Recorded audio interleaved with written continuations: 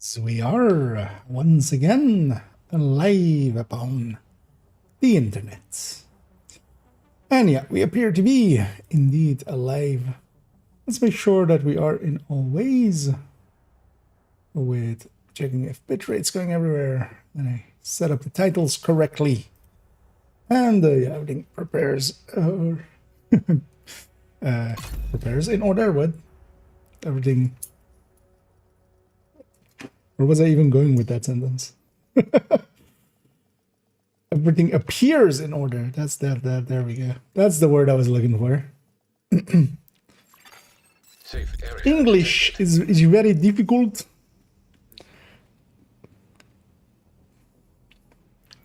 Yeah, we're gonna take this character. Let's just go get started right away. I was already doing some of the prep work. Was double checking some of the numbers here as well.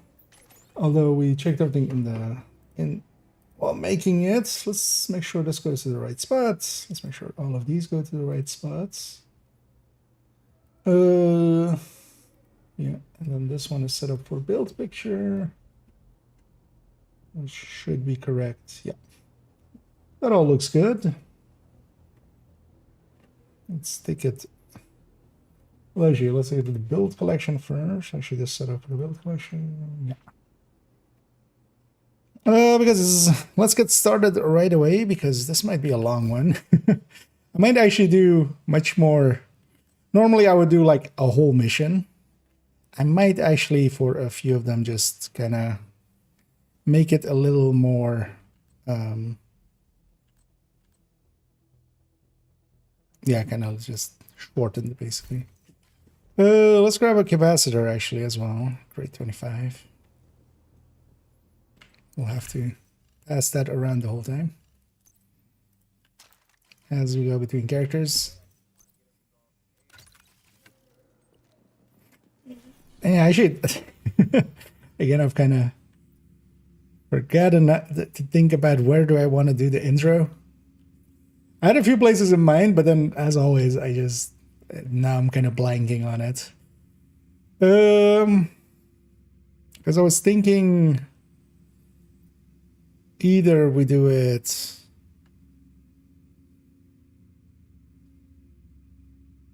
because I had a few missions in mind.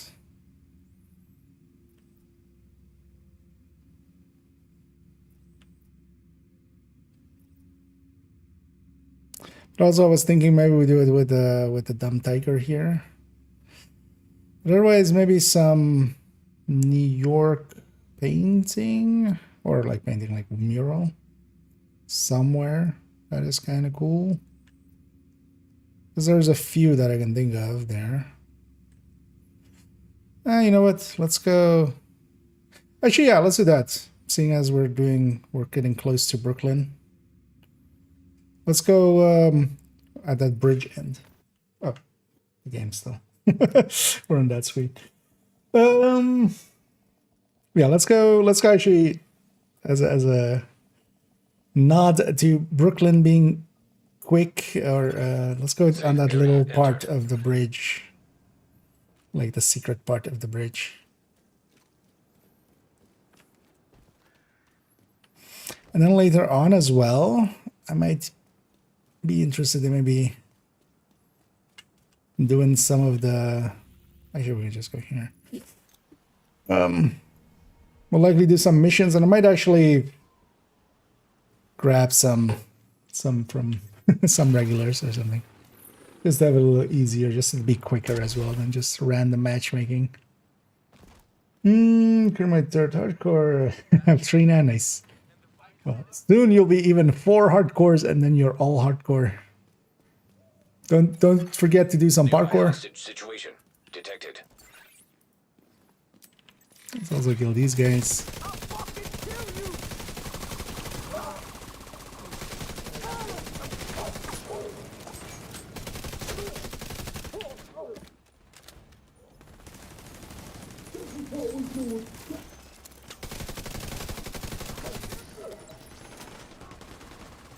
And this is the thing as well with their drone builds, like they're actually still pretty, like, you know, we can clear out enemies and stuff. The big downside of skill builds is just that they don't compete to more, yeah, the heartbreakers and the strikers and the umbras of nowadays. Back in the day, you could make sort of drone hybrids, especially, kind of compete against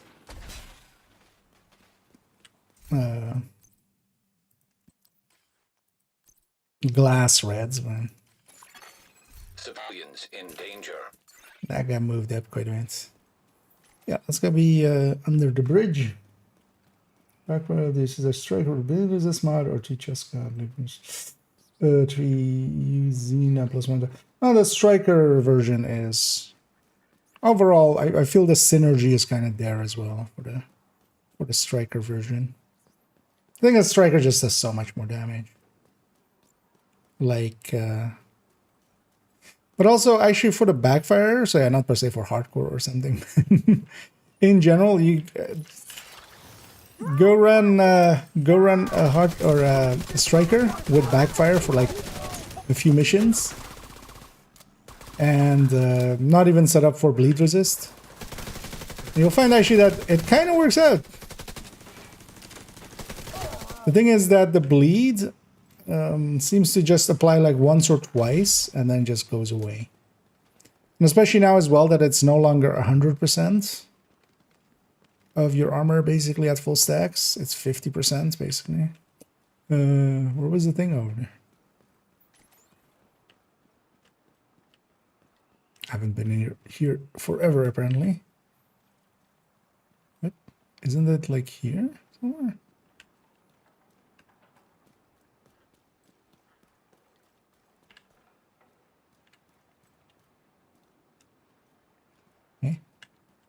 Wait, did they block this off?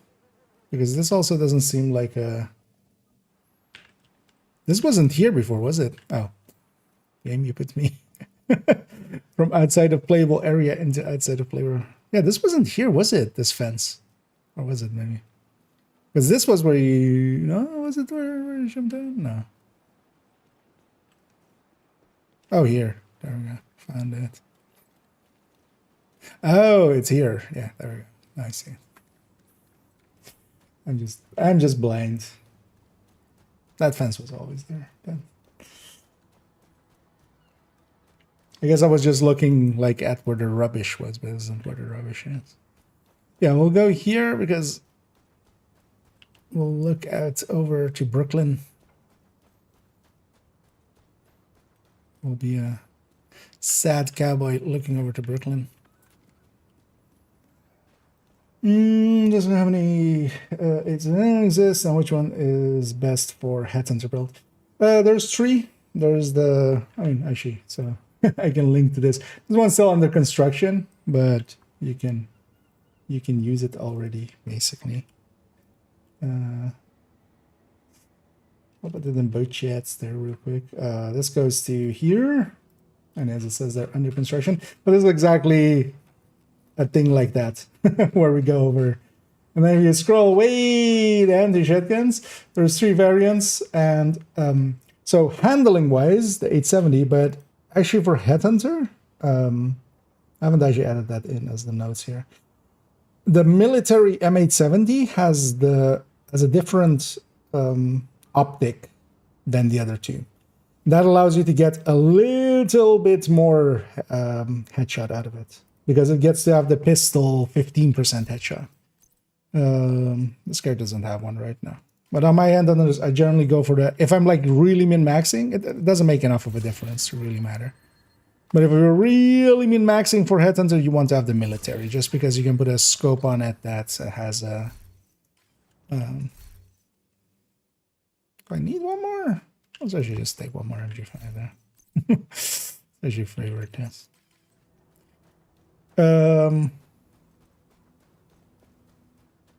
But yeah, it's such a minor difference. Because I think you go from like 10 headshot to 15 headshot on that scope. It's very minor. We're doing exactly the damage is fine, but the movement is irritating. Yeah, although like basically after one bleed, you don't bleed at all anymore. But I like the striker one. But I use that more so for Also just being like mostly hazard immune. The thing that the Xeno one has is that you can be completely hazard immune against everything. That's of course kind of nice. But you can also do that with the Striker, and you can go Ninja by Cavalier Cheska. But that damage-wise, that doesn't work out. Like if you're just going for damage, I would definitely go the double Cheska with the Striker backpack round.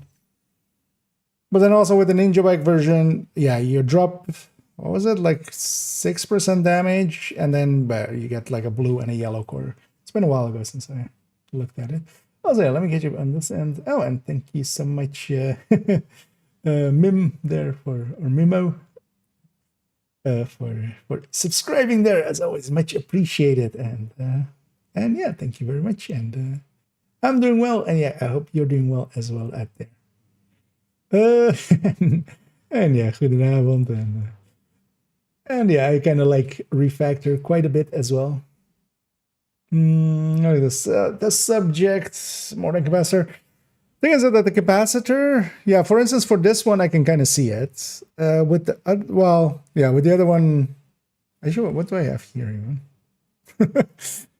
I should go look for a second. What do I have on this one? Because I think on this one, I have also capacitor. Okay, yeah. Thing is with capacitor, it has more skill damage, but also, especially when we're kind of going like the weapon damage end of it, that 10 crit chance and 30 crit damage that the capacitor has leads to much better damage overall. I very much like capacitor more than test subject, partially as well because even if both your skills are on cooldown or something, you still at least have your gun to do some decent damage with. Because the bonuses there isn't contingent on, skill hits. So, but that subject is definitely like, yeah. If you're not going with, if you want to have that instant hits, like that makes quite a bit more sense. Kind of depends also on playstyle and stuff. Here I'm combined arms as well, and I'm gonna be shooting quite a bit, as we'll see in a bit. Yeah, let's take it back here. Let me catch up here, and then we're gonna start actually recording already. And it is. So I'm gonna drop a chest with crit damage. I mean that, yeah. The chest and backpack is usually the hardest pieces to get, but just stick with it. Run the best that you have right now, and then many have gone before you. That one especially is like it's definitely doable. Over time, just do a few countdowns with Cheska targeted, and if you have to as well, if you, for instance, have a Grupo chest or a Fenris chest, it's close enough, basically nowadays, that it isn't too big of a loss. Is it actually getting nighttime? No, it's just super rainy. Let's go back to DC and back. Let's see if we can get, like, not rain. Because the rain just makes it dark and, like, somber. Let's see if we can get better weather. Better. Oh, and thank you so much there as well, Ash. And, already pre-subscribing, I see there. Thank you for the vote of confidence there. And already as well 6 months. But yeah, thank you so much. And yeah, we're already thanks to all of the patrons of the channels and the Twitch and the subs and the memberships. As yeah, for instance, this week as well, I did already buy the bundle of this week, which is actually what this character is wearing. I already bought it yesterday just to use it for in the refactor. Oh no, not the refactor. In the reanimated. And yeah, we went away and came back, and now it's sunny. Yeah, actually, yeah, let's go from the control point again. That'll be so much faster. A chance. Zoom in. Greetings from Italy. Well, thank you so much, and yeah, we'll likely catch you around and enjoy your farm and hope and good luck.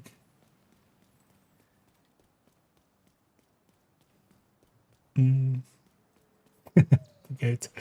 Well, thank you for the kind emoticons. And the special ammo from Outcast, I'll get that special ammo as a try and this idea.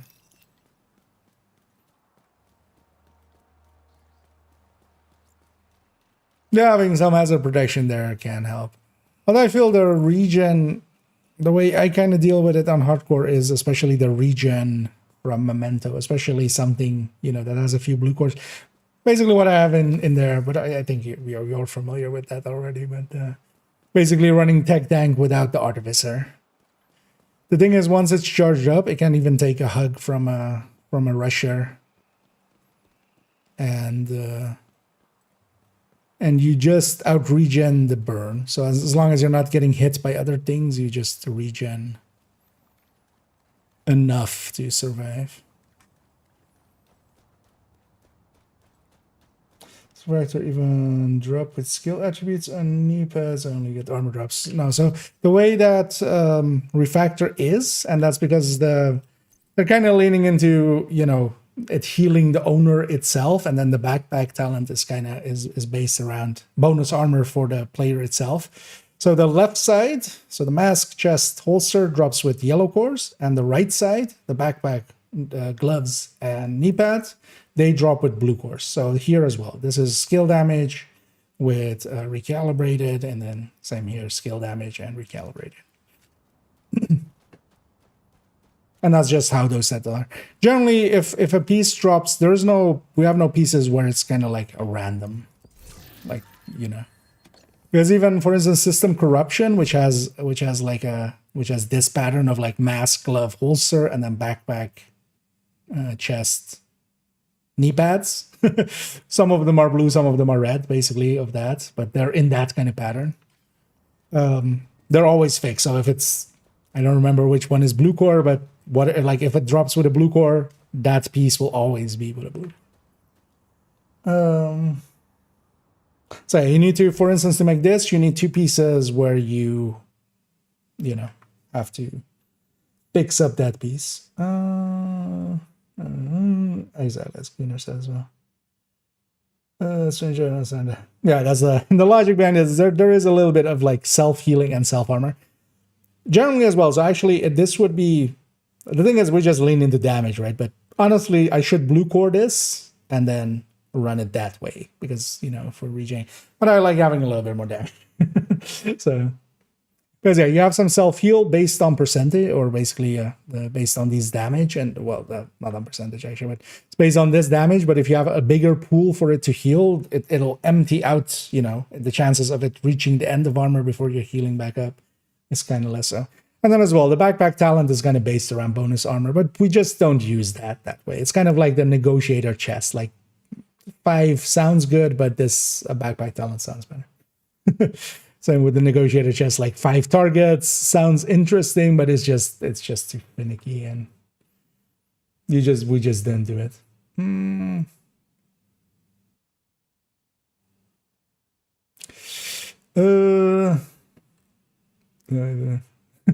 Oh wait, you didn't actually. Oh right, they mean like originally. But yeah, nowadays I reside in the I live in the Netherlands. That's also I can say goedenavond with a g. And I don't say goedenavond, but yeah, originally I'm from Iran, but I've basically been raised here. I came here very young. I was brought here very young. Using the set of sacrifice and wyvern backpack. Yeah, if you're going glass, that's kind of the way to go. So actually, the build picture we'll have in a bit. Although I have that kind of as well. Although here it's, I kind of like this version as well, where we go sacrifice and strategic alignment instead, and then with mortars. Well, we might show that setup as well. We'll see what we do there. Exactly.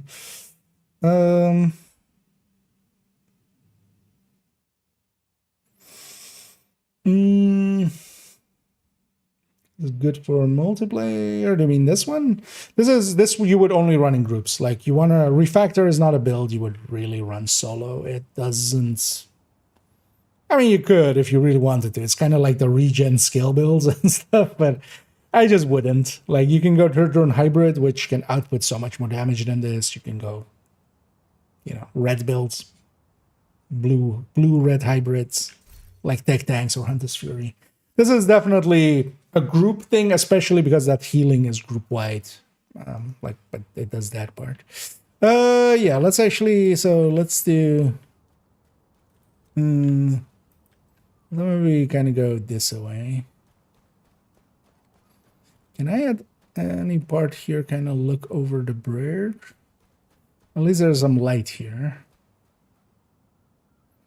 Because yeah, we can have this as our background facing that way, but then maybe for the intro, we look towards Brooklyn from here.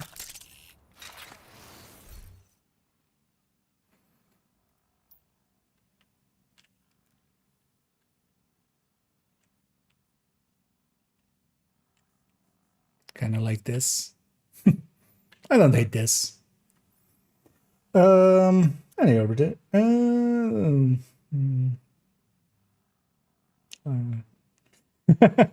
Oh, yeah. I don't. I speak Dutch like fluently with an accent. Maar ja, ik kan gewoon Nederlands spreken. Dat is niet. Maar ja, ik kies ervoor om het in Engels te houden. Yeah, as again, there basically said we're trying to I just keep it English on stream. Basically, but yeah, I can I can get, but nowadays basically Dutch is kind of I know Dutch much better than like Farsi, which is the Iranian language. There's a loss overall to try to squeeze some crit chance and crit damage in this build. Because it just doesn't have the space for it.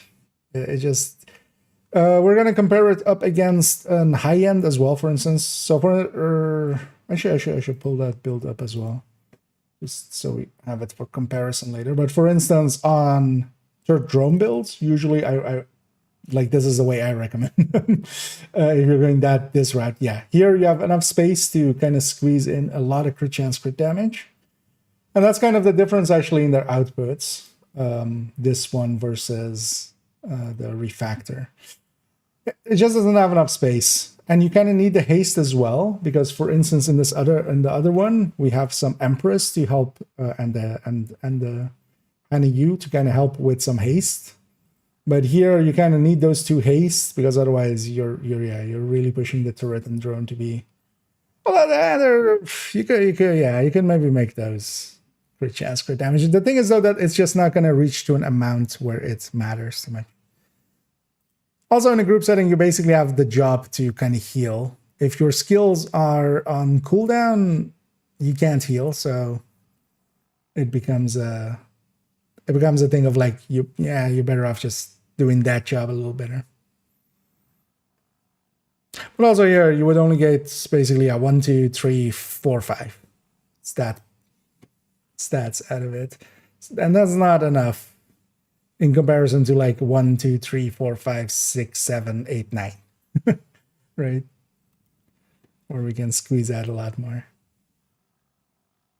But also, yeah, you can go silly with it, because for instance, one of the ones we're going to discuss is this red factor, basically, where we take it all red. This I actually really like this season with this global modifier, where we have overcharging. When the new gear set and our refactors, anything worth keeping in the stash. What else have we had recently? I can look at the summit targeted. Because yeah, for instance, Virtuoso, not really. Breaking Point.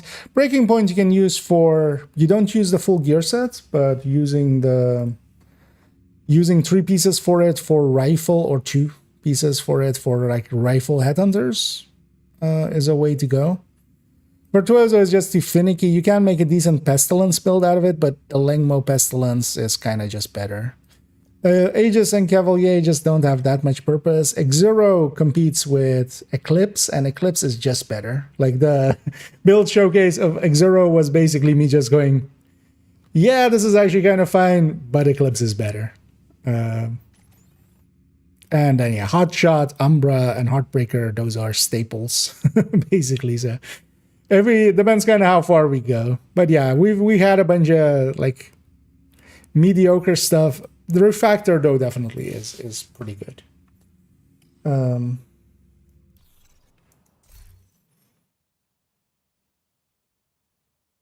Video then. Yeah, no worries. There's a breaking point made 2 pieces. Yeah, there's so breaking point just because also it doesn't need to be the chest or anything. It's just also you wouldn't need to keep them in your stash because they fit the thing of like if you need it, it's not hard pieces to get because you're going for like mask. So for instance, there's 2 or 3 pieces. You can go separate ways with this. You can go 2 pieces, and then, for instance, this can be either you can have Chain Killer with 2 pieces Via, or you can have 3-piece Via with Eagle's Grasp. There's a few ways to set up this headhunter. But any of these pieces, like this, would be like a 2 countdown farm, right?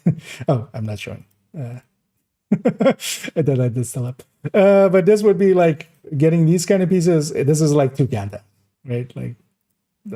You don't need to keep this in your stash. This fits that bill of like gear set pieces don't really get to stay. If you really need it, go get it at that time. If you choose to make this. And actually this one, for instance, for the reanimated now, this is actually pretty good. A good one.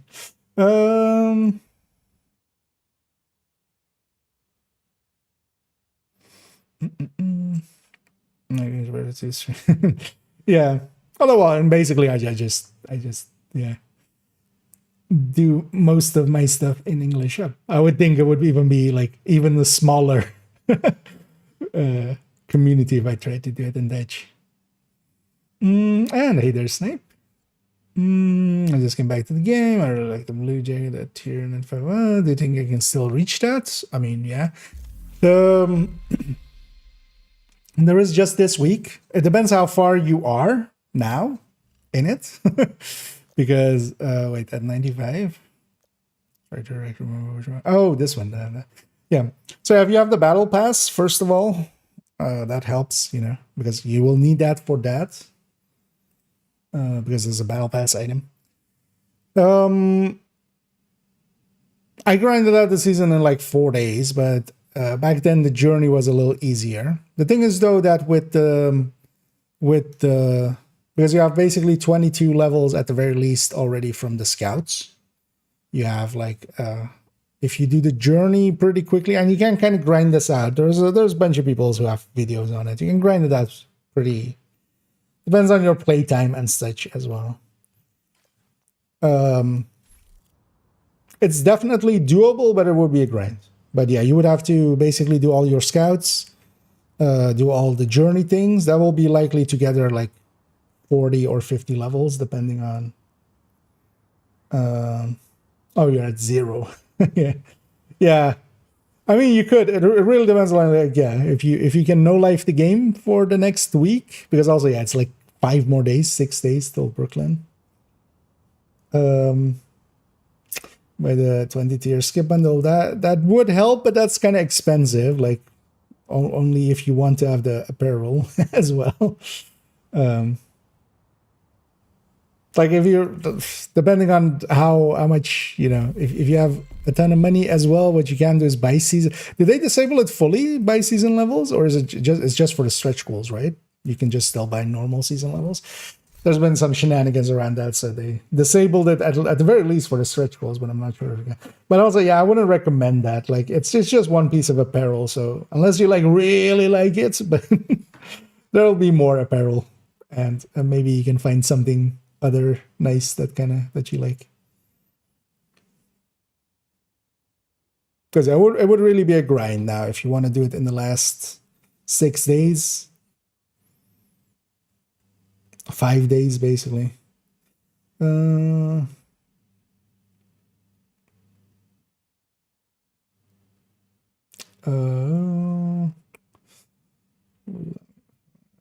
where I was here. How about monkey gear? I haven't used any shiny monkey at all in the build collection. You can make kind of a setup, or like it can go into Oxy builds, but that's really the only place, and it's just not per se needed. Same as well. It's a yellow core piece. So if you're like going for that, you would farm it at the time that you need it. Because yellow core pieces are pretty easy, and it would be used in a yellow core or like a yellow stats build, so it would be easy farm to get more. And maybe it's my Eclipse build, or isn't there? Keep in mind that that's a reduction. Because the skill duration doesn't apply to most of the things that you would hope it would apply to. So it doesn't apply to the fire, for instance. For the fire cam, what it applies to is actually how long the cloud stays in the world. So overall, it's like electric is still kind of the go-to. Just because skill duration just doesn't apply well to, like, it isn't status duration, it is the duration of the skill in the world mostly. Well, that's it.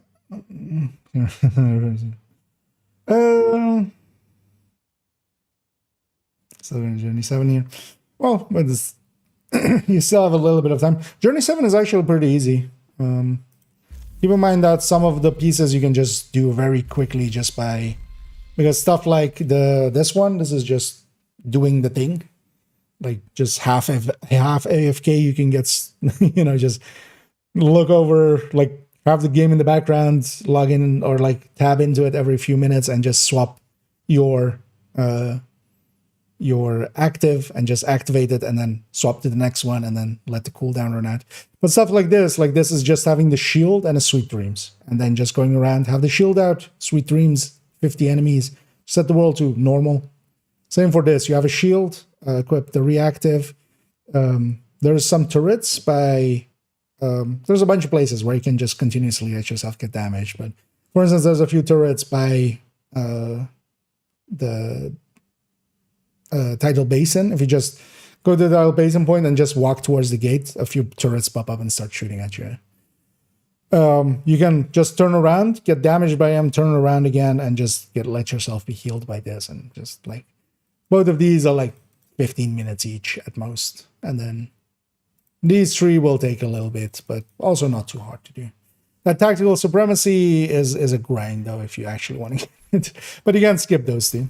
Yeah, let's actually start recording because I'm kind of just turning into just chatting. After done the journey, is doing hard missions good enough to grind XP? You would want to do the scout next. The scouts, the solutions are all on Reddit and stuff. You can do them on normal as well, but the scouts just kind of go through all of these, but each of these is like two levels. It's 2000 XP, and then here plus 20% for modifier plus season pass. That will get you a ton of levels. The journey will get you a ton of levels, and then you would want to just do priority objectives. So just do the priority objectives here, and just these will send you to different missions and stuff, especially doing missions and strongholds will be overall, like each of these that you do will be like a 10 to 15 minute mission. Although you would want to do them on heroic, which is kind of depends on if you have the gear for that and such. But you'd want to do them on heroic, then it's kind of like, yeah, a level per, especially with the strongholds, it's like a level per like 15 minutes, 20 minutes. But that's still like, if you're doing 50 of those, that adds up. Supersonic. And they're funky. And they didn't listen to you. So much as yeah, no worries. I'm Gandalf. I'm Gandalf the Black. With not even gray yet. But yeah. And I've played this game way too much, so I know my way around it nowadays. So let's just do that. Night for day. And yeah, we'll do that. That looks good. Let's go over here. Let me catch you one last time here, and then let's get recording. And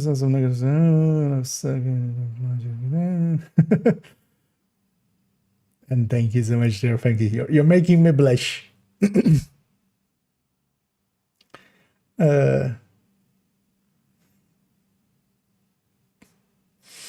Was there a development announcement today? There was a developer Q&A, but we didn't really learn anything new. It seems more of a thing that they wanted just to have all the answers in one place, so they,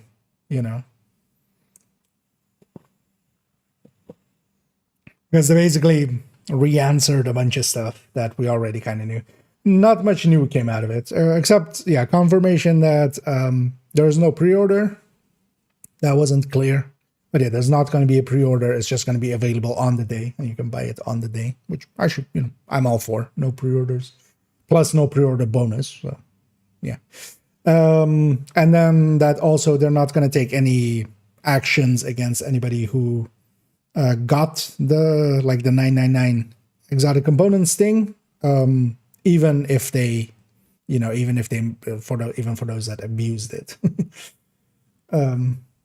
They basically put a mea culpa on that of just like, it's on us, and the Nokia character is a freak. I'll be sure to let him know. He'll come for you, Funky. Something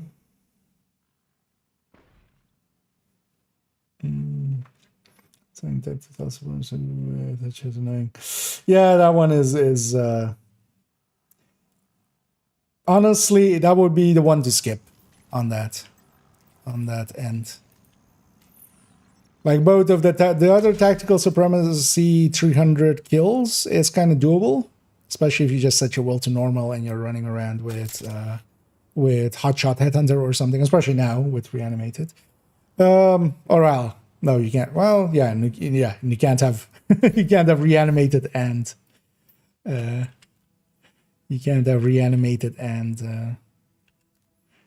and tactical supremacy, so that doesn't work. But yeah, that one just takes a while. But the other one of just extending it like 600 times, is it? I think that one's just like, or 300 times. The other one's 600. The other ones are all much easier. Everything else is basically much easier. Especially once you have overdrive, you can just trigger overdrive to reach tier 5. And then just do things that like get a lot of kills, like doing convoys. You get 8 kills in a row kind of thing. Just do that with convoys. You can even do it on normal. Trigger overdrive, you're in tier 5. Just start murdering them, and especially if you know kind of where some of the spawn points are, you can just spawn gamp them and get the 8. The other one is just getting kills while you're above 50%, which overdrive helps with as well. And then I don't remember what the other one was. Oh yeah, remain at 5 for like 60 seconds. That one's also not too hard. You just again overdrive and then just have kinetic plus well, you wouldn't have the microwave coils yet, but the Reaper thing you can have, and then do something that like takes a little bit, like doing some of the control points, and then call it in so that it's a continuous fight. Try to make a good thumbnail for Brooklyn DLC. No, we're gonna record something for as a build showcase. In this case, Refactor. And I always just, for my intros, I just pick a spot that kind of looks cool. So we're taking it here, and I want to have my turret and drone kind of out. We're gonna have our toys at, and then like overlooking towards the Brooklyn, and especially as well, this is one of those areas that like a lot of people don't know even how to get here. We'll use that. But I basically have an intro, and then we're gonna start discussing the thing. Actually, you know what? I kind of like that turret glow there, or the drone glow. Yeah, let's actually. But yeah, I'm getting myself distracted by everything. The boat at the time.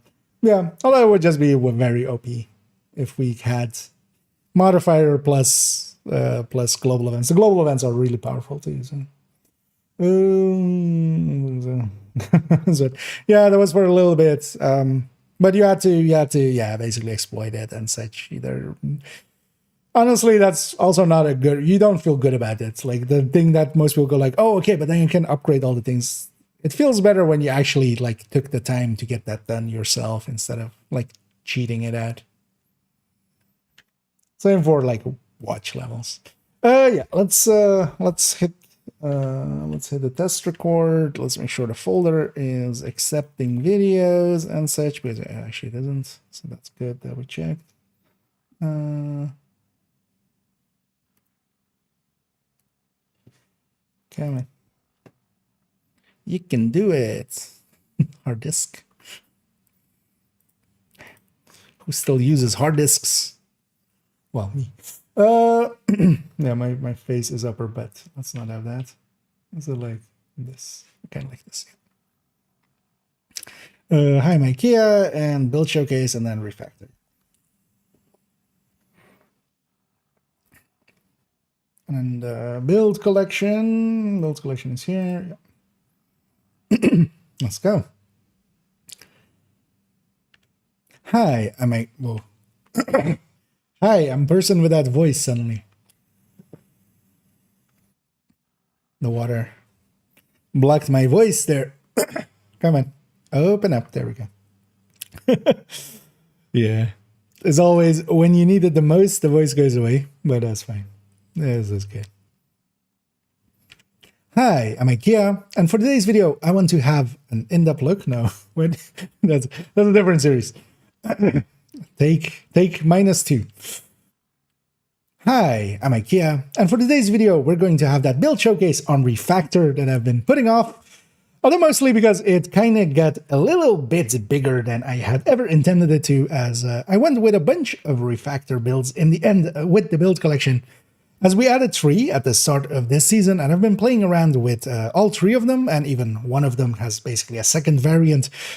So we'll be looking at 4 builds here today, so this will be likely a long one, but hopefully interesting in all ways.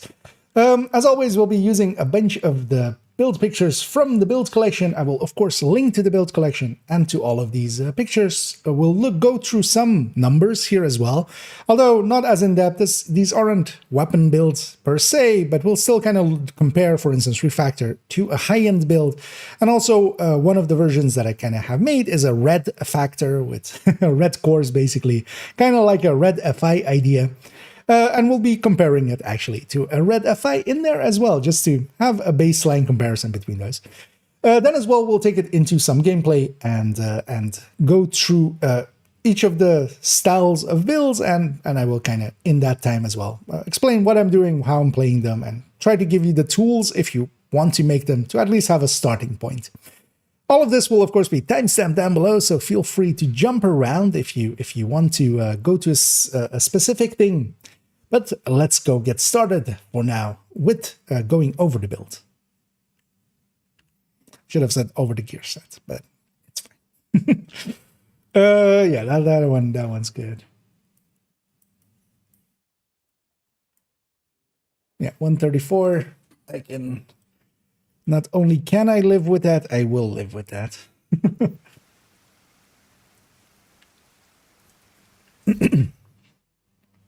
So let's prep this already, although we'll go over the build, or well, the gear set first in the game, and then kind of discuss it further. It's just a feature. Well, no, this one got marked as a glitch, and then they fixed it already. So it's added here as well. You can't do it anymore. At least from my understanding, you can't do it anymore. That's also why I'm kind of open to discussing it, but otherwise, I would just go like, yeah, we don't discuss glitches. And either rain and oh, right, actually no. And either Pepperman. That's actually what I wanted to say. Indeed, we messed up the first take there. You sure that's water I'm drinking? Wait, why is it glowing blue? No. It's ooze.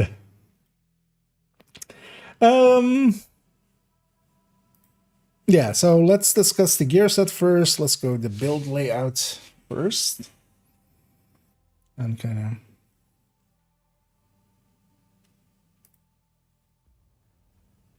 Yeah, actually, as well.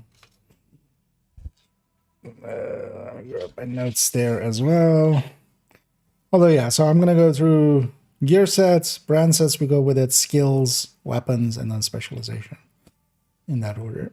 Let's see if I actually stick to that order. That's also more just for me reminding myself. It's Persian ale. It's Scottish ale. Yeah. Basically whiskey. Yeah. That would be funny if I was just drinking alcohol and then towards the end of the build showcase just saying, and you know what you do now? You just take this turret and just wear it as a hat. And just run around with a turret on your head. Actually, why can't we do that? I feel that would be... I want that as an option. I want that gear set. We just wear the turret as a hat and we just run around and it shoots people. Or you wear the flaming one. You wear the... Why isn't that part of X0 that we can just put the... But yeah. There might be alcohol in that, actually. Who knows? Or maybe I'm just drunk on life. Let's go with skill core, contractors, gloves, and Fox's knee pads. That would lock you into the chest and backpack. I wouldn't say that's a good choice, honestly. Because yeah, you don't... The chest is kind of nice for especially like legendary stuff and such, but the backpack you definitely don't want. Putting contractors on Fox does nothing for the turret and drone. You're aware of that because DTOC and DTA do not apply to these. And honestly, the build is kind of these. These two are the star attraction, like whatever you have in these two slots. Not per se the turret and the drone, but whatever you have here. The build itself doesn't really do that much damage. In comparison to like, you know, real builds. Yeah, let's go get started. And we'll of course get started. Actually, no, I wanted to face the other way. I wanted this as my background. There we go. And to get started, we just stop right away and start again. Did I put that file away? And to get started, we'll go look at let's try that again. Actually, I've already, what was my last sentence? Let's go get started, I think already, right? Usually I have that on this end, but I think I said it. What did I say here? Going over the build. Let's go get started for now. Oh, I already said that there. And we'll start by looking at the gear set, of course, as a refactor, and that is refactor, not refractor, as including me, I said that as well. At the start of the season, first time that I saw it, I said refractor a dozen times wrong, and I might even get one in still into this, but I think at this point I have it in me of saying a refactor. And the refactor gear set, as it came in, well, we have on the 2-piece, we have some status effect, and the 3-piece, we have skill damage, 25% of it, which is actually quite a bit in comparison to some of the other gear sets that we have around skill builds. And then, of course, on the 4-piece, what we get is actually the main course of this, and that is return to sender. And that is that receive 10% of the damage dealt by your skills. So this is receive repairs onto ourselves. And then your allies receive repairs of 20% of the damage dealt by your skills. So whatever we have in these slots, whatever they do to the enemy, we receive a portion of that ourselves, and our allies receive a larger portion of that. Now, with the chest as well, these numbers go up to 20% and 35%.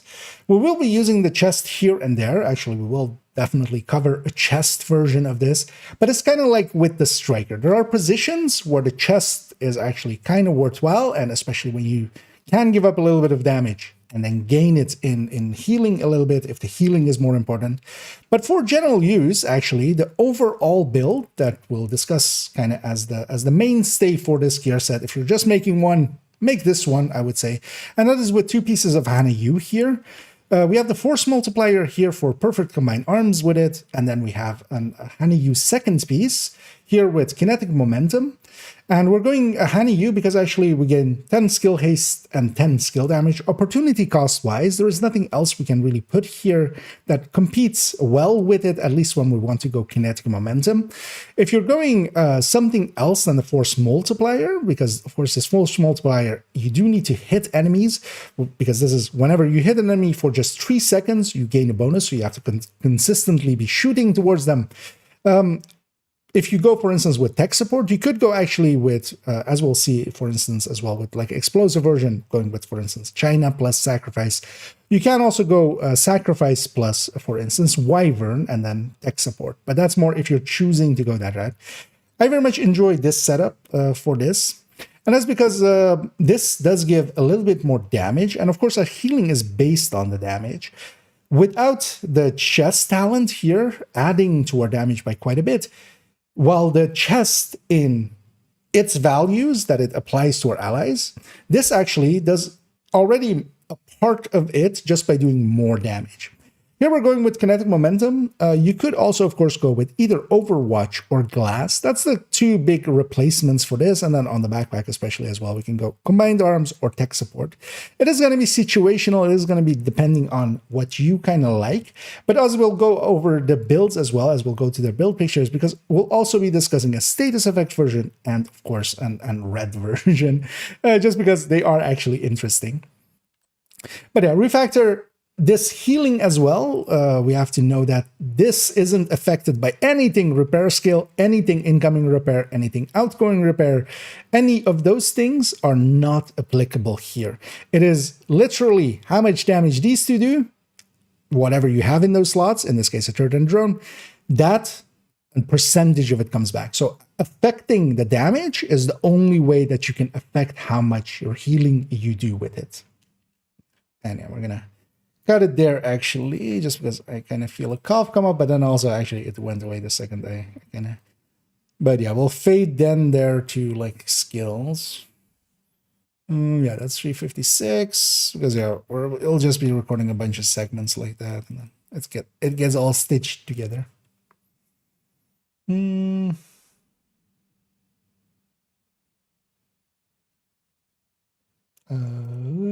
me catch up here for a second. That is Barbie. I can see that. Yeah, it's the current bundle. That's why they're wearing it.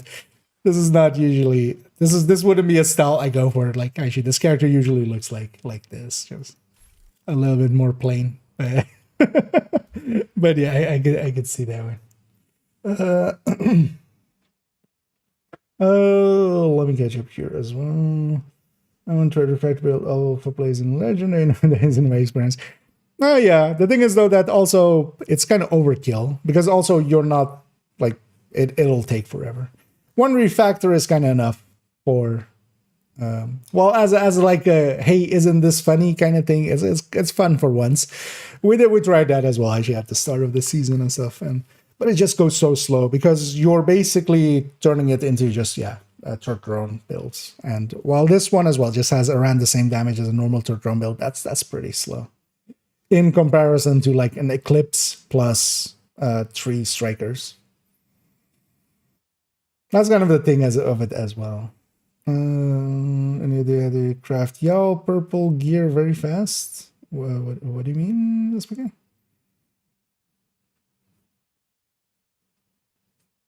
Like just the crafting part of it, or just how you do? Because yeah, you know I have a short on it, right?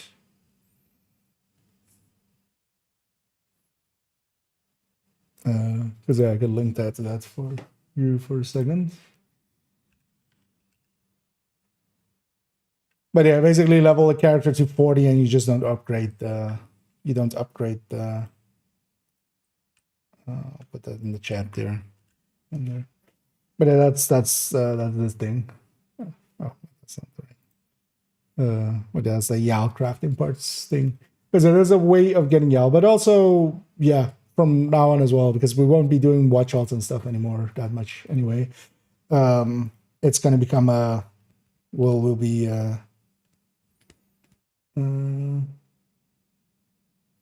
oh Oh, do you mean actually in the physical crafting of it? Because right-click crafting nowadays is the way to go. If you're on PC, at least.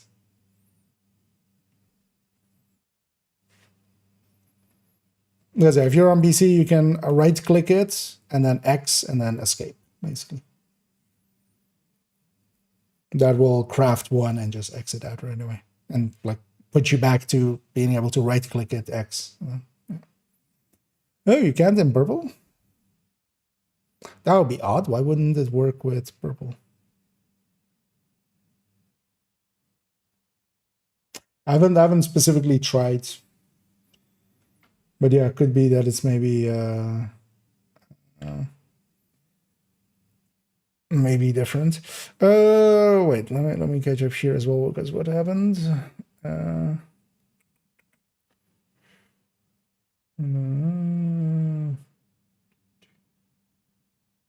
Wait, was this in the reference to? So Grupo plus Cheska is better than Fox plus Cheska? Is that in reference to something or just in general?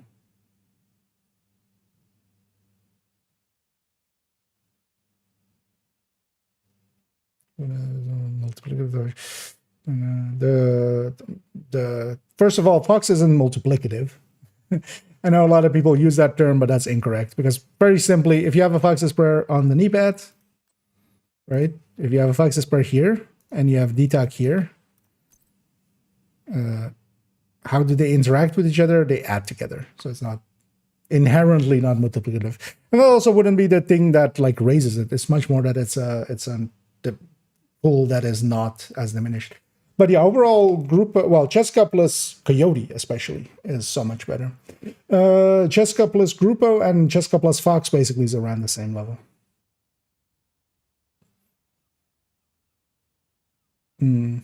Without the caveat of in cover. That's also why I generally go Cheska Grupo instead of Cheska Fox. Because actually, if you take it at like 90% active for the DTOC, which, you know, is even being generous, I feel, the Grupo wins. Yeah, I just, as Pamik sees as well. I just get damage. Yeah, although the thing is, with strikers, you don't. With strikers, you have like 141 with, or well, one. No, so with Grupo, you would be one. How much is it actually? No, but yeah, with that Coyote. 141 is the Coyote. So yeah, 141 to 151, you go with the Coyote. In comparison to like high-end builds where you're in the 180s.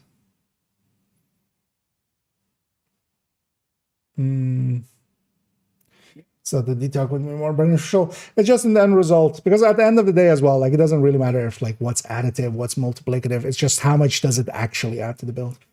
And the crits, basically having that stat, because what it flips from going Fox to like Grupo, you have one stat and then you have the brand bonus. So the brand bonus plus one stat, especially if you can use that crit chance, most of the times Grupo beats out Fox if you have a real good use for that crit chance. Which, for instance, yeah, in high ends, that was always the case where, yeah, we would actually want to lose a little bit of crit chance back in the day because we had the mods as well.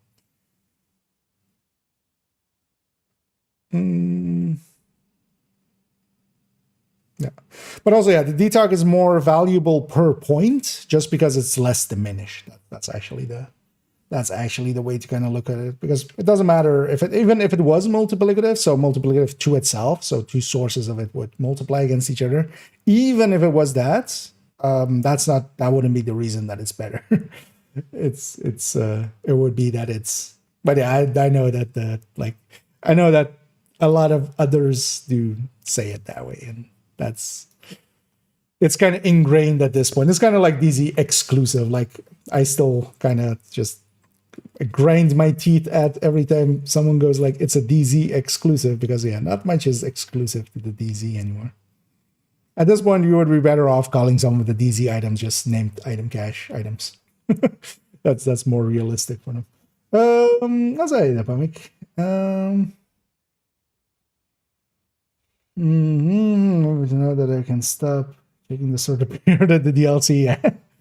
Many witchy. Yeah, let's keep going because I need to actually we need to get through this before Brooklyn. Yeah, it's finish build showcase still Brooklyn. Okay, let's keep going. And that then leads us into our skills, as that's, of course, kind of what we base all that damage around. Now here, the classics to go with is turret and drone, of course. Turret and drone are very consistent. I've tried it out with a bunch of different ways of setting it up, and actually we'll go into a few. One setup with mortars, one setup with trying to go status effect route. Both of those, just the consistency of the turret and drone really makes a difference, as these continuously are hitting the enemy. So whenever your allies, and this is also the thing with this build, I would definitely say that Refactor is a build that you kind of run in group. Now this can be like even small groups, 2-mans or such, but it's really in its place in a 4-man. And especially as well in a 4-man, as the healing is only to the subgroup, which is one of its limitations for raids and for countdown, because it only heals within your subgroup. Now, skill-wise then, yeah, so turret and drone really are the standout pieces here, and that's why also, like, in the general setup, I would go with these. Then we have, weapon-wise, we can go a few different routes here with this. For instance, you could go test subject instead of the capacitor here as well. I definitely enjoy the capacitor a lot more. You do have to shoot more constantly, so with in sync, with perfect in sync, as we have here, for instance, as a secondary. And here as well, why I'm taking the harmony over the test subject is especially just ammo, secondary type of ammo. Because if I were a test subject and a capacitor, when I run out of ammo, I run out of options.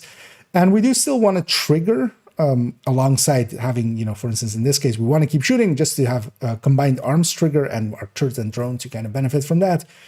But especially the capacitor's bonus as well, together with having a little bit more crit chance, crit damage, makes it a lot more effective. And especially when we start comparing it, for instance, to high end, where we also include the weapon into it, this would be at a much more higher, like a bigger disadvantage. But again, as well, that depends on talent picks as well. If we're going tech support, something like InSync is a lot more, can be a lot more consistent, because you can actually just pop out, hit it for a second, and then kind of have it up for a few seconds longer.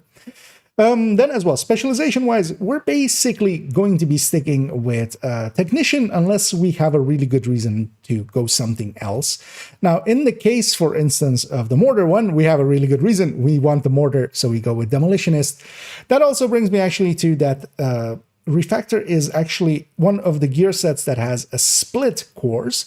So everything on the left side here, so basically the mask, the chest, and the holster, they come with yellow cores.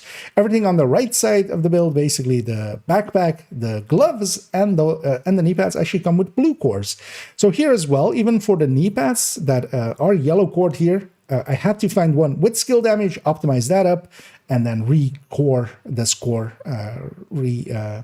recalibrated. I was about to say reconfigured, but recalibrated to be a yellow core there, a red core here, and this is, of course, we have Technician to give us one core back. That is actually somewhat important, because that makes it so that, for instance, trying to find some of these pieces, it does need a little bit of optimization to be at its best. So that can be a little bit more costly and a little bit more prohibitive if you're kind of like just starting out. Overall, though, that Refactor, we want to, in general, just set up a build that can do skill damage. And that's kind of also the reason here why we are going with several versions of it. You can go with different skills that do different things in different ways, and some of them are actually pretty powerful in those ways that they have. But that does mean that we're going several versions, because we have a turret drone version, we have basically a mortar version, and then a kind of a similar to an Eclipse version, and then a red version as well. Let's actually go start looking at their build pictures, as we'll go over several variants. Yeah, let me catch up here again, as we'll cut it there. Let me make sure actually first that I put that segment away. So how long was that? 4 minutes. That sounds good.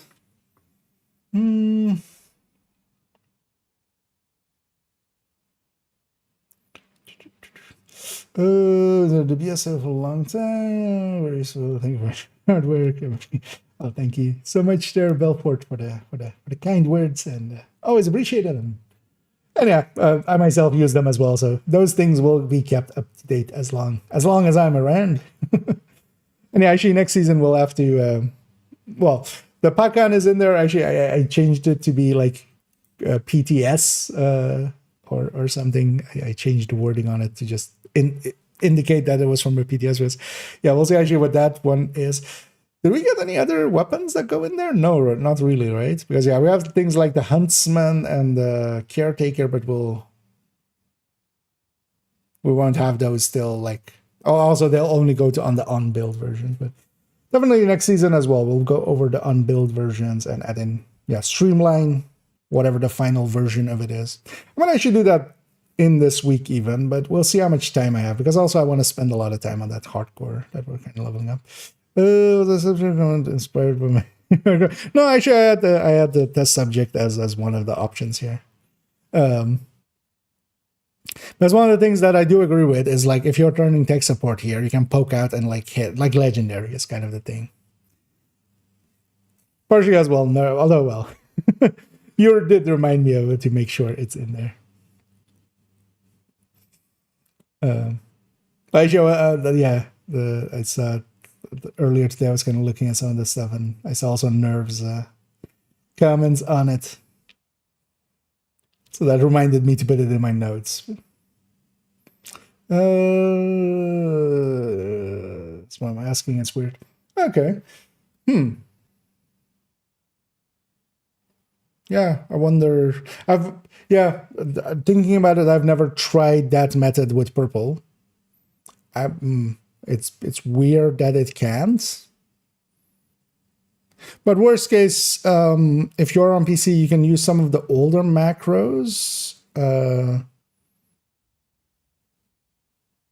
Because in the macro folder, do I have...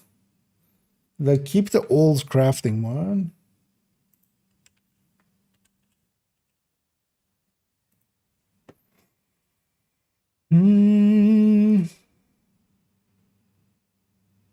I didn't. I want to go back one here.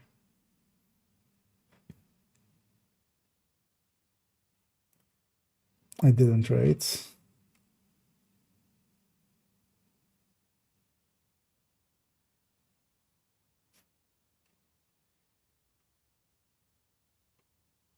Nah. I have it somewhere, but if you really want that one, although, yeah, I know if you can, because it's basically a long press X, so it's not a hard one to make. But if you really want to have that one, maybe tag me in Discord to remind me, and then I'll see if I can find the older crafting one, because that one definitely will work. The older crafting macro. But it's weird that right click doesn't work on... I'm like trying to think of like what would prevent that, but I'll be sure to try it as we go through with the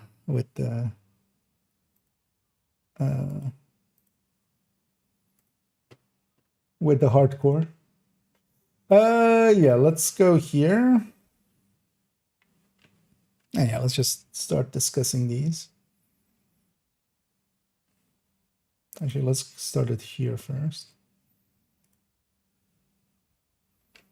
And yeah, let's actually start looking at how these builds are laid out beyond the gear sets and such.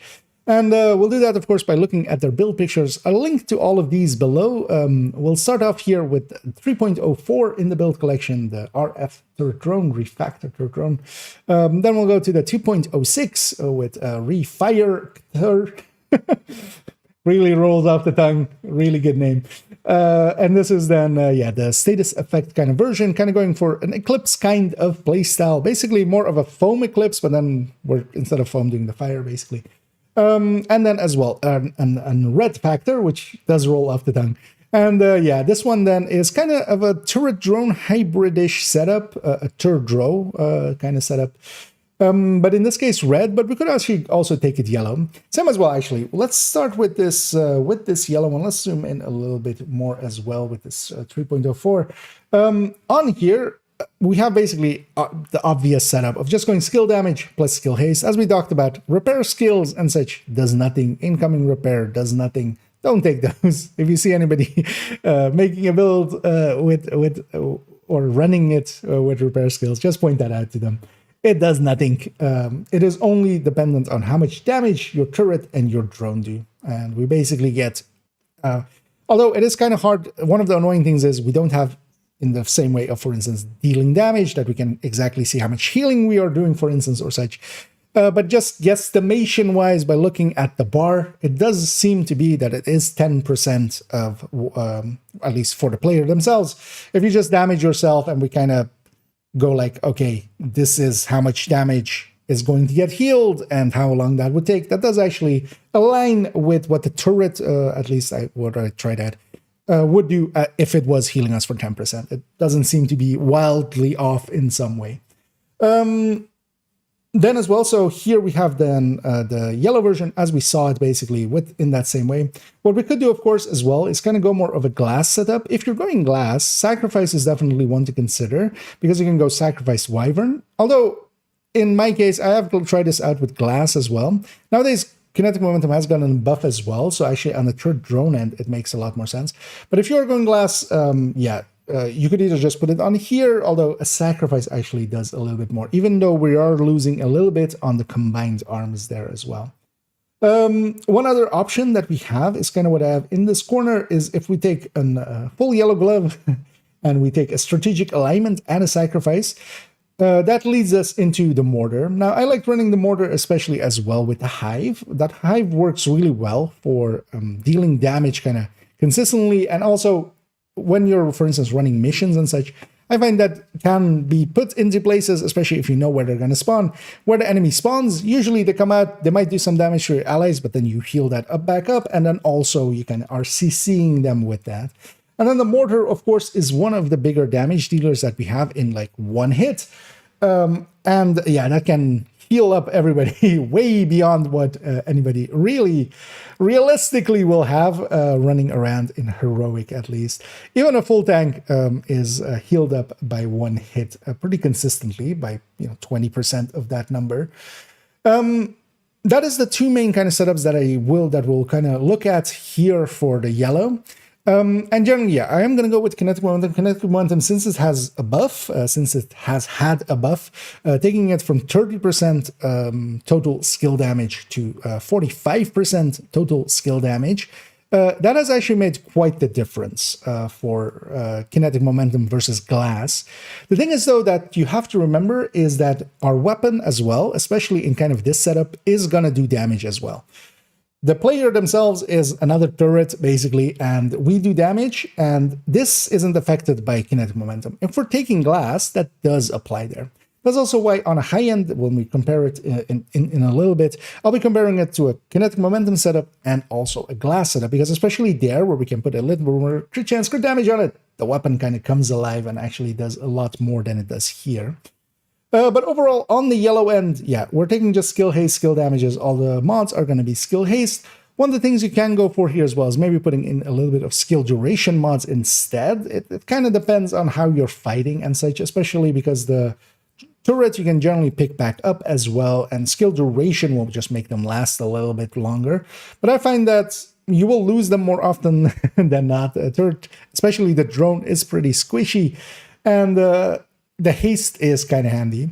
It doesn't make too humongous a difference, though, because we're kind of taking it from around the 19 second if we just swap out all of the, around the 17 second for the drone if we swap it out to skill duration. But we don't also gain that much skill duration out of it, so it's kind of a moot point. Then if we take it onto this second one, and yeah, we're cutting there, of course, just the... If we mess up, that is just that part. Okay, that was 5 minutes.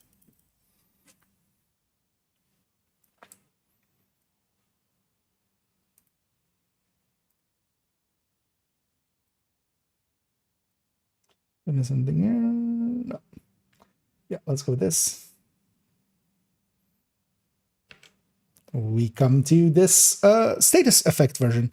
So one of the things that, of course, the gear set has, and we often just choose to not use it if we're going the turret drone route, we're not doing any status effects there. We're just kind of wasting that stat. But that's kind of fine because, yeah, the consistency of the turret drone is really good. But one of the things that I instantly wanted to try with this gear set was, oh, what if we try to maybe do some CC with it? Basically a fire eclipse, but then, you know, without the eclipse. Layout-wise, this would seem very familiar because this is basically the same layout as a foam eclipse, because, of course, we don't have the spread from Refactor, doesn't do anything for our spreads. It's basically just the damage that matters. So we are taking Creeping Death and BTSU Glove here, but the BTSU Glove is also really nice for the Hive because it does give the Hive here with just the skill, the Stinger Hive.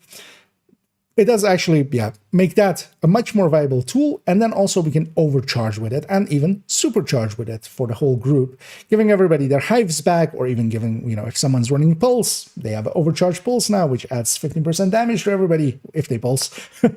Big if. But yeah, if they do, yeah, a group-wide overcharge is a really powerful tool. And then, of course, as well, we gain ourselves a much larger radius for this. Our hive comes back really quickly, once per 2 minutes, which is actually not that big of a cooldown. And then here, just because we're basically taking the opportunity cost here, basically of going with the BTSU Glove, we are taking the chest.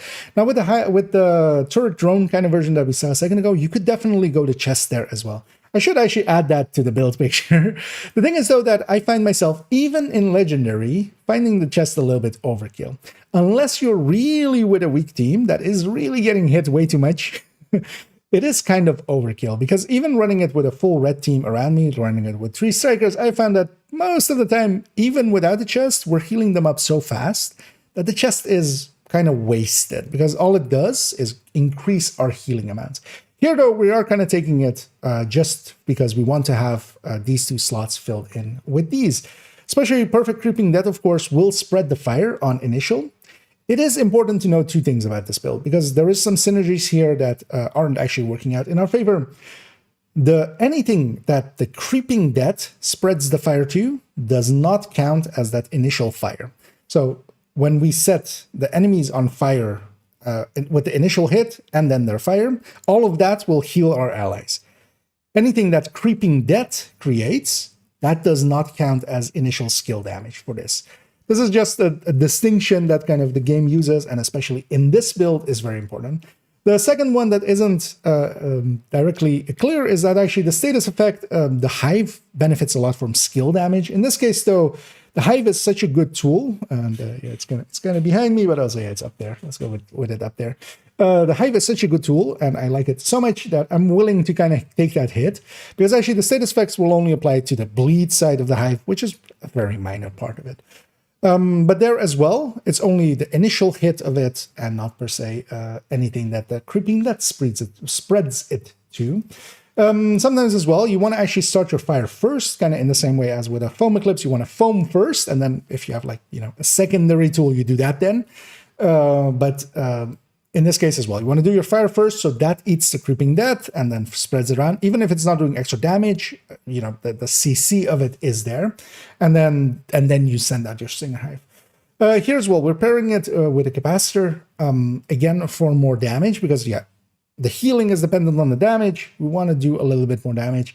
So instead of what I generally have, for instance, on a foam eclipse of a Scorpio, or even on a fire eclipse, a Scorpio, we're going with this. Although a Scorpio, yeah, depending on your team, depending on how much CC is needed, yeah, you can go this route as well. What I have here as well is things to consider, which is, for instance, a Hermano or a setup, especially depending on what missions you're doing or what you're exactly doing. You might go with something else. So, for instance, some of you may be familiar with bounty cheesing, where we're kind of making everything spawn from a single door. This Creeping Death is kind of useless then, right? Because it's a single door. Everything's going to be in that fire camp.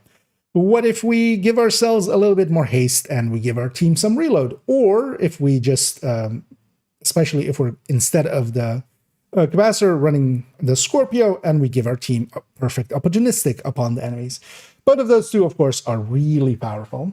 Here though, we could go actually with other skills. Although I feel both of these, the fire and the stinger, are both of, to me, the best tools that both deal skill damage and also status effect. And that's why I go with these two especially.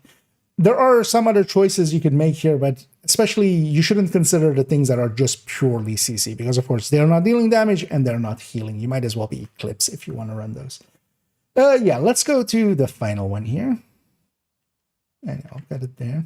Are we able to ask you questions? I mean, you're able.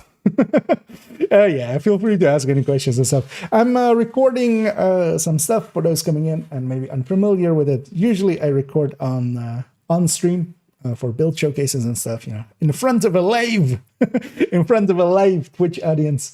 Mostly, so I also don't keep. If you let me, I will redo that segment like 12 times. And honestly, like that first one was good enough. Even if a little bit long, but like that first one is good enough. So I just do it live. That way I end up doing it. Unless it's like really bad, I don't restart.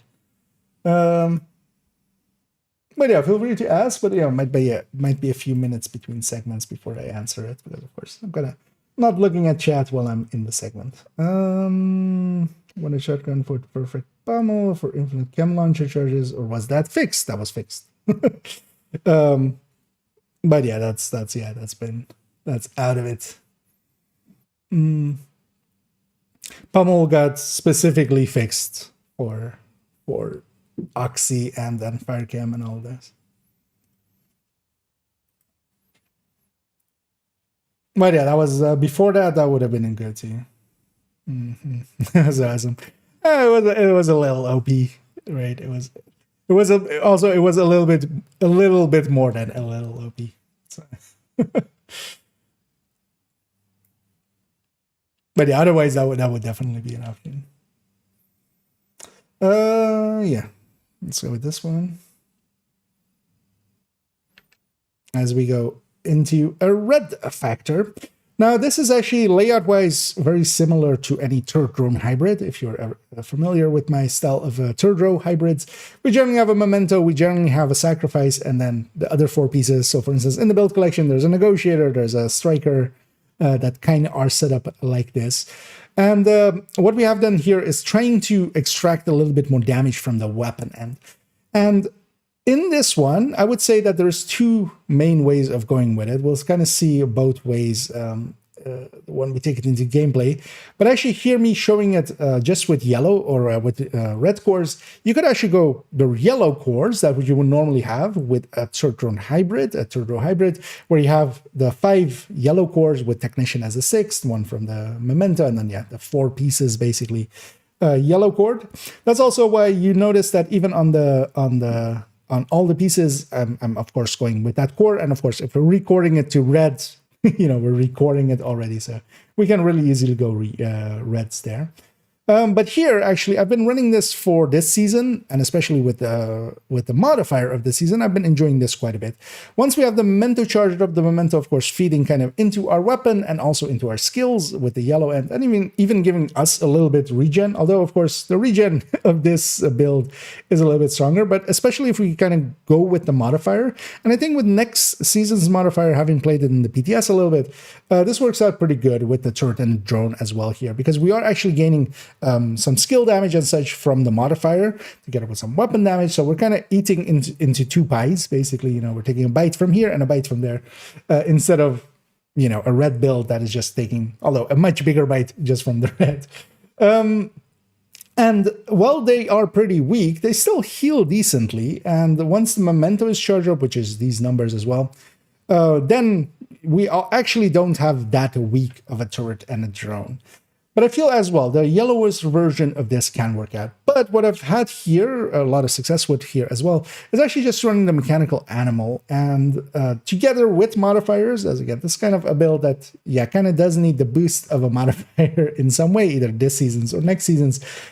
But if we have that, we are actually at 2 yellow cores. We have from Technician, we have 1 from Memento. So we're at 2. We can't get 4 from a mechanical animal. From normal normal future perfect instead of future perfection, what we can get is just having 3 cores from normal, but actually with perfect, and that's also why we're going with mechanical ammo, we can get 4, and we can go from 2 to 6 basically, and then overcharge.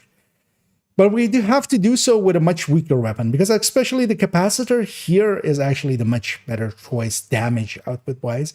We are of course gaining a little bit from those 2 yellow cores, but especially for instance for this season when we overcharge, there's actually a quirk with the capacitor where when we go to that in effect 7 tiers for an overcharge, which normally we wouldn't consider that in that way for the skills, and yeah, it is definitely true for the skills. There's no like 7th tier for the skills. There is one for the capacitor, and especially that can kind of raise the capacitor's damage quite well. But overall, I've been enjoying this. This has kind of been in the same way of a red FI, where we have kind of the buff and then self damage, but very bad healing. This has a little bit better healing and then self damage and not the buff at all. So it does work out. It does, for instance, yeah, offset no regen a little bit. It can work as a combat medic in that way. Yeah, let's actually go look at some of the numbers behind these.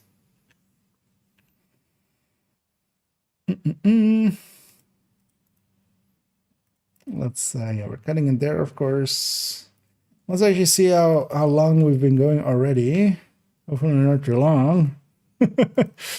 24.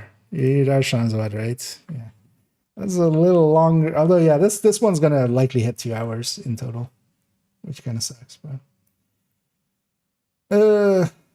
it is what it is. Let's take it over here. Let's put this here first. Yeah. Let me get you here. I'm gonna get about wrong wording some stuff in div 2. Yes. I mean, I don't think there's other. Well, actually, there is either. There's somebody abusing my name. I should maybe say. I think they're on console, but yeah, but there's a whole clan of people that is just all of the content creators' names, basically. IKEA. Yeah, no.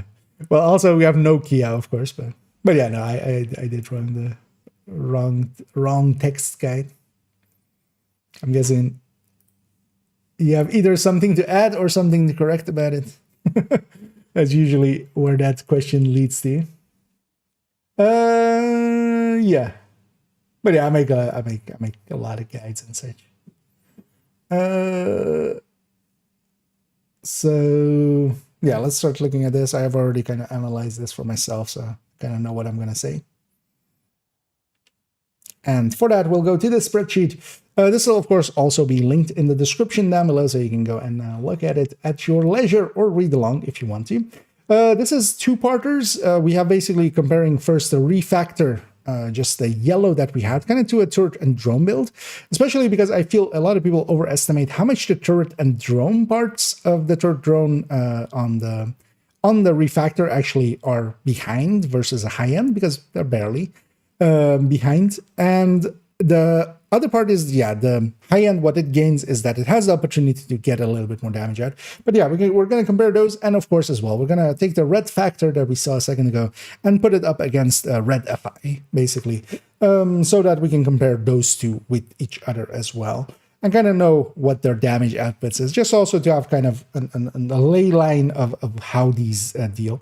Let's, of course, zoom in a little bit just so we have it a little bit bigger, although not humongous, but a little bit bigger. What we have here is basically the refactor build, and each of the builds is broken up in this way, where we have the weapon first, and then the turret and the drone separately. And what I've done here for the turret and drone, so you may notice that for the weapon, we're just calculating here. For the turret and drone, I just took the easy way and just used them in-game and just took the number from in-game. And of course, the turret and the drone, they don't headshot or well, even if they do headshots, because they can actually hit headshots and you'll see a red number, they don't do more damage on a headshot, they don't do crit, so they don't crit. So their average damage, what we normally would consider average damage that we have to kind of calculate out for, you know, weapon side of things, that's just that. Whatever they hit here, that's their average damage. So we're taking that in here, we're putting in the stats as if they were a weapon, basically. Now, of course, the thing is, though, that the turret and drone are much less consistent. So kind of looking at them like this, that's also why I generally don't include turret and drone in like these, because at the very least, on this weapon end, there are times that we're kind of outputting DPS at a DPS level. There might be a second somewhere where you're just shooting at, let's say, a named or a boss or raid boss, and you're outputting at full DPS, you're, you know, stacked at full and such, and then also you're shooting them for the full second. So you're outputting actually burst DPS in a realistic sense. The turret and drone just barely ever do that. They are much more finicky in what they're targeting. The drone might be just going off at a target at the distance, or just not wanting to actually follow your command to attack someone. The turret might be aiming at a wall just because there's a person on the other side of it while there is a whole army in front of you. So the damage from those is much less consistent, but we're still going to take the theoretical numbers here, and we're not going to kind of reduce them by percentage or something. I feel I wouldn't be able to give you numbers for those. So we're just kind of taking them at full face value. But yeah, we have those, and then we have it combined. So we're just taking all of the DPSs, adding them all up, and just getting a new DPS out of it. And then we're comparing them as well into themselves. So do you see that there's grading here to the colors, basically? And that means that all of the white ones are kind of comparing between themselves, all of the slightly glare ones between themselves, and so on and so on. So we're just basically comparing all of the turrets against each other, we're comparing all of the drones against each other, and then the combines against each other. Then on this right side, we have it actually within a thing. So the weapon, and then the turret, and then the drone of this setup, because we want to know that as well, because from this we can kind of deduce how much damage is coming from the turret and the drone, and how much is coming from the weapon end of things. If we look at the refactor, and especially if we kind of look at the turret, let's start there. We see that actually when we look at a kinetic momentum version of a high end, and actually to show what I mean with that, let's actually take it to a build picture of it for a second, which is just this. So this is the base build that we're kind of comparing it as to with the high ends, and this is just 2-piece Empress, 2-piece Hana-U, 1-piece Wyvern, here with glass cannon, although actually in that calculation there we have it first with kinetic momentum, then with glass. We have both versions, and especially what we get here then is the ability to add in a lot more reds. Now in the refactor, we could add in 5 places basically where we could swap a skill haste, for instance, for crit chance, crit damages. You don't gain too much from it. It isn't still a perfect comparison to the end, yeah, kind of take a red-ish or crit chance, crit damage kind of setup, because we do gain a decent amount of crit chance and crit damage going this route because of the capacitor as well. But yeah, that's the other build, just to know what we're comparing it against. And let's take it back here. But yeah, that version is actually just barely ahead. It is insignificantly ahead on the turret and the drone, because actually that 25% that we gain from the gear set is pretty close to what we gain from the brand bonuses that we would get here. Now, that then is actually, yeah, the turret and the drone of this build basically do the same as the turret and the drone of a normal turret drone build. Now, of course, we gain then in the weapon end. Yeah, we go up by quite a bit, especially here with that crit chance and crit damage, especially when we go and look at the glass one. As we were talking about, the kinetic momentum is now a lot more actually than glass, but it's only applying to the turret and drone.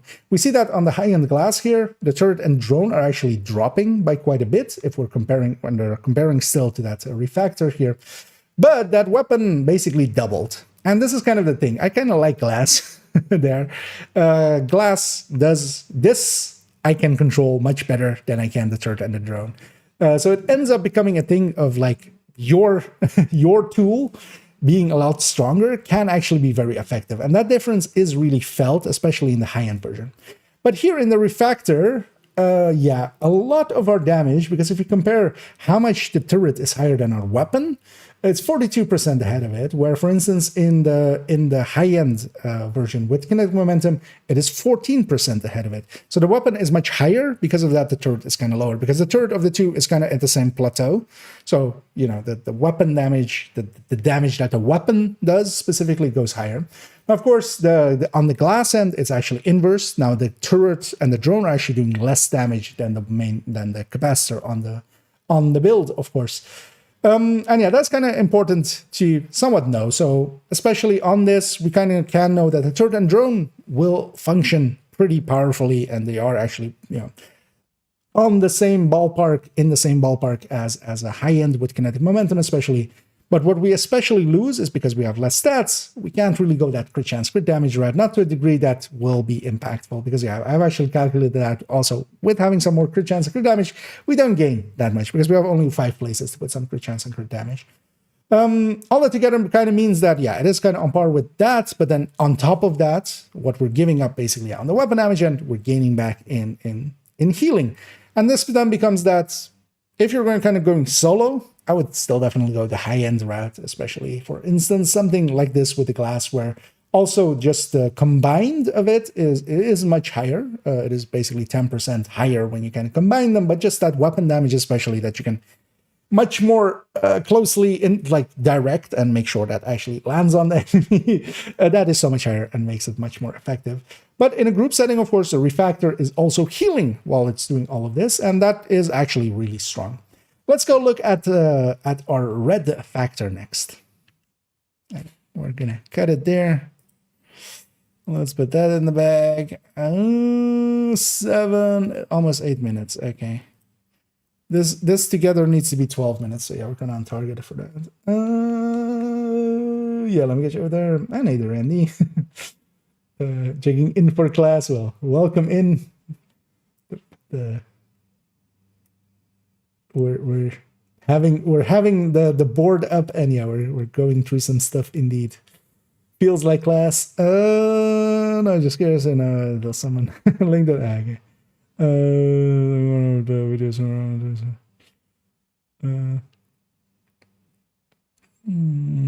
all the word talents and some like spreadsheet elements. Yeah, that's okay. Well, I have a bunch of guides actually for those maybe interested. You know, we'll link to the guides there. Because yeah, if you're interested in that one, you might be interested in some of the others in there, because we've made some cool ones through the ages. Also, yeah, next season I need to remember at the start of it, likely day 1, we'll just do the add in the weapons into named and stuff. We'll do that on first day. But yeah, let's go to the red factor here. Oh yeah. And this one is mostly because I was kind of curious about how far ahead behind sideways are we to a red F5, for instance, here. And also, what is the burst DPS of this build? Because, yeah, that does hint at how much damage, of course, we can extract from it. Here we're taking a red factor here with Capacitor, and also actually with all of these I'm doing Capacitor and then Lexington just also as a comparison, as I wanted to know, is the Capacitor that much ahead? Is it worthwhile going? Now generally nowadays with since the most recent changes to the Capacitor a while back, generally if you have 2 yellow cores, it's going to be ahead of most options, but there's a big caveat, and that's actually this one, which is that it has DTA, of course, instead of DTH. Now, it really depends on what you set that DTA to DTH number for to, because if we're kind of going all DTH, basically if we set this to 0% DTA, yeah, the Lexington is of course way ahead at that point. If we're putting this at 100% instead, then the capacitor is ahead, because, you know, now the DTH isn't applying and now the DTA of the capacitor is. That's kind of the thing with the capacitor, especially in this role, is that you could actually make a case for when you have more enemies that you're fighting with armor than without. And especially here, we're kind of running it on a build that's going to be used in groups. So when solo, for instance, you're doing a control point and the second wave is like a bunch of reds as well, alongside of a few purples and then some elites. In a 4-man group, where this build is much more at home, you could make a case of everything's now elite. Basically, when you're formatting a control point, basically outside of maybe 1 or 2 purples, you'll only see elites. If we put this at 60% DTA, which is what I'm going to be using here, and there's an important caveat to know, we're using 60% as our kind of approximation of what I think in general that we see in DTA, then yeah, we get these results. And that is that, yeah, the capacitor definitely is a little bit ahead of it because, yeah, we're comparing everything here is comparing to this top slot. Here, everything is comparing again in between, basically. So if we look at, for instance, as well, once we have the memento full on that build, we are actually gaining around 11% there, which is, of course, very important. That does mean that we want to get some kills in. We do actively want to be aggressive with it, get the kills in, and get that memento charged up in a group setting where we are one of the weaker builds. There is definitely something to be said here for that is especially a little bit harder. But yeah, we just have to try to sneak in our kills. With the Lexington here, with this 60% as our DTA rate, the capacitor is way ahead. So we definitely, for that build with 2 yellow cores, we want to go with the capacitor there. And there as well, we would gain around like a little bit over 11.5% once the memento is charged up. If we compare that here against the FIs here, so this is a red FI with Coyote and a red FI with BTSU, both from the build collection. Then the red FI actually has around the same damage here, especially with the capacitor. And then actually, if it was with the Lexington, it would be around the same as well. Now, of course, the Lexington as well, one of the things that it can have is, for instance, Killer. Now, of course, we're using this in a group. Killer, maybe not the best one to pick here, but Killer is a simple one to kind of integrate here. That's why I've gone with it. If we put 70 into this Killer spot here, we see that it jumps up by quite a bit for it. Even at the 60%, if we're kind of going, especially this FI with Coyote, and that's also the choice that I kind of make there, is I go with a high end, or for instance, actually, I think on the build picture currently there's a Bullet King on it, which kind of works for it, but also, yeah, likely next season it'll become a Lexington with Killer on it. Because yeah, if we can get that kill shot in, but even if this was, for instance, measured, this would be likely, you know, halfway in between the two, and this would be still around 5-6% ahead of Capacitor with just measured on it. If we take it with the BTSU one, where we have one more yellow core, because we now have basically the yellow core from the BTSU coming in. I'll actually know. So this one has one yellow core. This one has just the technician. This one is going to technician plus BTSU. There we see actually that the capacitor, of course, is dropping a little bit lower, and actually the in between the twos is not that big of a difference. It is 8% still, but if we were to go with, for instance, yeah, measured instead of Killer, because yeah, Killer still, yeah. If we actually remove the Killer, for instance, we see the difference there that, yeah, it drops quite a bit below. So if we kind of have it on the same number, or go with measured, for instance, it'll likely be around the same amount for the capacitor versus the Lexington with measured. But especially if we have Killer and get that trigger going, yeah, we can extract quite a bit of it. But especially what I wanted to know is, yeah, how much does this build do? And that is in these settings here as well with, if we take this to 20% headshot rate, which is usually the one that I kind of go with. When we take it with a 20%, we're kind of on the 5.9 here. Where, for instance, a striker is still around 11-ish million, an obliterate striker. That is, yeah, basically we're doing half the damage of a striker at that point. Still, we can get some kills in. We are healing our allies with skill damage that is going out. And of course, yeah, we also have that certain drone, and especially with this season's modifier and next season's as well, where it does apply a little bit of skill damage and also weapon damage stress. We can raise this enough that it is usable. It's definitely not a top pick, but it is in that same ballpark, for instance, as a red FI. And yeah, let's okay, that's 6 minutes, 2 minutes longer than I wanted. What is all this together? Let's have a peek. Well, I'm not going to redo anything. 38 minutes, yeah. This is a downside. I chose to do kind of 4 builds, and it's a lot.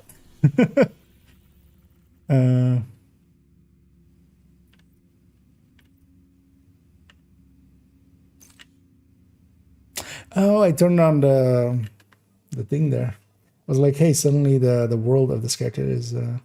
But then, yeah, let's get set up maybe for doing some group stuff. Also, actually, I don't know, Pamik, if you're up for maybe joining for some parts, maybe, and just kind of helping carrying, just to make it a little faster. Also, as well, I'm gonna first do the red one.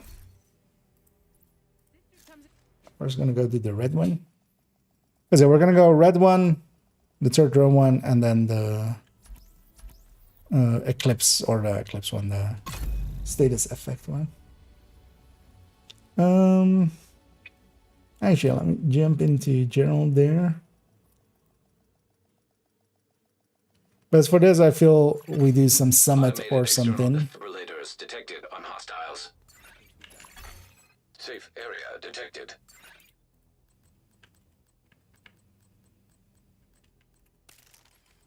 But also, yeah, anybody else is interested in joining for that? We'll likely just do like 3 floors of a summit.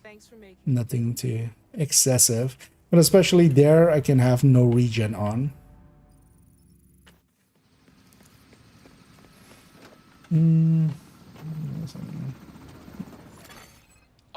Elijah, I need a bio break as well, so I'm just gonna let's set this up real quick because yeah, still have done 7 directives from earlier.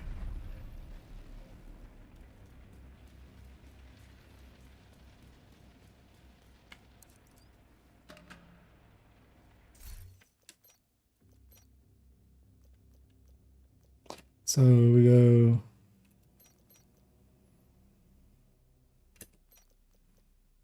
And then no regen. Do I have the global event on? Yeah, let's deactivate that. Well, that is deactivated. I'm just gonna take a short bio and I'll be right back.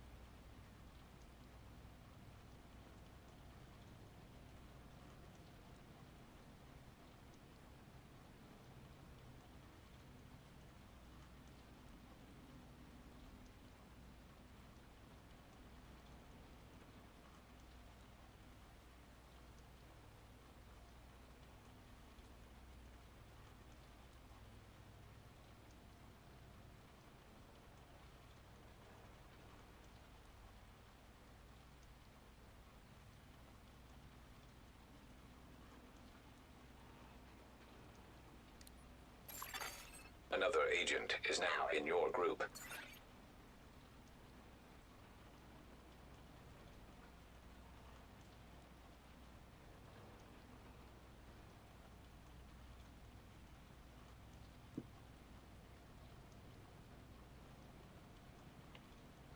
There we go. I don't want to get it. Now, snipe if you're interested, and yes, anybody else as well. I wouldn't mind just grabbing a team from stream if we can. And hello. If you have your in-game name for me, I can slash invite you in. We need you to secure a skyscraper. This may take. Because sometimes as well. Help you clear your But yeah, schedule. my in-game is the IKEA here, but sometimes that system takes forever to update. But if your in-game name for me, I can slash invite you. I have something regarding the success components. We can see that there are players with over 40 components. Good for them. There is only, so the thing is, at the end of the day, if we're kind of being real about it, all of this can be at level at 30, and that's all the benefit that you can get from it, right? Like, The benefit is you can have multiple things at 30, but you don't get more benefit than everything here just being over 30. Oh shit, actually no, I'll run it with this capacitor. I forgot that the grade 25 is on the other. Yeah, and we got a lot of cookie in there as well, and then send this in here as well. Nice. Are we playing it without modifiers or with modifiers? Oh well, all of it without. It should be off. I just. Yeah, it's off. I was just asking, just to make sure. Yeah, just so it's timeless, basically. Also, it wouldn't let me just cut out the name there.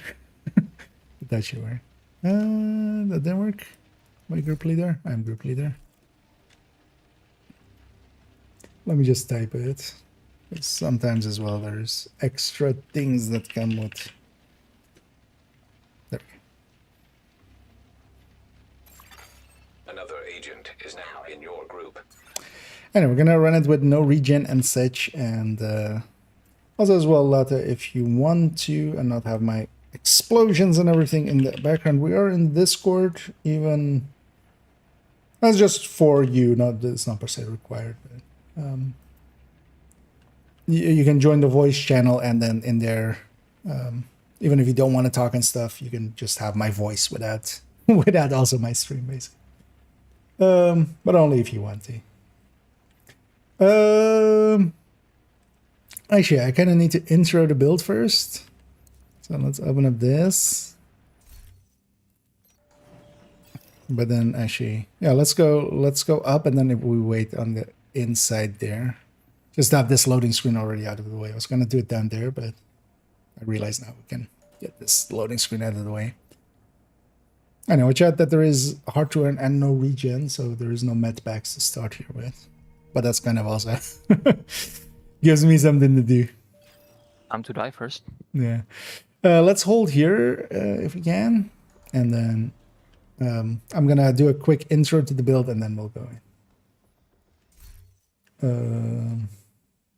Also, let me get you here. Foundry build with 1.5 per bulwark shield, also Liberty. I do want Liberty. Do you have tips to improve it? If you're using that just for general play, like that's a full tank, and like there is places for a full tank, like Incur or like raids, where they kind of matter. In general play, you're way too tanky. Is kind of the thing. So compare that, for instance, I'm gonna link you to a build there, but also just quickly. But for instance, what I like running is, I'll link that build there. I'll put it in both. Heartbreaker Tech Tank.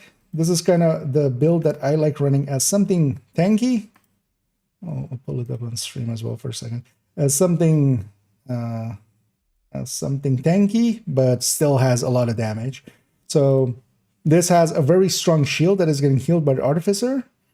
And this can do this is doing 1,000,000 or more so even on a headshot. But this is doing it at 600 RPM. The ones it stacks and everything. And has 3% regen as well, and 6-tier shield and stuff like that. So I would recommend something like that, because the thing is, being too tanky is also just slow. You want to have the balance between just enough tank and just enough spank. Just there's a terminology in like MMOs and stuff of tank and spank. You want to kind of have a little bit of it. Can we see your stats? My which stats? You mean? Oh, you mean just the stats on this? The build picture of this is on the build collection. What is this? This is 1.09. You can have a look at all the stats on that build picture. Actually, you know what? I'll put it in the YouTube chat too. But yeah, that's the build we'll be running here for a second. Although I wouldn't say this is a good build. This is more like it works. Paint sprays, killed with paint sprays. Yeah, let's get going because I'm keeping up some people here as well. But I'm gonna do a quick intro and then we're gonna go. I was just when they were asking about the Foundry Mm-hmm. and Liberty doing 1 more damage, how to improve it is like drop the Foundry, drop Liberty, put the Regulus on, put Hunter's Fury on. Works. Yeah. That's also, yeah, the kind of king thing to keep in mind is that, yeah, that's actually not that much. Because Yeah. you can, especially for instance, if you're going like even full red or something, then we're reaching like 1.3 with at like 970 RPM instead of 300, so 3 times as fast. But that of course comes with a little bit more. So give something like that a try, Nitro. But also, yeah, you would need, for instance, starting out, that build does take a little bit of time. You need to get unlock Technician, you need to get a Memento. So it's not as easy to set up together. But even there, if you, for instance, go with Foundry, if you just want to like have something quicker, Foundry, Blue Cores, crit chance, crit damage underneath everything. You can go chest or backpack, but you can just go with something obliterate and like whatever's, and just go SMG with. And that works kind of tanky, is a tanky build that still does a lot more damage. And then, for instance, yeah, go with the Crusader Shield so you can have the SMG. And then, yeah, just a bunch of crit damage and crit chance. No. Okay, you're still studying that. Although honestly, you're looking better than a lot of us. But yeah, we'll help carry here. We're just on heroic. We're not doing too hard. Spare skill and improve the healing of the shield. Not in general, so not with the healing that Foundry and stuff does. On the Heartbreaker that we have there with Artificer, repair skill helps with that, but that's like only the healing of the Artificer hive to the shield. But not the healing that, for instance, yeah, whenever it's from a talent, basically it's just doing what the talent says. And in that case, it's a percentage of incoming damage. Very comfy to play. Yeah, can agree with that. Yeah, let's get going. Keep getting myself sidetracked. Yeah. Also, yeah, feel free to, if you need to do a call out or something, feel free. But for the rest, I'm just gonna ramble on and on. And yeah, we're just gonna do 3 floors here quickly. Yeah. And we'll start here as well, actually going with this Refactor, as we just saw it a second ago, and we saw its stats. As we kind of saw there as well, I'm just laying it out in crit chance, crit damages to kind of hit numbers that we kind of want to go for. Although actually what we have here as well is that I'm actually hitting 56, and here there is going to be a Coyote in my team. I'm going to grab instead, and that's kind of what I have here always, is just different mementos with different mods in here. So I was actually running it solo earlier just to warm up a little bit with it. But yeah, here, expecting a mid-range Coyote, we're going to set it up for that range. And most of these builds as well, I'm going to expect to be kind of in that, in a team with a Coyote with it. For the rest of it, yeah, we're just going to try to play as aggressive, try to charge up the Memento. We've come to the summit here, and we'll start getting going. We're likely just to 3 floors here. We've come to the summit specifically so that we have the no regen directive available for us. And we're starting already with some hacked warhounds. The no regen, so one of the things is actually that I would have liked to see is for the season that we have, to have no regen. Next season as well, we won't have no regen, it'll still be fragile armor next season. Because with no regen, healers become a lot more potent. Here we have that turret, or the warhounds exploding.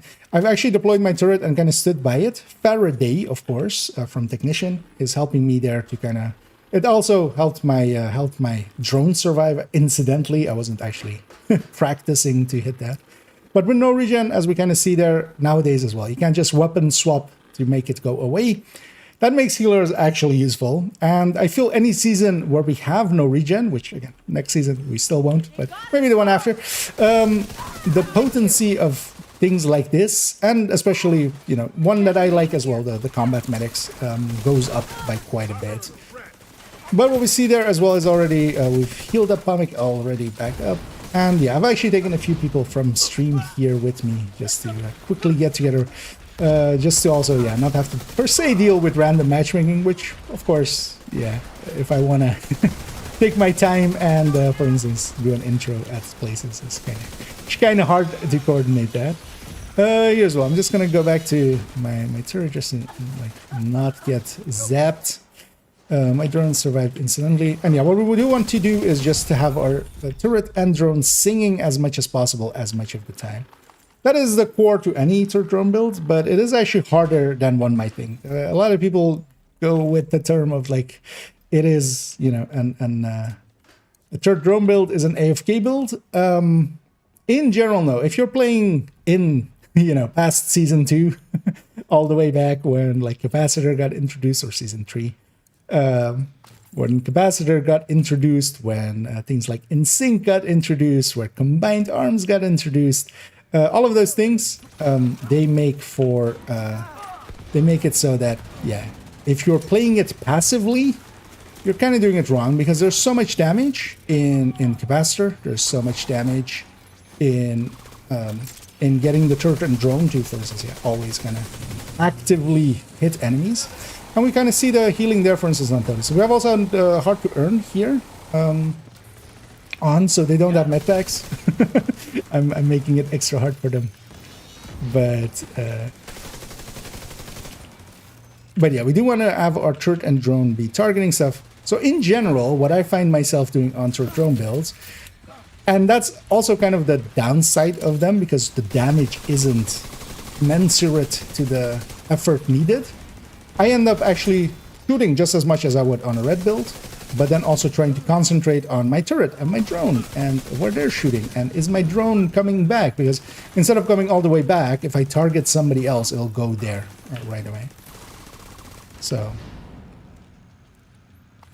you do want to be aware like that. And actually, the downside is that for that effort, I don't gain more damage. Now, in the past, that used to be a little bit the case, that we would have decent damage versus red builds. If you went with a negotiator turret drone hybrid back in the day, before Striker actually was what it is nowadays, numbers wise, that negotiator turret drone hybrid or high-end turret drone hybrid was actually able to generally compete with a glass red, and especially as well back then an obliterate red and such. Now what we see here is that the healing that I have isn't actually that strong. It is not to the degree of the full refactor, but is enough to kind of keep people topped off, except that I'm having issues, and this is for instance some of those issues where the turret and the drone, my turrets got destroyed by the pulse, or my drone got destroyed by the pulse. My turret isn't like just didn't want to target anything. It was on break, it was on lunch break. So it became a moment there.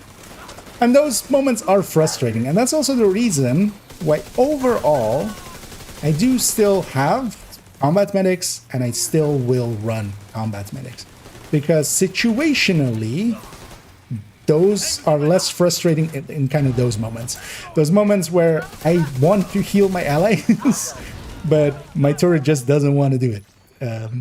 That doesn't happen when I have a chem available to me.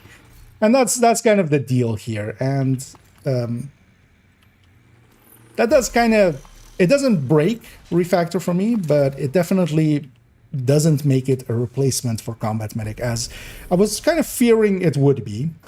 Now we'll see with the turret drone one, it is actually, or well, the full turret drone one, the yellow cord one, that it can perform a little bit better than this, just because it just needs a few shots on the enemy, and I'll do here. But here I'm doing still okay-ish damage. We won't see an end of mission result here or something that we can kind of compare in between, but yeah. Here as well, so we do have jammers. So one of the things with jammers is, of course, normally you would say like this completely disables, but no, we can actually deploy my turret. My turret has Faraday now, and I of course am Faraday. And from that point on, I'll trust you know, that me and my team will get the thing going pretty quickly. I was just shooting that thing while it was still immune.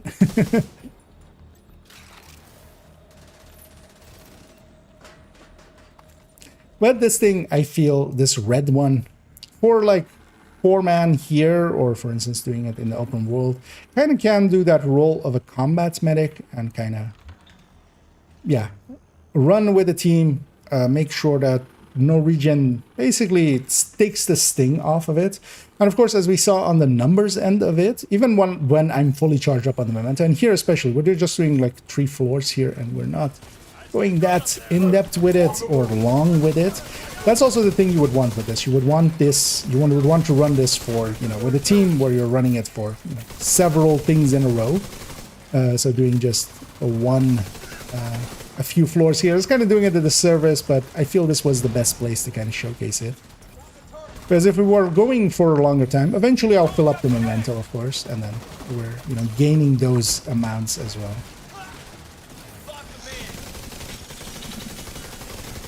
System disrupted. And yeah, especially things like heavies and warhounds, for especially the turret and the drone, can make, you know, good targets. We can just hit them a lot. Here as well, my turret is gonna, and yeah, my drone as well. both have given hope. There it goes. Drone finally realized it isn't stationary like the turret. It was just there, hanging out with the turret in solidarity. But yeah, that is kind of the downside of it. It isn't as controlled as you would want it to be, and that kind of does hurt it a little bit. Yeah, let's go take our bucks at the end here, and then we'll round out this this segment. We'll go through the builds kind of quickly because yeah, there's plenty of them, and I want to keep this below. I want to keep it below the length of a full on masterclass instead of the build of a build showcase.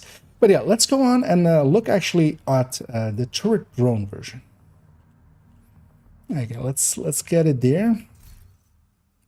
Yeah, make sure to get your loots. Actually, let me see as well if I got anything worth keeping or sharing. I showed a 12% damage mod.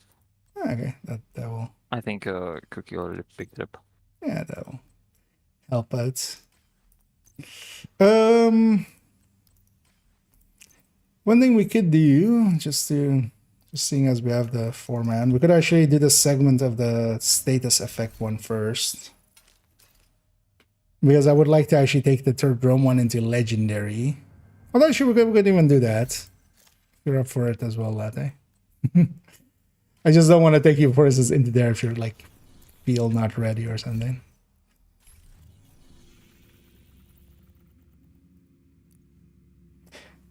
Otherwise, yeah, let's go back to DC.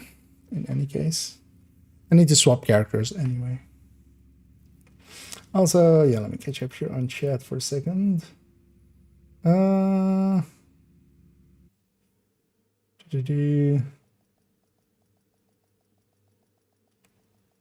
me catch up.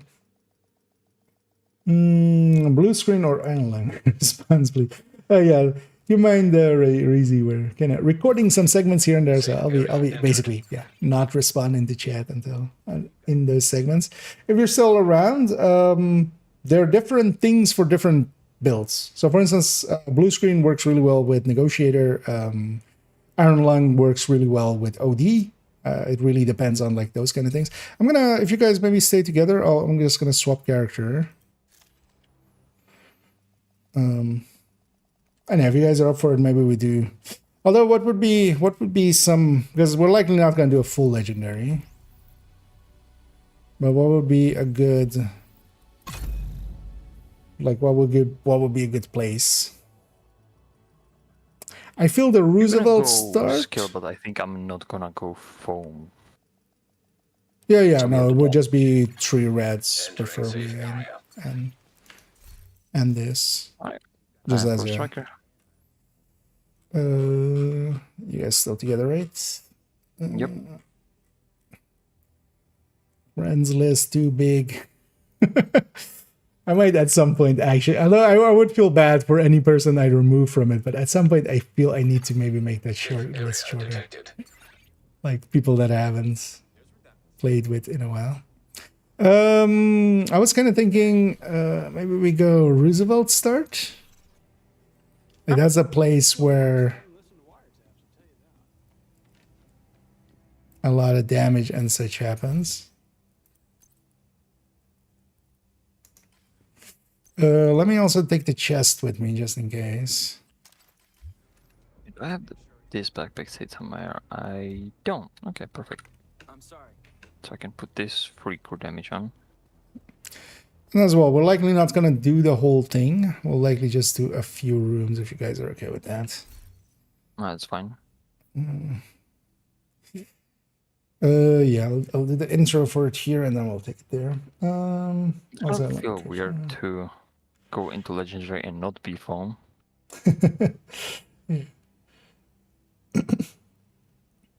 It's gears brand. So. Doing legend summoning group with Refactor. No, oh, I could. That seems like a good place. Also amazing if that's. I mean, yeah, I recognize it, but yeah, I can't read. I'm guessing you went and got something through Google Translator there.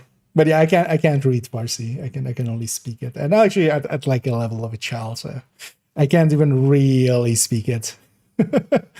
So yeah, and also yeah, I do try to keep it English in general, just so everybody can kind of read along. Can I just select that and translate it? I'm curious what it says. Just a moment.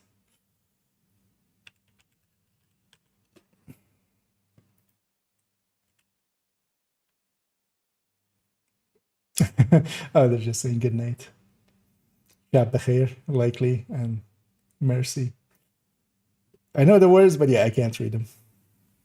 Yeah, let's go here. I'm gonna quick intro and then,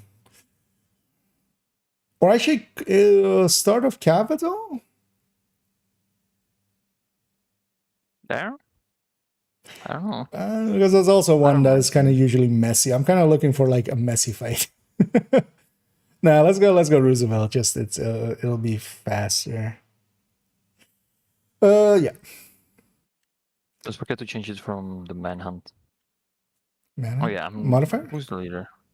Yeah, I'm the leader. Oh yeah, Are no they on? modifier's off. Are they Oh, on? you mean Yeah. the manhunt? Oh, that Yeah, manhunt. Yeah. Nice. Oh, that actually. Nah, that's those fights aren't that great. Yeah, let's quickly. Okay, I'm gonna record an intro here and then we'll go over there and set up. You guys can already go over there if you want to. I'll be there in a second. Yeah.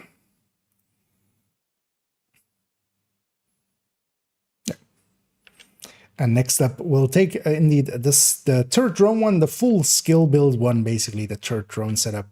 Here's well, one thing that I definitely would consider. We're going to take this into Roosevelt and Legendary, actually. And just do the starting few rooms. We're not going to do the entirety of it, just to kind of showcase a little bit what this can do. I am not taking the chest here, though, although the chest would definitely be a consideration that you could take, especially if the team is a little bit weaker, because you can give up a little bit of your damage as well. Again, also then kind of weakening the build or the team a little bit. But then the healing becomes much more potent, and because of that, it will actually add to it. So generally what you can kind of see it as is that because we're doing more damage because of kinetic momentum, this is around like 26-27% of the 35% that the chest would give. So it's also not basically a 20% versus a 35% because the chest talent, of course, increases our damage. Yeah, let's jump over there and get started. Right. And yeah, on these ones, I don't know if you're familiar with them a little bit latte, but we're gonna kind of take position at the starting there and just shoot shit, shoot shit, don't die. But yeah, we'll all get set up basically and then engage. And yeah, I'm kind of showing. Yeah, parking in a parked car. I'm the engine. Yeah. Oh. And yeah, let it begin. Fast travel to us as well. Then get started here.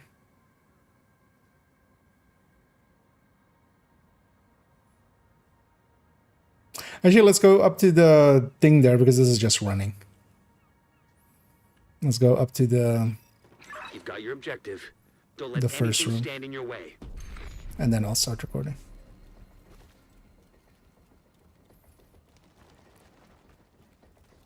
So let's hold up here. I'm just gonna hit record and then we'll get going. And yeah, we've come here to Roosevelt. Same team as actually a moment before. We're just taking it in this way. Here we have we're with red builds and then me kind of as the support. So we're not going in with with what we would normally have, which is an Eclipse. So generally we run most of these runs with 1 foam and then 3 damage dealers. So generally striker, but we have done so of course in the past sometimes here and there with the form of a Umbra or such. And yeah, here damage wise, so even without the chest, you can see basically people are getting hit and then they're kind of popping back to full. The downside of it is, as we see there, is if you haven't seen the only tips on it, is the health gate. And that's kind of why generally, yeah, our go-to will not change to be a refactor, especially in like random teams. I could see this working a little bit more, but especially in coordinated teams, the effects that Foam Eclipse can have and can make it so much more faster, basically. Preventing the damage is just going to be better than healing the damage. If the damage doesn't happen in the first place, we've solved the whole issue, and there is nothing. There's no issues basically, and that's kind of the thing. And here as well as I kind of started that sentence. The health gate. The health gate, if you're not familiar with it, is a gate at the end of the health. It is there. You can go watch the only tips. I might even link that down below in the description.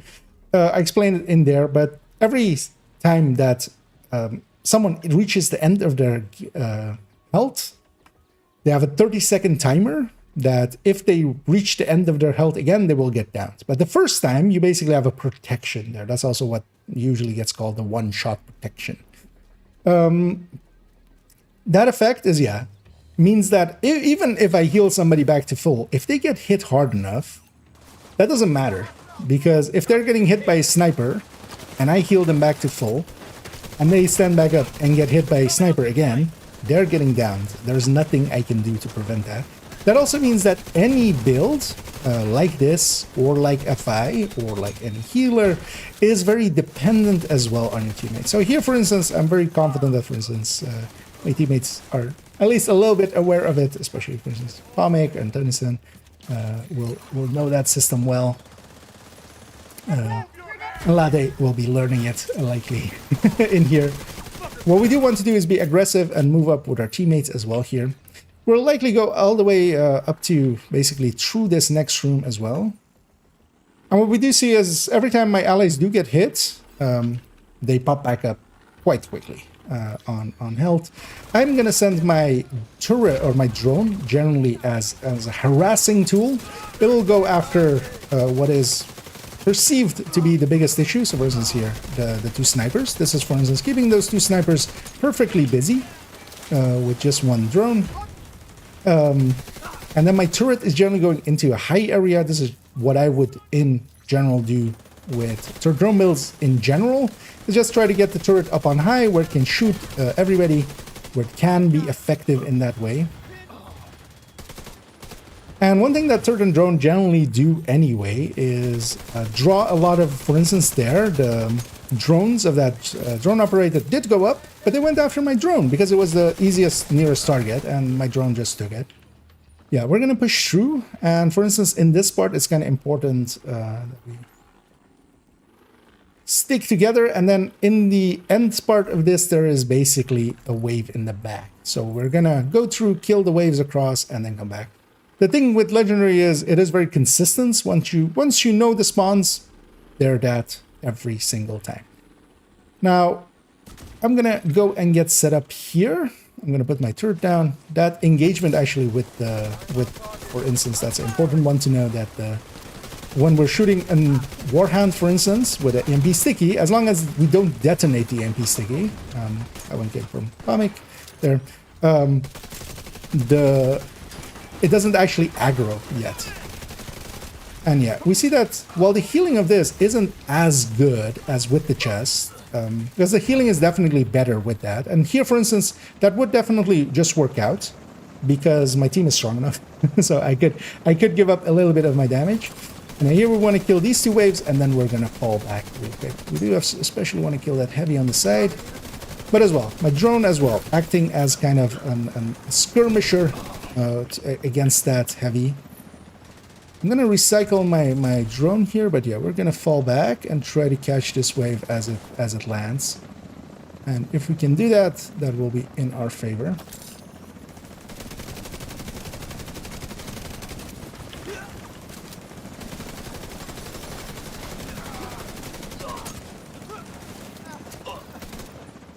And of course here as well, I have the teammates to kind of do this with, but in a slower team, doing it slower, you could definitely get by running Refactor. Refactor, especially for Legendary, I feel definitely has a place.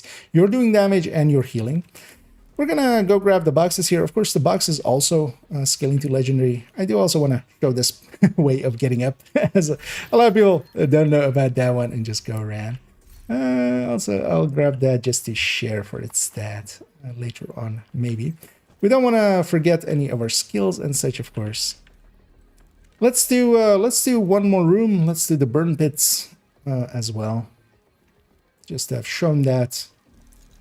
And then maybe as well, we might actually show we might cut there and go to the boss room and maybe show that as well, actually, because that would be a good fight to kind of show the opportunities that we have here. And here we're going to bunch up and then go in all together.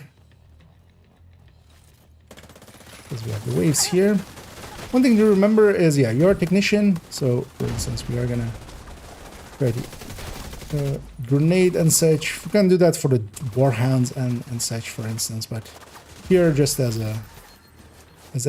this tool. Anyway, my teammates are pretty effective. I'm familiar with this mission as well. One of the things with legendaries is that if every person kind of knows what they're doing, it goes pretty consistently quick. Yeah, let's get the key chest as well, just to have that, of course. We do want. Got a loot. We did the shoot. We got the loot. I'm gonna actually recycle my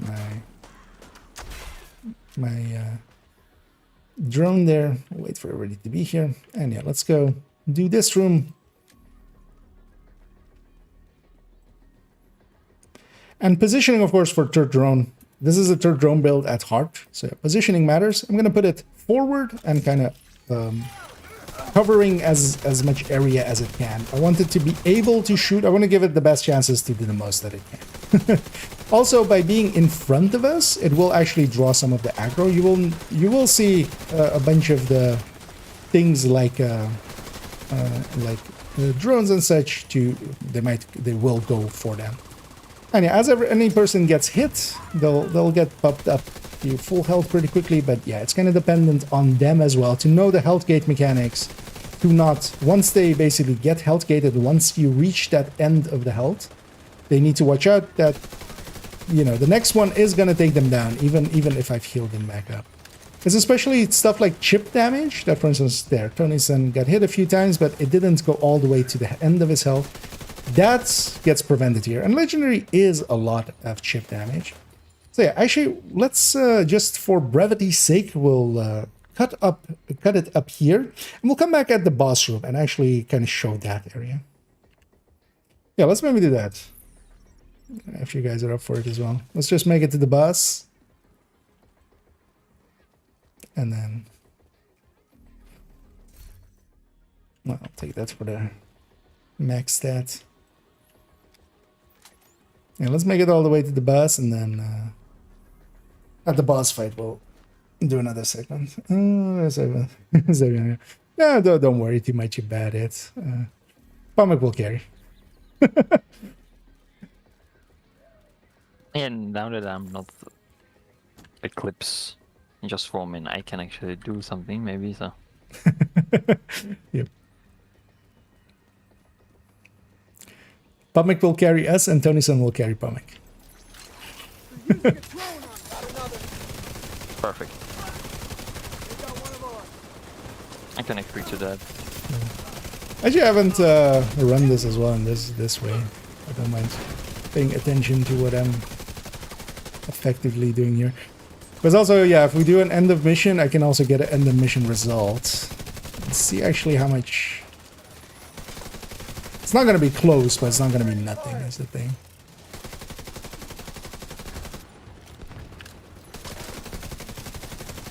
And I'll call out waves as they come and such. Because yeah, for instance, here is just this wave, and then there's nothing behind this or such.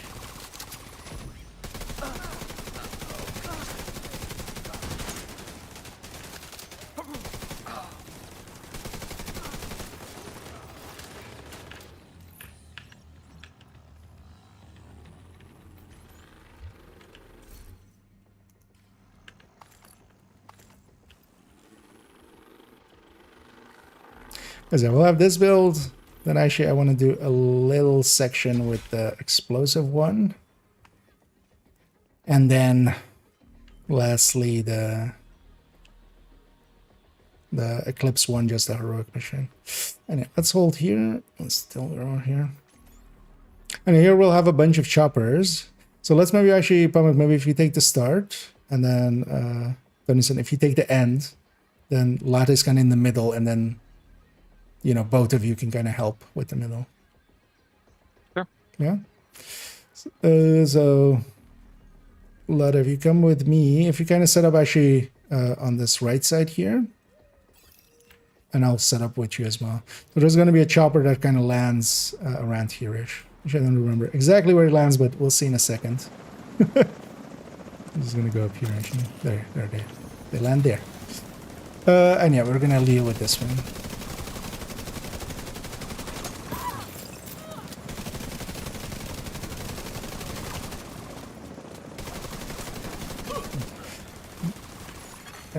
An agent needs assistance. That's also the downside of this. I don't have BTS here.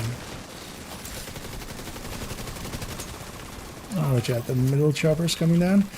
And then you kind of hang, yeah, exactly where you are, Latte. If you stay kind of there-ish, the next wave will also be there. Because there's going to be another chopper in a second, two kind of here in the middle, if you take those. Are you taking the one back, or? Oh, yeah. Although we'll just clean them out. And that's...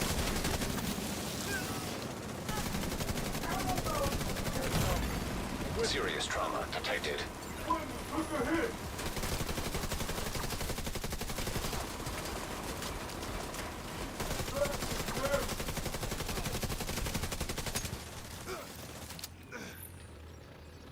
There we go.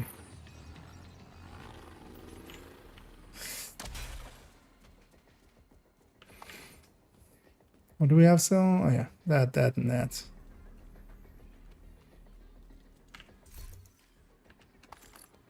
Let's be shown.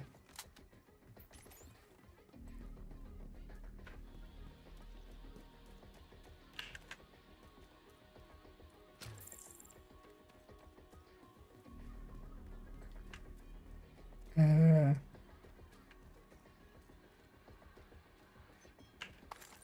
lot is falling behind a little there. Let them catch up before we engage here.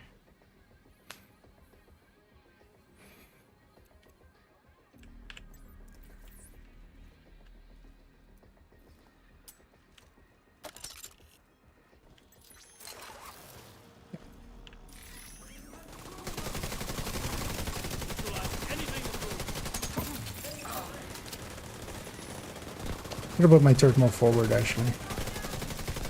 While that high ground is nice, it's not good. Although, actually, yeah, it's eating a few, yeah. This is kind of the thing with turrets as well. If you're They eat a lot of... They're decent decoys. They'll eat a few of the grenades meant for others.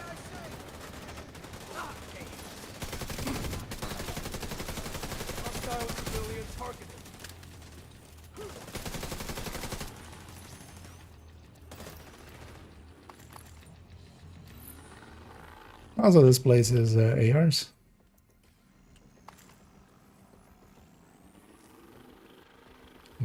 Might have some useful stuff come out of it. Since that's not too bad of a roll.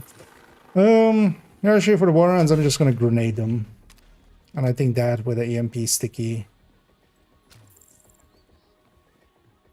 Oh wait, don't assume if you take EMP sticky too. Just in case. But for the first one, I can just grenade them.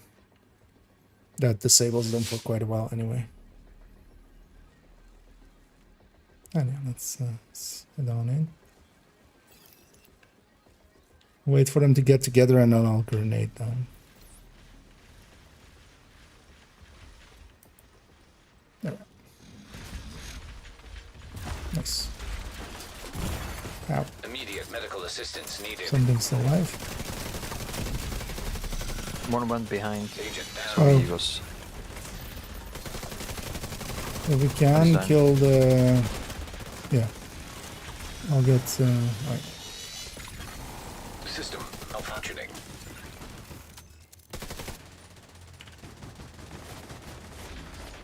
Kill that. Sniper System down. reactivated. Oh yeah, the other one got up just at the System wrong time. disrupted. I'm disrupted as well.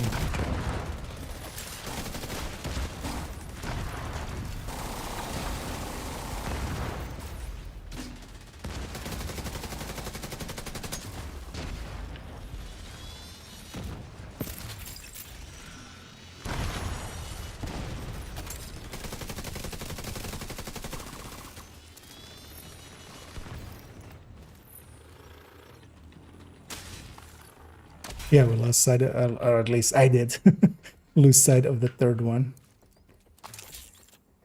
It's weird that he went behind you. Just for the stats, just for the stats.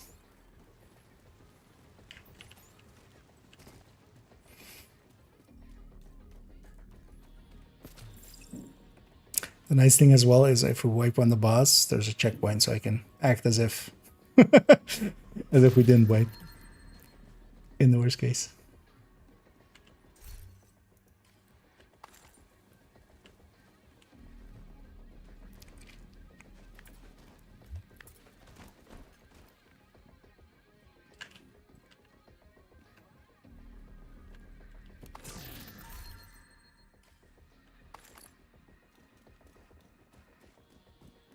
Anyway, here is just watch out for both sides because there's two sides to it.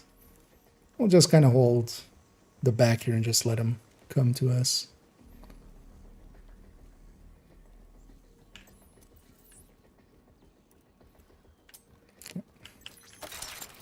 Good goal.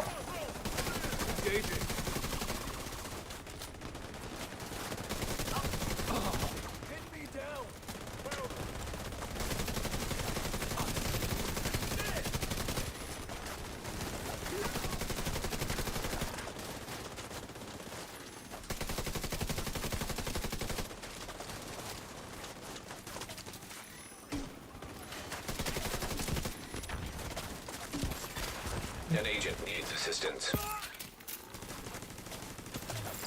Laddie.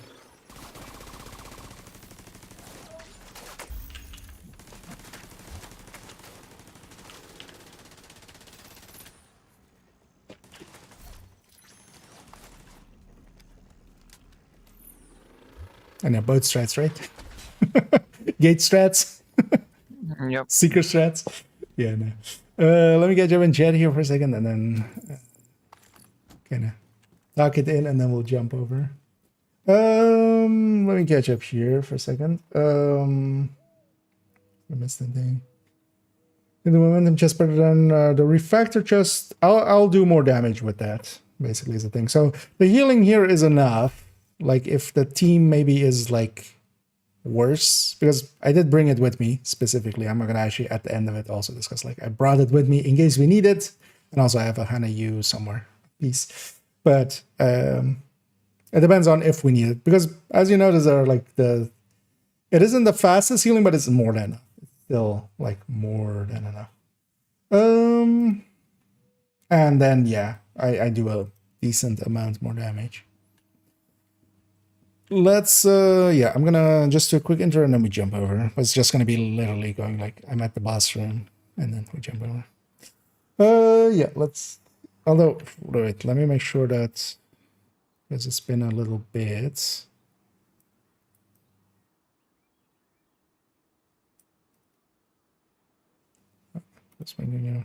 Sorry, got sidetracked with putting some of the files away right away.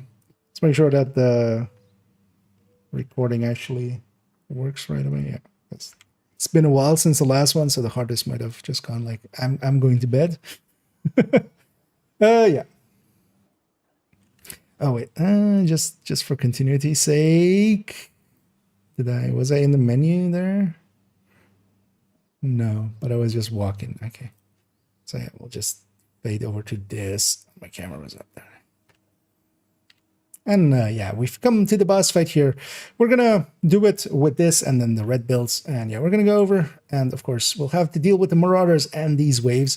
We're gonna kind of hold this area at the start here. I'm gonna put my turret pretty far forward, or a decently bit forward. Taking too much time to set it up there.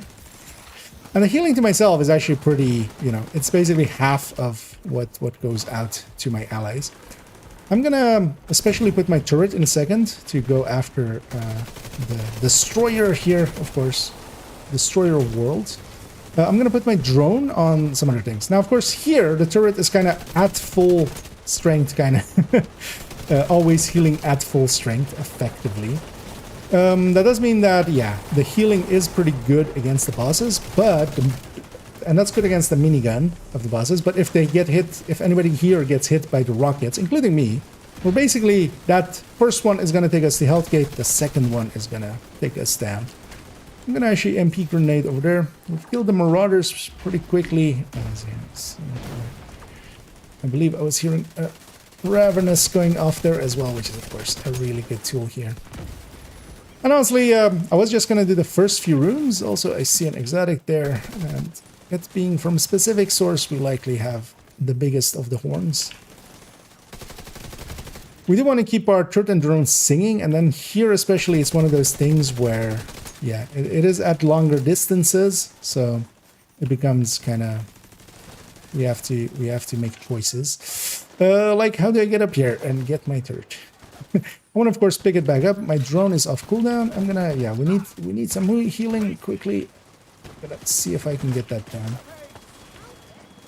One of the things always with healers is if you can keep the healing not, you know, whenever you're spending 2 seconds to medpack, that's 2 seconds where you're not DPSing, of course. Yeah, we have the wave in the back. We have enough damage here to kind of deal with them quickly.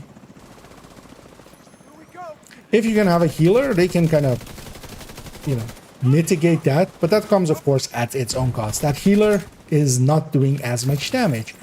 But here, I'm doing much more damage than, let's say, a full FI could. Of course, the full FI would also be applying a buff to all the allies here. I'm not doing that, but I'm doing about the same in healing, and then I'm doing a little bit more damage.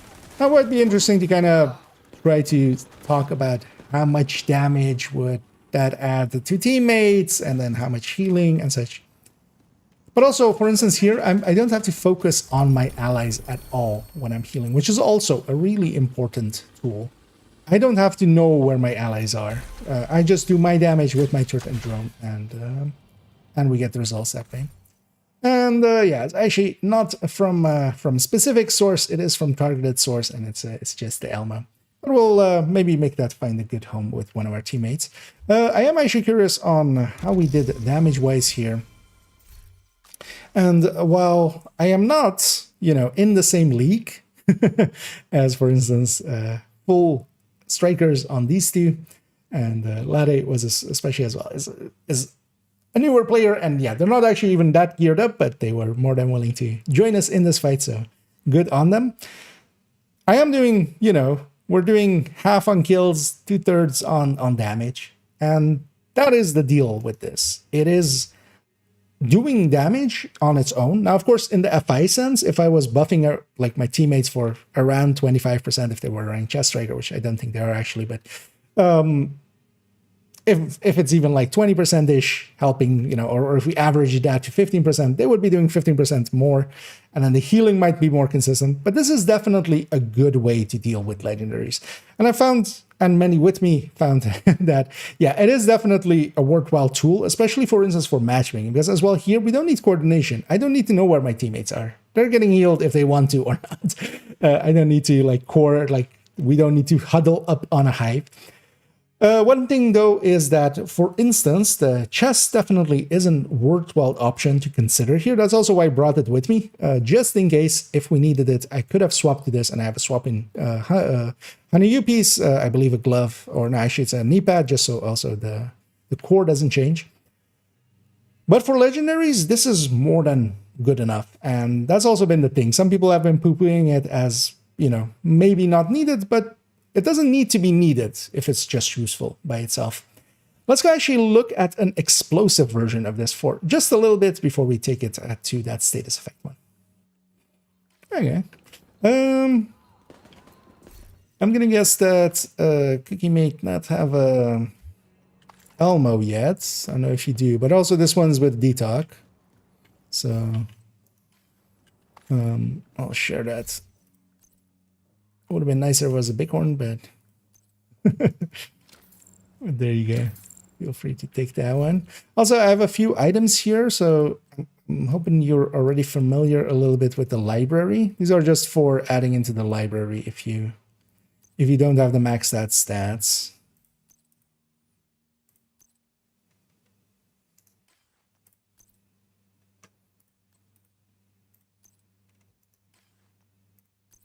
Also, I have the maxed out shock resist here.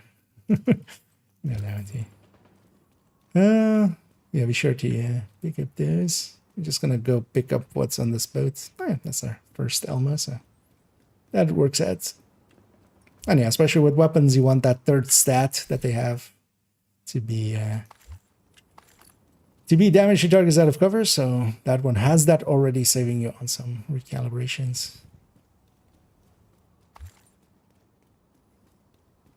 Also, I have one more max stat here.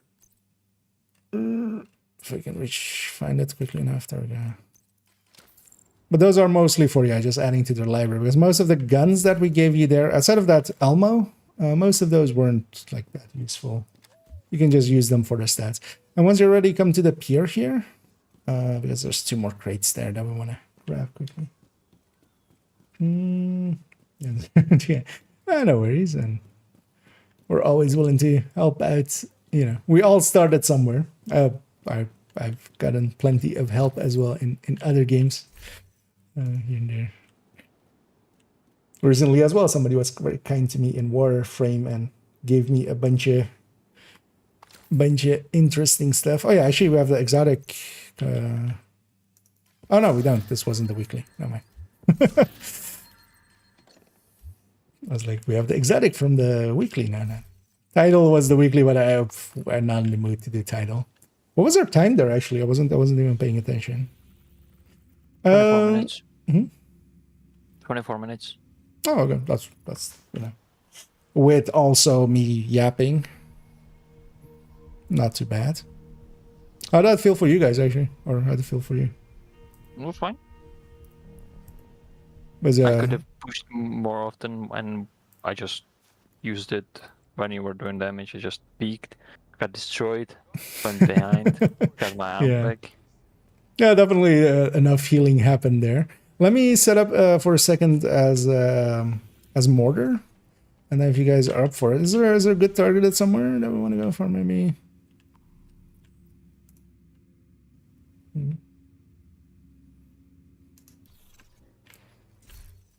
I didn't see anything. Because just one control point, I think. We just do a quick control point. Let let me get... Good. Do I need those pieces from the other character?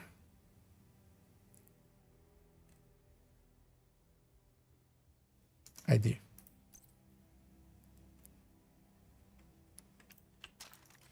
Yeah. Might just... no, yeah. Give me 1 second, I'm gonna... Wait, I have this one. Yeah, we'll just move it around. I'm gonna go and get a drink. Yeah, if you guys need to buy it, do that real quick. I'm just gonna... Wait, what is this from? Oh, it's from Exura. Yeah. I'm gonna quickly just... I need a piece from a different character.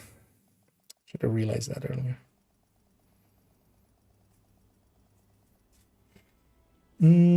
Also, yeah, let me catch up on chat while we're doing that.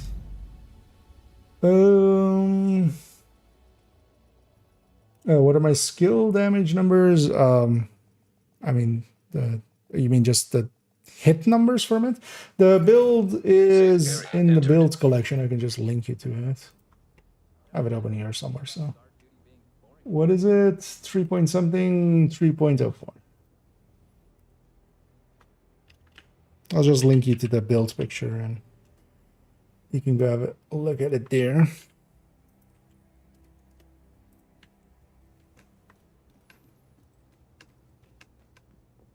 At least that, yeah, that was the one we were on a second ago. But it's basically all skill damage. Wherever it can have skill damage, it has skill damage.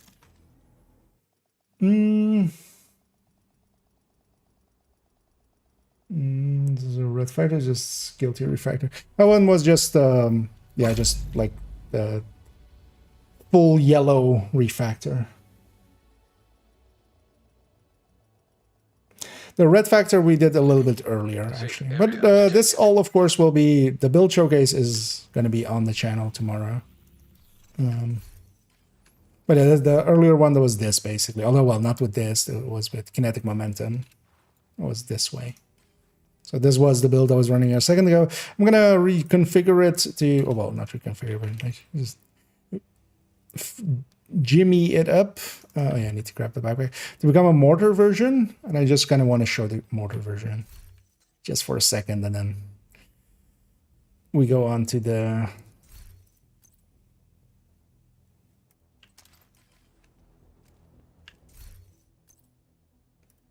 status effect one, and that one's just we'll grab a mission. Might grab I might just do a Lincoln, like a quickie.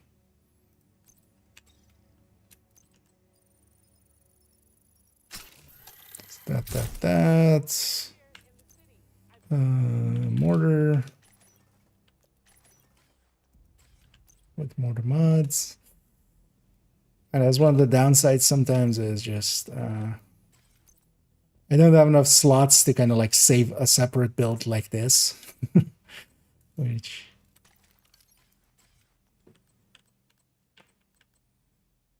I just want to go with Stinger Hive. I think I do. Because this is 29 seconds, right? Like that's not... Or do we just take this sticky?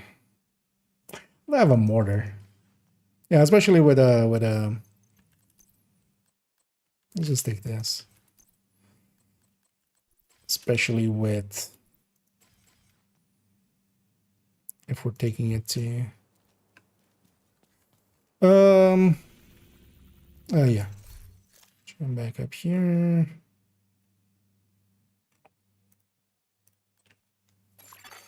You are now in a group. I'm back. Yeah, perfectly timed there. Let's go for a control point. What's like a control point that is kind of more of a hectic fight? I mean, not really any of them. Do we maybe just want to do Navy Plaza and just... Although, well, yeah, no, the defense part is completely meaningless when it comes to... Maybe Sleeping Giant? The defense is kind of like... Just stand there, wait for everyone. Yeah, I know. I wanted to be like, basically, yeah, none of the outcast, because that's just too easy. Oh yeah, that's okay. We wanna actually have a fight. Was actually New York.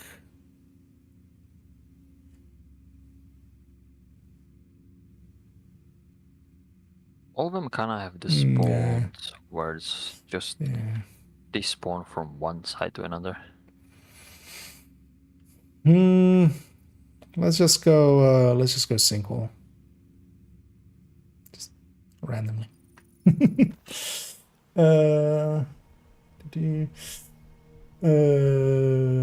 Are your strategies aligned? What do you mean? Which strategies? Aligned with what?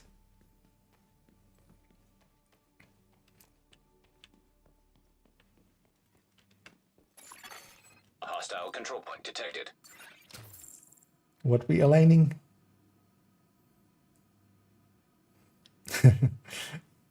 Oh, did I miss something? Onto alignment of my strategies. Yeah, let's go get set up for this fight. And yeah, here I'm gonna. Oh, let's sneak from the back. Let's actually show that. That might also be interesting. I'm gonna make the run over there. That'll make for a hectic fight, right? Yeah. Although, yeah, I need to have nothing in my way so we don't aggro. I'm gonna go wide around. I do have this heavy here. I'm just gonna hope to ignore him.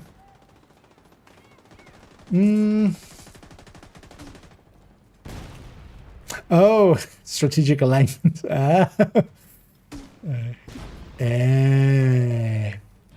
Yeah, whenever you guys are ready, feel free to pass out to me. Because yeah, let's jump into the hecticness here. I just need quickly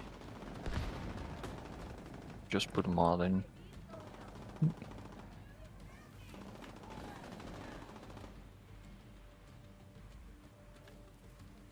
Let's hold in for a second. Because actually, I need to do a quick intro and then we run in. Let's do this here.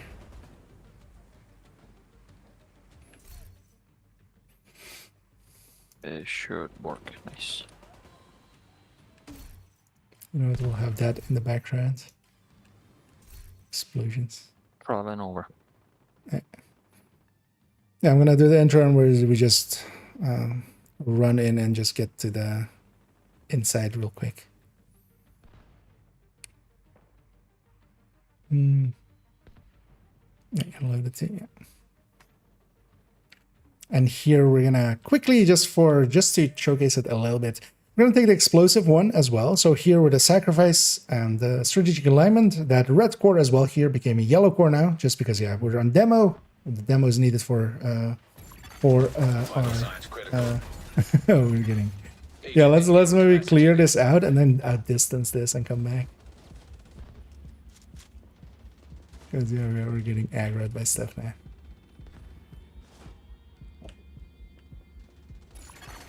Agent down. Agent vital signs. In ladder 0. might be AFK there.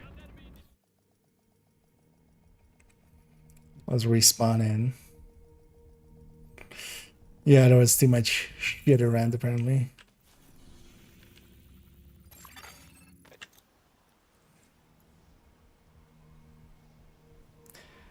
This might be easiest to just maybe outdistance this and then come back. Let's maybe do that. Let's just run, yeah, that away with Palmic. And then we come back and hopefully everything here is despawned. Because also, yeah, we don't want the control point to be aggroed yet, which they weren't there, I think, but likely if we start fighting One there. from the inside, the control point was shooting at me. Okay, then they were aggroed. Oh yeah, if we come all the way out here, basically, whenever combat ends.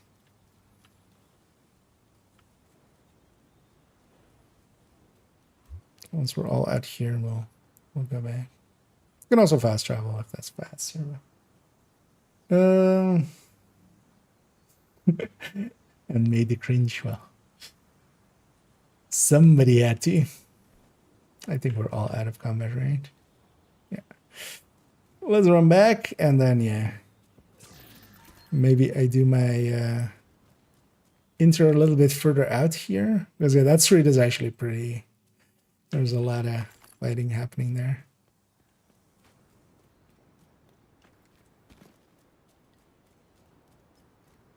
Maybe we hold kind of here behind this truck and then...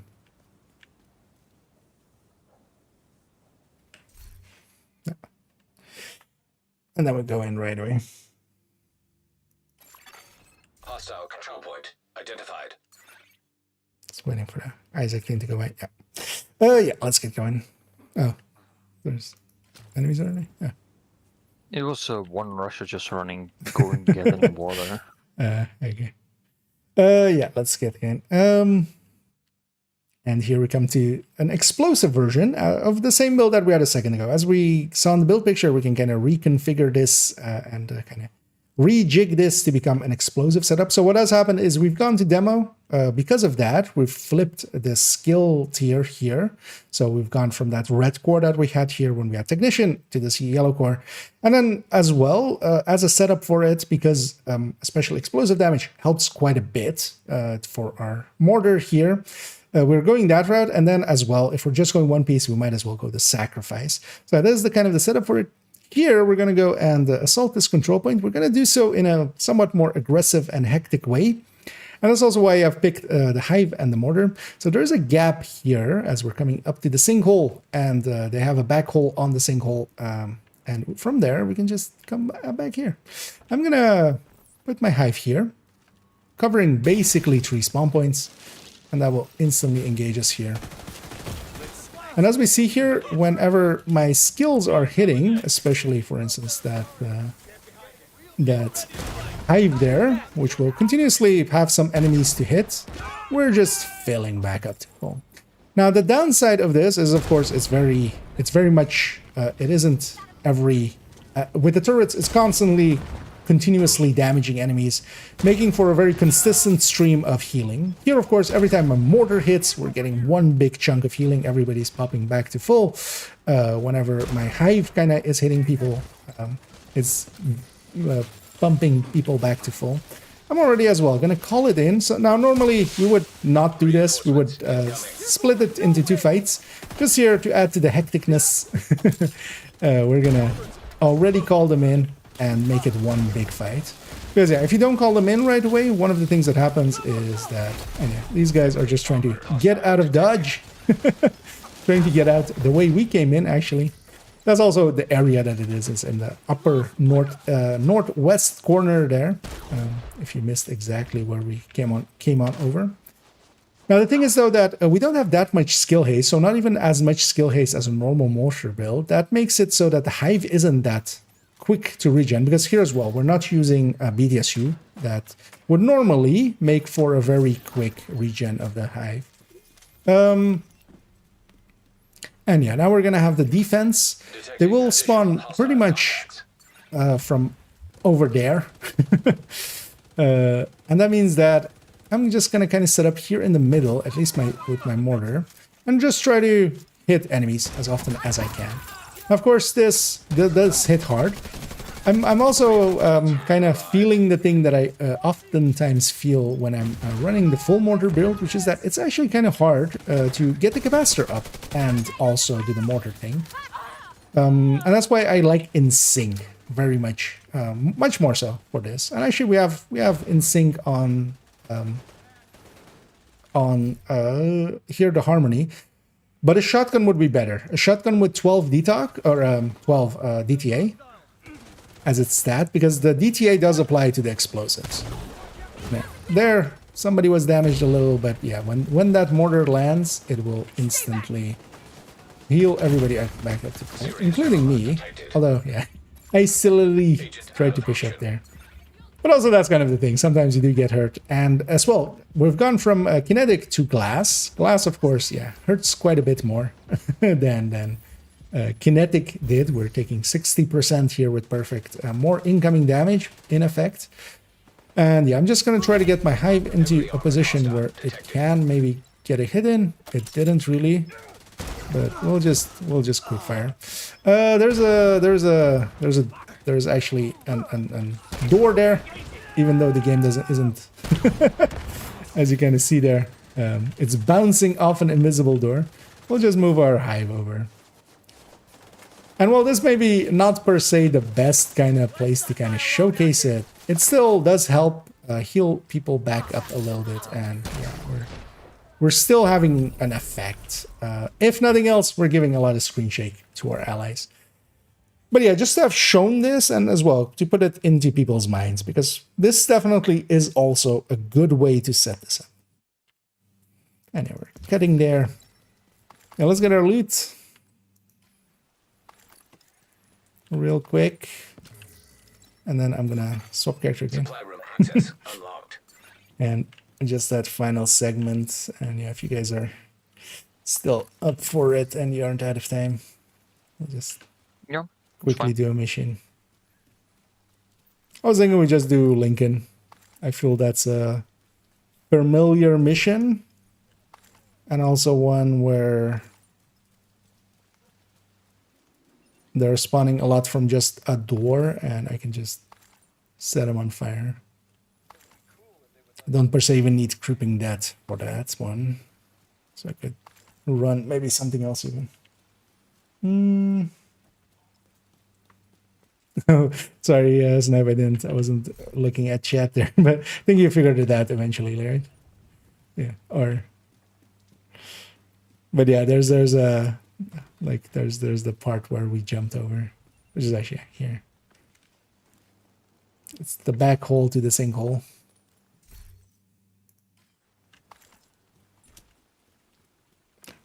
But also, yeah, now that you're in already, you can...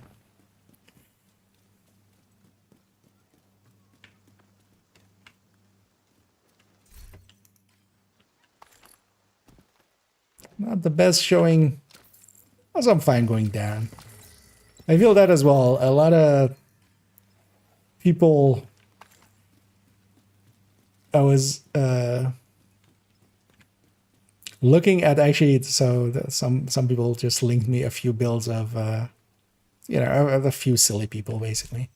Yeah, let's take it back to base and let's get cleaned up again. And then I need to swap characters. And briefly as well, I'm gonna make sure this China Light backpack gets back into the other characters' pockets real quick, and then I need to then swap to a different one as well. But just, so we're gonna go back to this. I'm also just briefly gonna recalibrate this because I will forget later. Let's put the China Light back. Let's put the grade 25 capacitor back.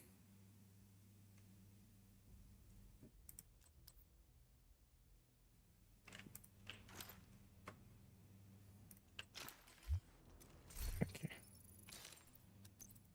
Let's pop these caches real quick.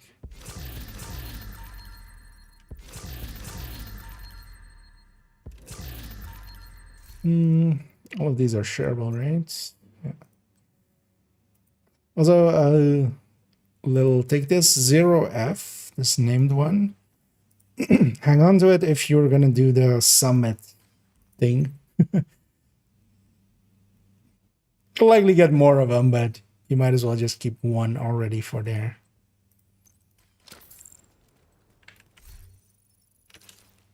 Because you'll need one for the project, and whenever you're looking for it for the project, it's never around. Yeah, let me sub character again.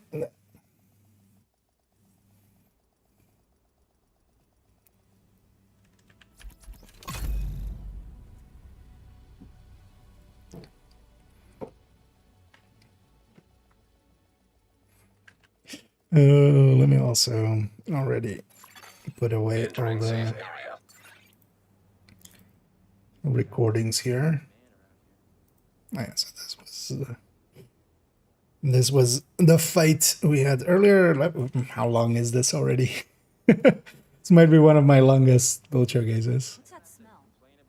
No, actually, it's not that bad. It's 107. I think just keeping the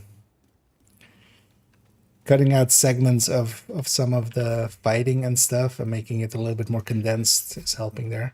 It's still going to be an hour and a half almost. So, yeah, and then add to character 2. Is there a point of buying the battle pass before we reach tier 95? Oh, were you the one asking earlier about the battle pass thing? Because yeah, if you're gonna try to reach 95, you might as well buy the battle pass now, because you also get 10% more. If you own the battle pass, you get 10% more season XP from whatever you're doing. So instead of, you know, a scout being 2000 XP, it's 2200 XP. So. But that's, yeah, if you're... Detected on hostiles. The other thing is, though, that, yeah, if you don't buy it now, you could see if you can reach 95 and then buy it if you do reach 95 and you get the, you know, you get the thing you were looking for. Because then otherwise it might be wasted, right? Like, might be better to save it till you... Because yeah, that's the thing, as Tony Sin says there as well. Only 6 days left. So it's only really going to be worth it if you're going to get your money's worth out of it. I'm just thinking, when they said, when are we going to be able to play the Brooklyn DLC? It's at 8 a.m. So I'm thinking, is it going to be available at 8 a.m. and we can already play? Or is it going to be maintenance? Maintenance. It's likely going to be maintenance for that whole morning, and then they're going to need one. At 8 a.m. and we can play it at 8 a.m., but there's going to be maintenance. That's going to last 24 hours. You have joined a group. That'll be, yeah, nah. They've been pretty good. Like the last one was a little longer, but they've been pretty good about the maintenances recently. Yeah. I'm guessing it's going to be like 5 estimated hours. Since it's a DLC. It's likely going to be 5. Well, last time as well, like the start of this season, they started it on time. They've been actually pretty good about most of them. Do we have a preference? Oh yeah, let's just go. Let's just go Lincoln. Yeah, let's go do Lexington. If you set it up already, and then maybe we just take Fog of War and Fragile, and not the other things, just to not be in our way. I want to have both my skills. I see there's some people there already for you guys to find. I'm just gonna do the intro here, and I'll jump over there as well. I have a lot of free time this week. Okay. Yeah, if you kind of feel confident and you have the time to kind of grind it out, because you can definitely do it in the 5 days remaining, but it's also not 6, even it's 5 basically, depending on your time zone. It's doable because I kind of did mine, but also I grinded Journey at the range. So that's kind of, that'll take longer now. Because you can't anymore. They fixed that. What do we want? Fog of War, Virtual Armor, and Special Ammo? No, because Special Ammo is gonna... Or does it not... Does it in missions... Let's just say Fog of War and... Yeah, it does bug out, but right? Let's just take Fragile and Fog. It doesn't, so... Yeah. Sometimes, so it's just random. Yeah, let's just take Fragile and Fog. Like... Okay. Just to keep it simple. Since we'll be able to talk to the community leader, log in to me. Land in a fresh one. That would be interesting, as yeah. That was maybe they'll have lines again at Brooklyn. That would be funny. As an old thing that happened with Division 1. Yeah, I'm gonna give this thing an intro and then actually cut, and then I'll come over there, get started. And yeah, lastly, but definitely not leastly, we'll go to that status effect one, and I quite enjoy this one as well. Especially, you know, as some that do know me, you'll know that I definitely enjoy eclipsing. On this character, actually, this has replaced their eclipse, so this would normally be their eclipse slot. They have an foam eclipse, an hazard protected foam eclipse for countdown, but yeah, this has basically replaced their fire eclipse for me. It isn't for per se as potent as a fire eclipse, but it's good enough, and I can get by with it. Also, I wanted to make sure that you know that on the build picture, of course, we have it with the backpack basically being a high end, and then the BTSU. Actually, the way that the build is saved is here with these 5 pieces, and that is if I want to play around with it, because situationally I might want to go with a Val instead. Although I've ended up basically taking it always with the BTSU and a Hive. And that's kind of my preferred way, but I still saved it in this way. I do this quite often with builds, and this allows me to have some options. Same as well, we could swap out the chest, but I found actually that the chest here were, especially because some of the spread damage, as we were discussing when we're going over the build layout, if it's damage that is coming from, in this case, creeping death, that doesn't count for the healing, but that's basically not getting counted for this. It is only anything I directly set you know, with the explosion of the fire or the stinger hive hitting them. But if it's fire spreading through creeping death, that actually doesn't heal anyone. Still does its damage, of course, and that's why we're taking it. It's for the CC part, not for the healing part. But yeah, that does mean that we're kind of running it like this. I have a fire cam as well, and a stinger hive, as we saw there. As well, here I'm taking a survivalist. Here, I feel this works out pretty well for this, because we can have that 10% for our allies, and that adds up. This in potency is definitely not as strong as Eclipse in general, but it's good enough. And we're going to go take it to a Lincoln run here with the same team we've seen so far. And yeah, let's see how we do. Right, let's jump on over and then go from the menu and then go to a Lincoln.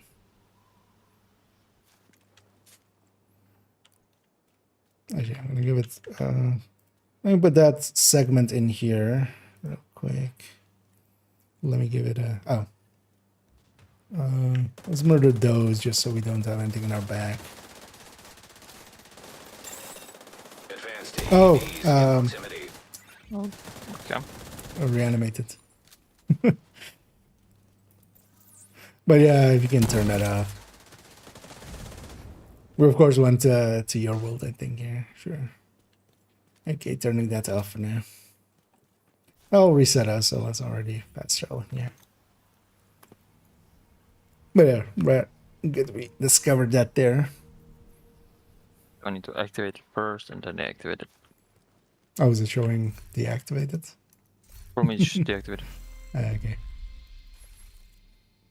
Yeah, it's going activating global event. Oh wait, was it? No, you guys saw. I mean, those guys revived, right? For everybody. Yeah.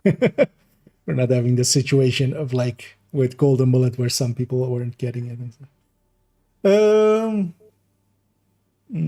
Because first does the same thing with Refactor healing. There is might be a tough test. Yeah.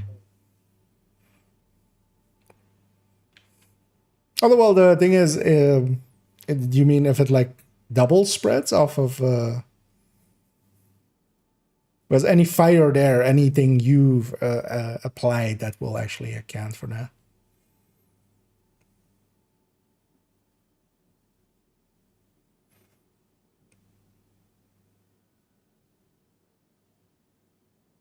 Oh, you mean having Eclipse spread and oh yeah. Yeah, you can't have two 4-piece talents going. If that's what you mean. Yeah, let's jump back to Lincoln. And let's do a Lincoln.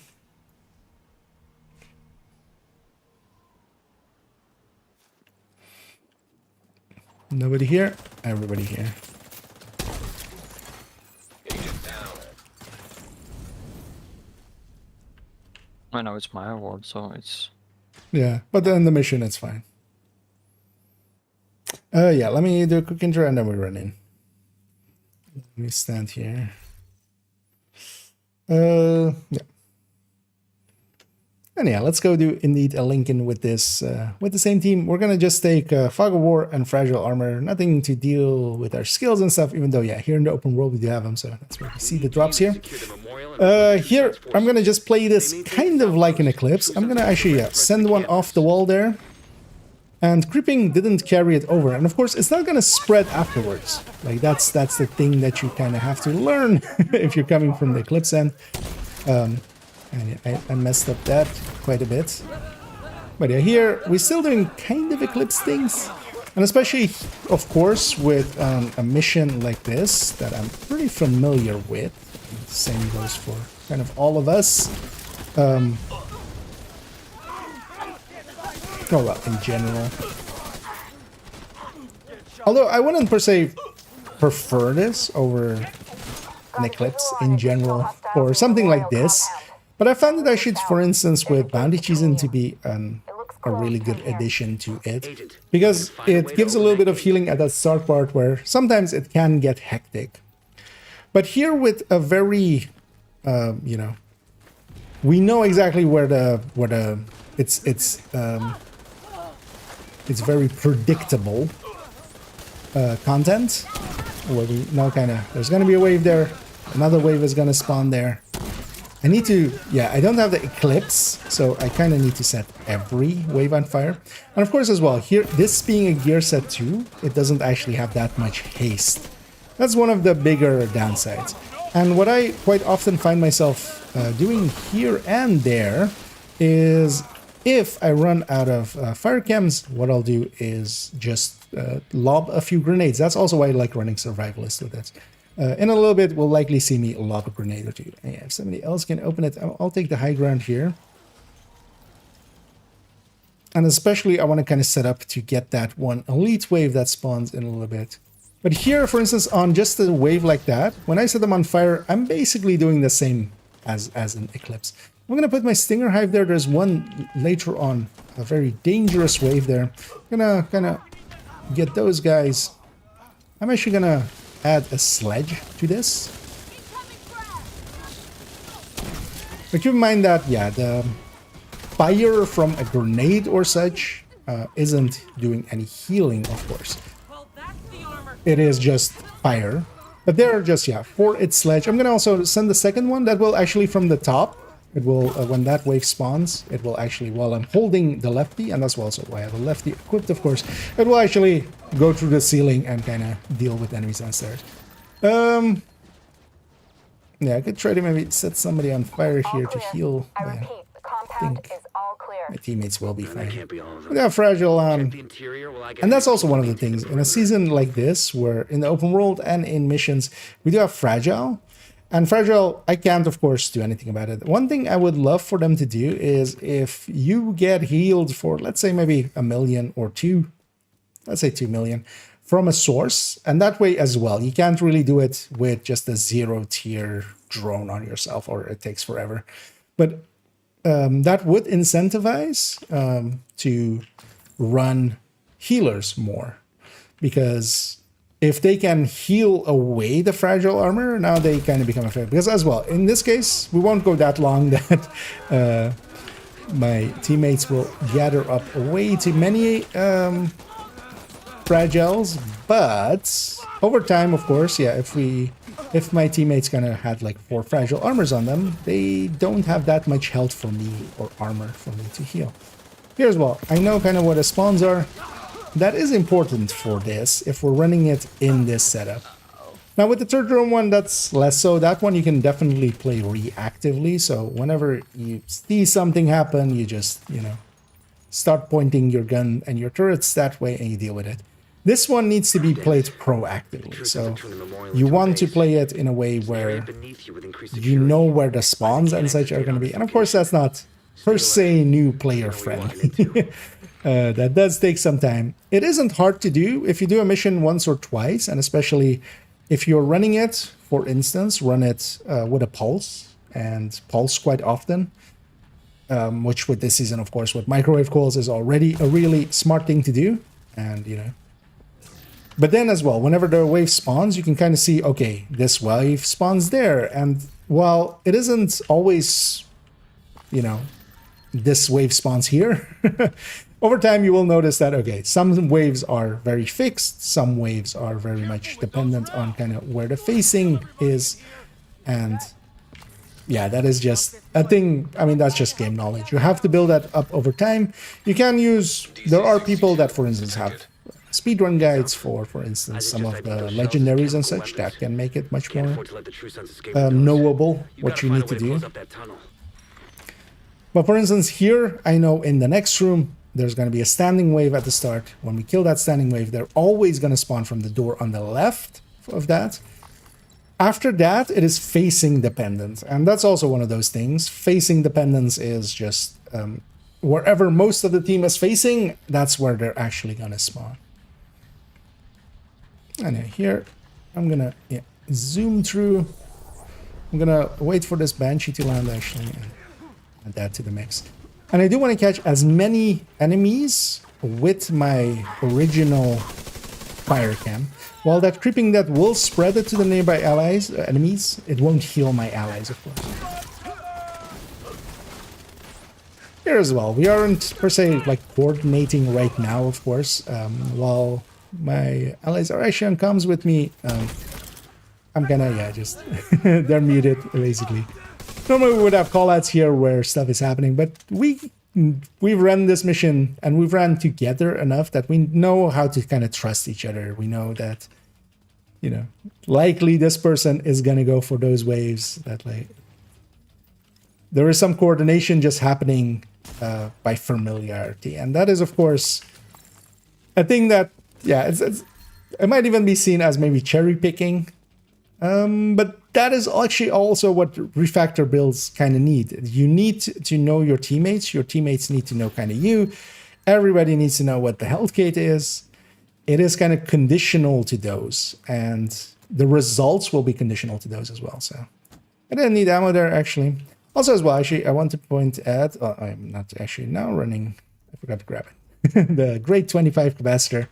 I could definitely use that. With the red factor as well, we weren't running that. We were only running the grade 25 actually with the Turk drone version that we had a second ago. Here as well, there's a first standing wave, then a wave spawns from that door, then it's facing dependent. So if, for instance, actually here, if we were like fully coordinating and everybody was facing that they could just see this door, they would guarantee spawn from there. And actually there. Even without the guarantee per se, but everybody was definitely facing that way. They could have likely as well spawned from that door, but, you know, 50-50s, RNG'd. And while, for instance, in a place like this, I feel pretty confident that I'm going to catch everybody with an Eclipse anyway, and that way that should keep them from getting more of those mortars. You know, CC just as much. Because here as well, I'm CCing, and I'm actually preventing damage from getting to happen. That's the point of crowd control CC in general anyway. So because I'm CCing, already not that much damage happens. But of course, the thing is, it isn't that no damage happens at all. There's been plenty of points here where, somebody was going to get hit, and we prevented that. And here as well, I'm going to kind of go to the side and send this cam. Catch as many people. I'm gonna leave my hive kind of here-ish. And this is very much, I know these things as I do them as an Eclipse. And I'm kind of playing this as an Eclipse, but yeah, doing kind of different things. We, you know, we don't have the spread. We don't have the damage of Eclipse neither, because an Eclipse would do more damage. But for instance, here as well, in a second, I do have a supercharge. I'm supercharging here. And for instance, my chem is now much larger. Any skills used by my allies is much more effective. That Banshee, for instance, was a 6 tier instead of a 0 tier. And also that would put a damage. We don't need it there per se, but you know, we're just cleaning up. But that did put the pulse effect and overcharged pulse effect on that boss as well, gaining the damage that you do from an overcharged pulse. So Yeah, we'll grab our loot. We'll go to the elevator and take our way upstairs. Just want to see the end of mission results. Here with an Eclipse, I can definitely hang with with strikers and such. Stop them. And we should have actually used our supercharge here and there more because, yeah, we basically have a few places to do it. I am to have you on our side. But of course, with talking, we weren't paying attention. Today, we dealt a great blow to the Yeah, troops of let's wait for the Confiscated a massive mission cache of completions chemical there. weapons and eliminated But there we some saw kind of what this can do, and I definitely like this setup. You saved a lot of lives One today. thing we could have gone with as well is different backpacks, and actually for here would have worked out perfectly fine. The creeping that did grab a few enemies here and there, definitely, Priority objective but available. it wasn't gonna grab. It wasn't per se needed, and I could have gone with something else. And yeah, while I'm not, you know, in the same leagues or anything, with the healing, with the CC, I did enough, right? And yeah, we could always trade this out for instance, going either running that lefty together with a setup backpack or going with this overclock, which actually, yeah, for bounty cheesing and such, because we didn't need it per se there, I would run this Hermano for that perfect overclock, gaining these reload speeds and such. Yeah, let's take this to a conclusion and round this all out. There we go. Yay. Yay. I didn't expect that I did that much. Really? Yeah. I mean, yeah, you were just in speedrun mode, I feel. Just Just MG5 is so good. And the reload speed. yeah. I have a few items here for you, Latte. Actually, that Cheska chest, although, or a Cheska mask, likely isn't that great. You might have better, but in case you don't, it's like. But yeah, I was kind of playing it like how I would play it with a hunter, just not with a hunter. I mean, So yeah, my the thing is placement like, was kind of the same, just standing in front of a door so I can catch the next spawn. yeah. There's one of those no this one as well, right? And yeah, take that one for the third stat. Yeah. Oh, yeah, and I'm keeping this pistol for the pistol collection. Do you guys want to be in the outro, or as if you want to be, but also I understand if you guys have better shit to do. Unless I get to call sleep and a better shit to do. yeah. Now, if you guys, I'll leave you guys to it then. I'm just gonna go do an outro here. Just gonna go back I to. don't mind. Like, I mean, I'm The just thing is gonna also do I is- don't have really like an idea of what to do there, but more like if you just want to be there and do an emote or two, just in the background. Yeah, sure, why not? Yeah. Let me just dump this. We'll just take this character. But then yeah, if you're okay taking us, because we'll outro the same place we introed on the Brooklyn, underneath the broken Brooklyn Bridge. So let's go there, do a quick outro, and yeah, if you guys just want to be there and do some emotes in the background while I'm I'm doing thing. Also, yeah, let me catch up here because I'm way behind, I feel. Oh, and thank you so much, your Mambo Land. Sorry, getting the name wrong. The Rain Long. I've been speaking too much, and my brain is gone now. But yeah, thank you so much for keeping that sub going. And yeah, 15 months already. That is impressive. And yeah, thank you so much. And yeah, sorry for getting late to it, as you're kind of in recording mode. There's no this I would love it. That would be an interesting thing. Although that would be too game breaking. Oh, did I not ready up? I think I didn't even pay attention that the ready up was there.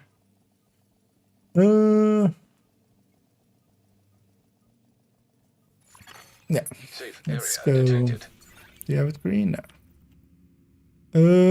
Likely the mission is fastest. Yeah, because we're going here. I think my map should be green. Oh, yeah. I'm getting a double load here. Yeah, because my loading screen is the longest one in game, but It's just going 1% at a time. Okay. God Yeah, damn it. let's just go from stranded. I think is fastest because you're basically going to. Right now it's cookies map. I don't see anything on the map. Okay. I don't see anyone and anything. Oh, you're kind of Oh, now it's working. disconnected. Okay. Yeah. Let's go through the water end here. Maybe we'll see less enemies. Only if I loaded in faster, we could have had like full green map It doesn't with make less too enemies. much. It would take more time to like take ownership here than it would be to get here. Almost done. Oh, lever. There are more war. What do we have here? Just paying attention to my side and I missed these guys.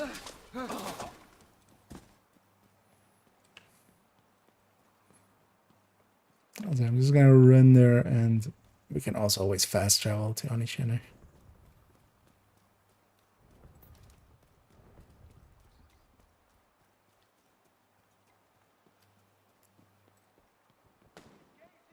Where's it? I see.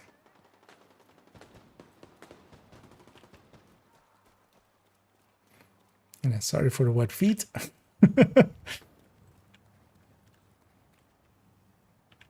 Are you with us, bro?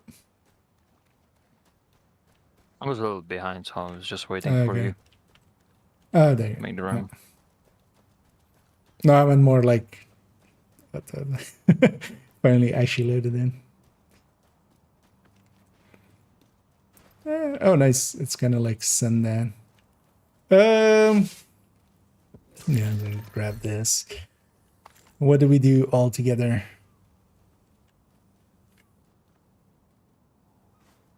Just dance party. I Oh, feel why not? I'm doing this one. Otherwise, if you guys do dances, because I'm first gonna discuss in menu and then I'll come out and you know what? Let me put that rock and roll as my so I don't need to go into that menu even.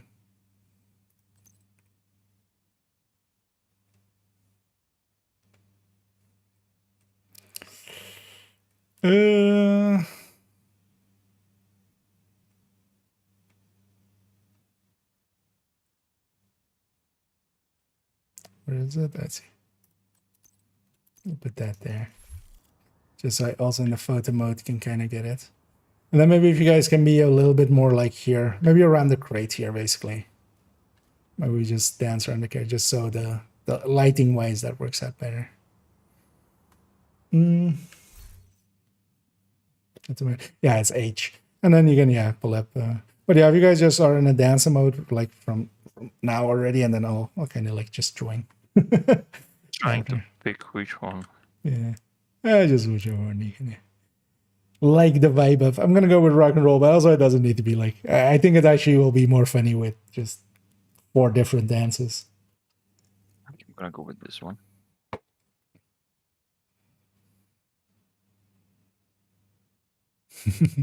Spin dance. And again, easiest is going to be if you pick something that also is just continuous, but then you don't have to like redo it. There's a bunch of dances that are kind of like the one that Pomix doing is just. Oh, that even works. Yeah, what lad is in there? Yeah, that works. Yeah, okay. Set up.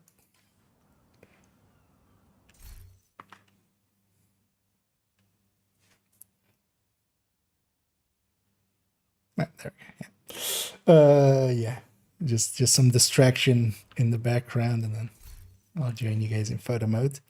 Also, just so I get the name right, especially a lot of cookie right. So I'll say some thanks as well. Yeah. You know what? Let's maybe be in the void for a second. Oh nah, I can actually like the silliness that is happening behind me. Yeah, let's be like this. Just gonna gathering my thoughts. Yeah, let's go. And yeah, we come to the conclusion of this somewhat long, but actually not as long as I feared it was going to be, build showcase. As in the end, this kind of turned almost into a masterclass, but I hope the gameplay sections being a little bit shorter doesn't offend anyone, although, well, or just feel, you know, less worth your money, but also, yeah, money back guarantee if you need it. And yeah, what we saw here is Refactor actually in different forms, and actually in 3 very different forms, performs pretty well. The red factor, as we kind of saw it, the drone version, which is kind of the general meta for the gear set. And then even here with this status effect version that works pretty well and can do part of Eclipse, but not to the same degree, but then does healing on top of it, of course. All of those are actually very worthwhile builds, even the explosions version, the explosive version that we saw as well. And I quite enjoy running Red Factor as it has come in, and it's been actually a while since a gear set has come in and actually has been added to the build collection in more than one way. Honestly, the last time that has happened is likely more like towards when Hotshot or Umbra and especially Heartbreaker definitely came in with multiple versions, especially early on when it was broken. It's been 4 seasons after Hotshot where we've had somewhat more mediocre stuff like Aegis and Virtuoso and Breaking Point and Cavalier. We definitely have a standout gear set here. It isn't the best, it isn't the strongest. In that legendary, if we were with a Foam Eclipse and 3 strikers, we would have likely done it faster. In the with the red version going through Summit with a combat medic and going through it, I would have actually felt a little bit more comfortable. And here as well on that Lincoln mission, I could have likely done it better with an Eclipse. But this definitely is a different playstyle, and that is sometimes all I need. I want kind of the things we were always doing, but in a little bit different way. Here as well, definitely as a supporty version, I quite enjoy it. And that's a playstyle, if you do enjoy that, this is kind of the de facto gear set for that. So yeah, we come to the end of this silliness and this very long build showcase here. And yeah, I want to take the time here as well to thank Pamik and thank Tonison and thank Latte Cookie for helping out here. As yeah, they definitely made it a lot easier than just random matchmaking. And for this as well, it is definitely a group build. You want to have a little bit of that coordination going, and yeah, if you are gelling well with your teammates, that helps quite a bit. So yeah, if you did find this video enjoyable, please do any and all of the algorithm things down below. It does help out, so I'll do that little bit of shilling here. And for future videos, we're going to go, of course, into a new season with, of course, new season things to discuss there. But before we reach that point, I am going to actually do that thing I've been talking about for quite a while, and that is a call for backup. And yeah, you guys will see, and you will see what that means in 4 days after this video. So yeah, I hope you join me for those. And as always, have a good night. And cut. Yeah, that was that worked well enough. As my outros are never too clean anyway. We'll take that one. Let me see what the total runtime here is. Just so I know. It is 124. So actually that's not even longer than the Umbra one. But yeah, that I'm happy to have that one in the bag. Actually, this feels good. Yeah, let's take it back to DC. I don't know if you guys are up for anything more. But if you are, maybe we do some stuff. Although I'm guessing, Pamik, you have to work tomorrow. Yeah, I'm gonna go to sleep. Yeah. Okay. Yeah, no worries. Yeah, Tony's and Latte, I don't know if you guys are up for it, but we could definitely maybe do parts of the weekly at the very least. Maybe not the whole thing.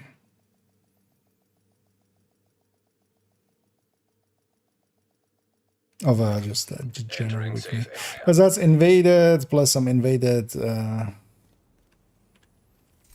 invaded stronghold, invaded missions, and black disk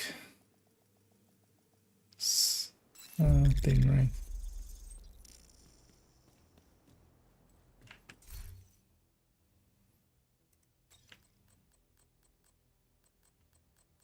I'll just leave this guy on this. Actually, I'll leave him under striker.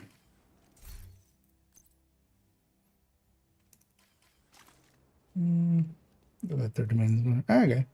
No, doesn't this maybe bang out a mission or two of it? An Then agent let has me left your swap.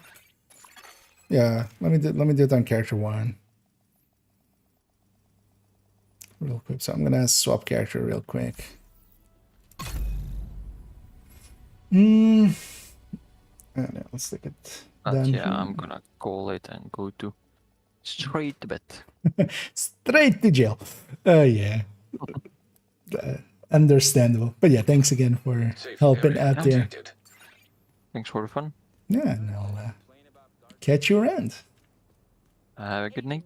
Have a good night. Selection like this since before the Green Boy. Yeah, let's chain back up with Danny's in here. Yeah. You are now in a group. So when we do the missions, then we also don't need to take ownership or anything. Or not latte as well if you're up for staying around with it. But maybe we do the 2 invaded missions quickly. What's invaded?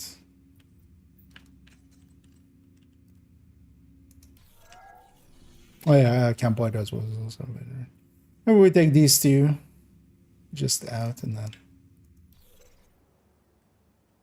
then if we have some time, maybe a bounty and then.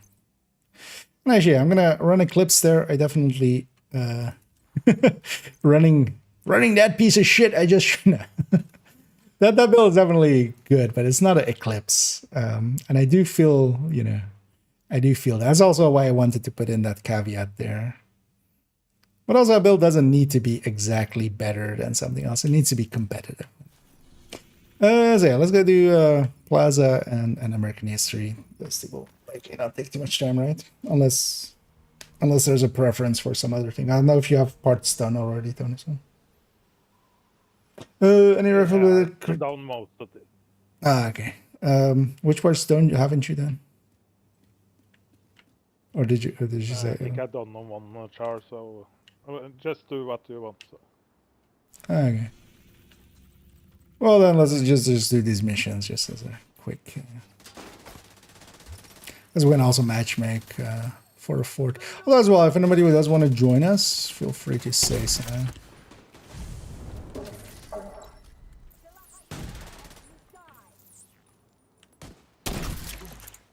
Or just join you.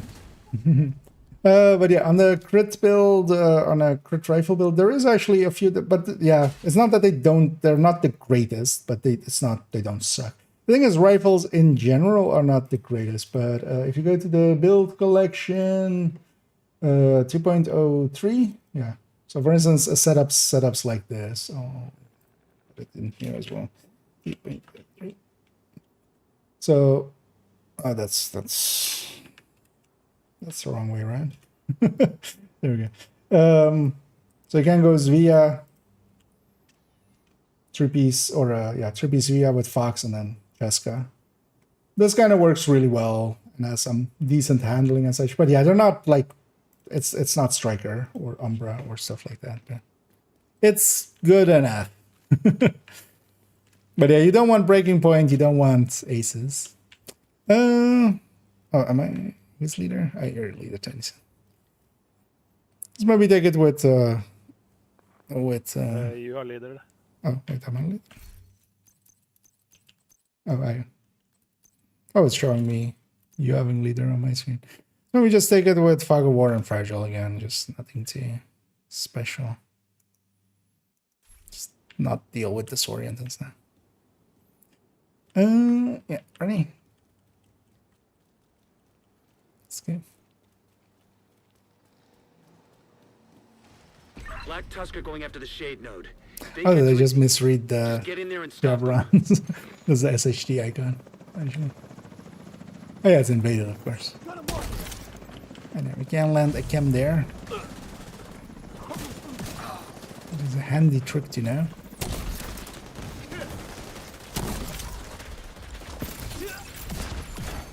An agent needs assistance. He's gonna explode and shock me if I don't get away from it.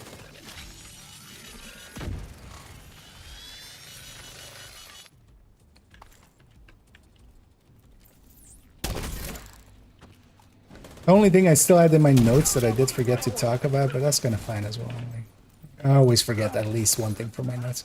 But it was just to do the talk about like the best healer in this game is still out of combat. Like whenever you go out of combat, there is no healer that heals as much as when we go out of combat. And that only gets broken by no regen, basically. He's still doing drugs, Agent something.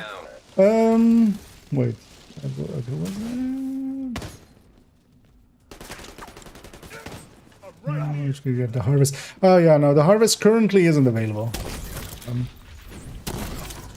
Actually, sorry, I totally missed that earlier as a question. But yeah, the Loot Goblin will likely have it again soonish. There's still a Warhound back here. This thing isn't gonna despawn.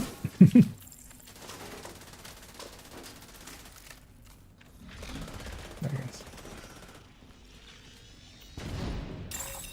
Warning. Unauthorized Yeah, network there's access always detected. a scare if it's gonna They've be already reached the Shade node. Get there if as it's fast gonna as be you can. rogues, but yeah, no. It isn't. You know, chat for now. Ropes here.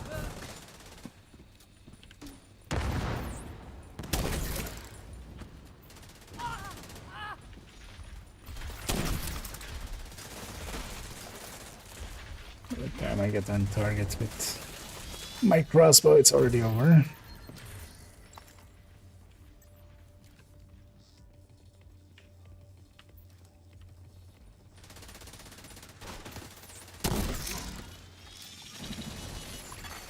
System malfunctioning. Yeah, the thing with eclipses, especially this, like just spreads so much more fire. restored. But yeah, it doesn't do any healing, of course.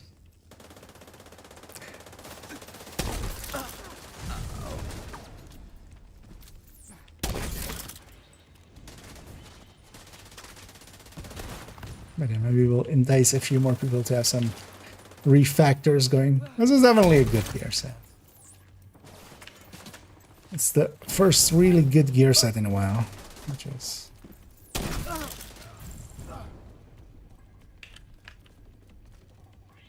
saying something.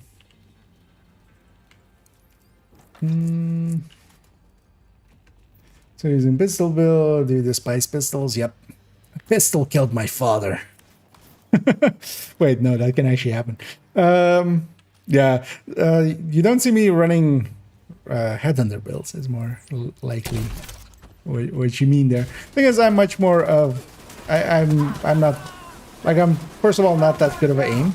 Second of all, I don't enjoy like while I should try to become better at hunting. I just don't enjoy it as much as just what I call like a shooty builds. I do actually, for instance, earlier today we did a summit. Well, actually I did that was this afternoon, right? There's a crate back here, so I'll quickly grab it.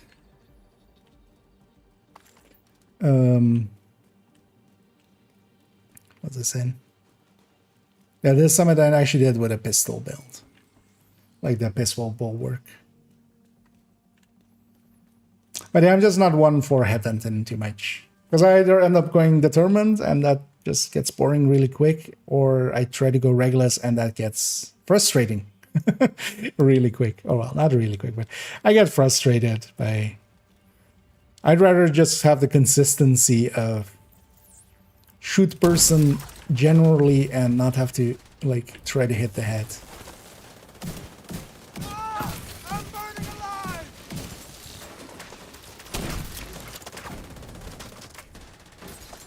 Also as well, we're likely not gonna make it too much later. I might not even go to one that I normally do. Because I definitely feel now that I'm kinda out of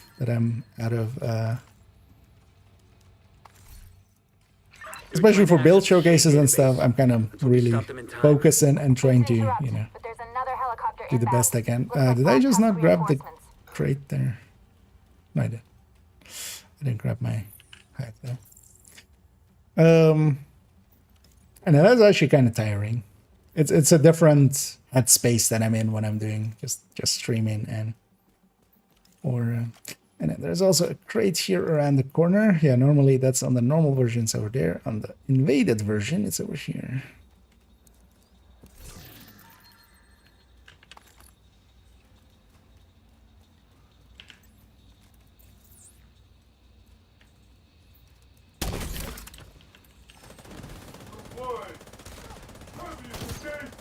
And a crossbow here, get the... Oh, well. Just blew myself up there.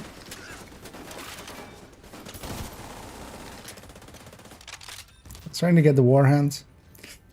Is there any of those, any crossbow to armor plates, strips to armor plates, so that's actually a really handy thing to know, because sometimes that's the thing that cuts 20 minutes off of a master mission. Did they ever fix that guy, actually?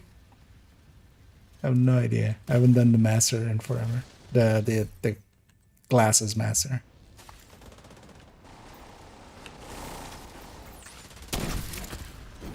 Because the boss, you can just, he's armor plated, but you can just do one crossbow to him, man. Oh, the shock rounds blew up. Just gonna go grab the shock rounds.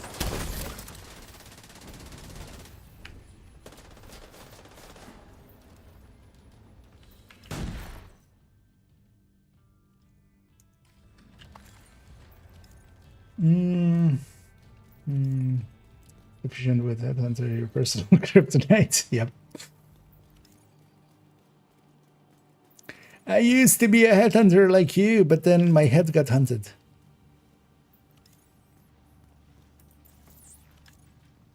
But then I took a Regulus to the knee.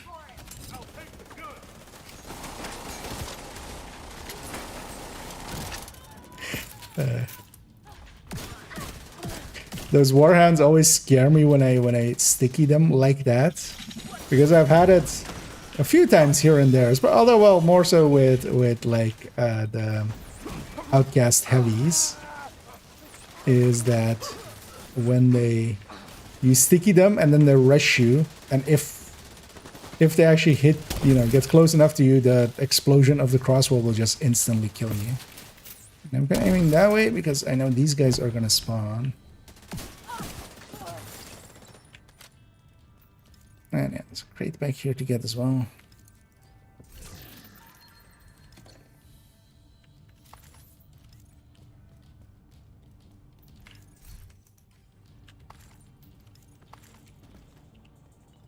I need a 7 seal.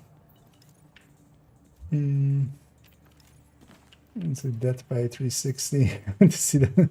Yeah. I mean, it happens so rarely that you basically never see it. And actually, on this next fight as well, I'll do the thing here of getting all of the jammers quickly. But let's wait up for everybody to be here.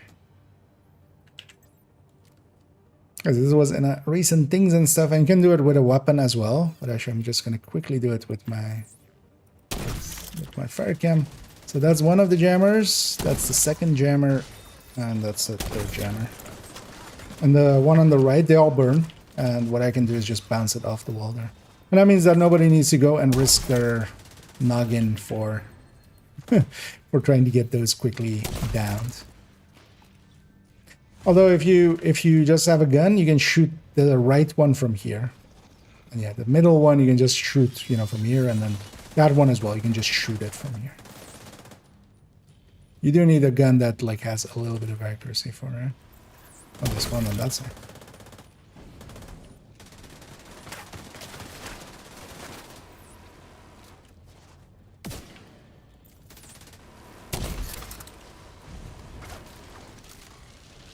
Yeah, missed. It's just gonna. His chest will be off in a sec.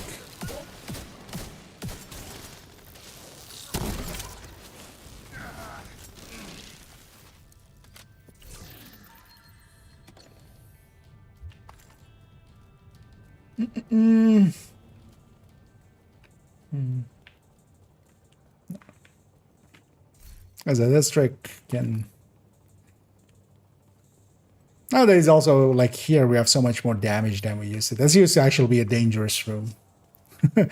Plenty of teams would wipe here in like random matchmaking and stuff. But yeah, we had a lot less damage, like 3 striker. And everybody was running glass and stuff back then, so. And here it's just basically let them come out of the choppers and just murder them that way. But there is no initial wave here. I'm gonna land it there. Stay cool. So that's also an important Eclipse trick to know, is just you can land it in kind of like that part of it where the refueling rod is. The refueling pylon. Although you can actually land it in a bunch of places. That one is just the easiest. Although yeah, there. Still didn't get it, but actually my teammates have this. I want to use another chem there.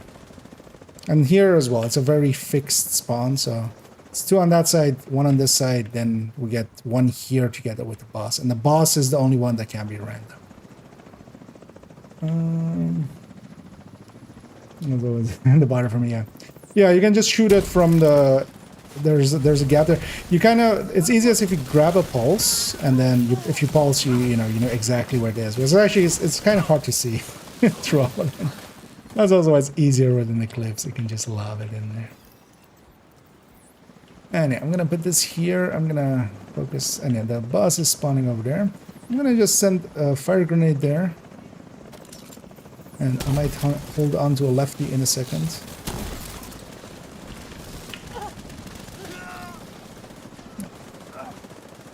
Making that a sledge. We'll have to check the logs to see if they accessed any sensitive data. But I think we're okay. Good work in there.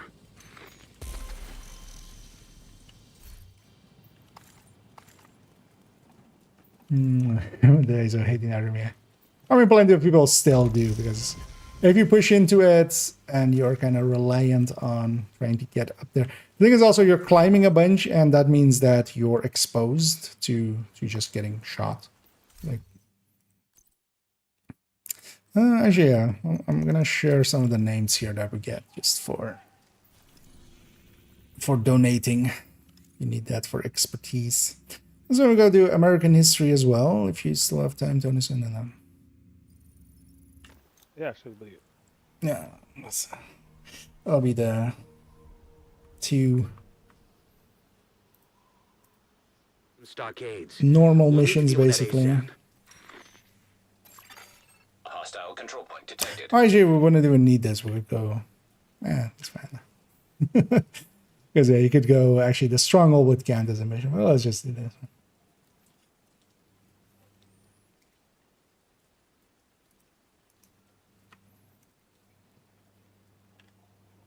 Let's go see if the snitch is here, actually. Oh, yeah, he is. Let's grab an extra band here. Might as well for it. Want to know where my buddy has set up shop today? Also as well for it. I don't know. Oh. All right. Knowingly, when he's in combat, we can't interact with him. Although this guy comes out of combat way faster than like control points people. This beat's getting shot.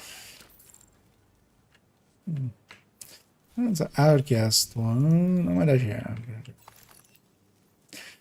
They'll also put the.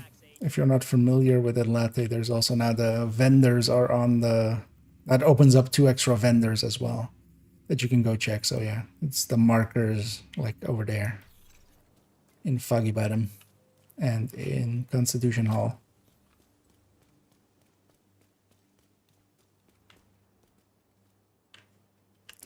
Although, yeah, depends on how much textiles you have. Danny, that is over there, that's a textile vendor. So that's the duplicates that you get from apparel caches vendor. Near as we can tell, black tusk Oh, is yeah, spread let's out just take throughout the Fog building. Alarm. Be prepared. Forgot to set it. It's fine. Yeah, well, let's actually matchmake for a fort. Unless somebody wants to join us, if you feel free to say so. Just make it a 4-man for scaling purposes.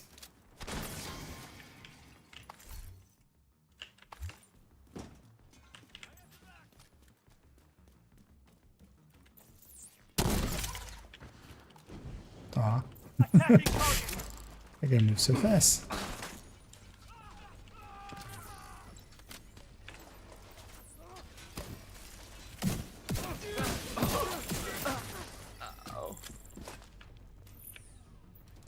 Well, there's a crate up there. There's no thing to interact with, but crate up here. Let's see for the journey. One mission. Ah, nice. That'll work out here as well then.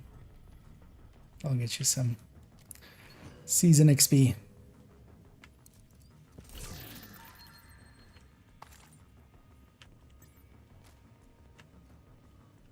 And then next season's journey as well, actually, they have toned it down even more so.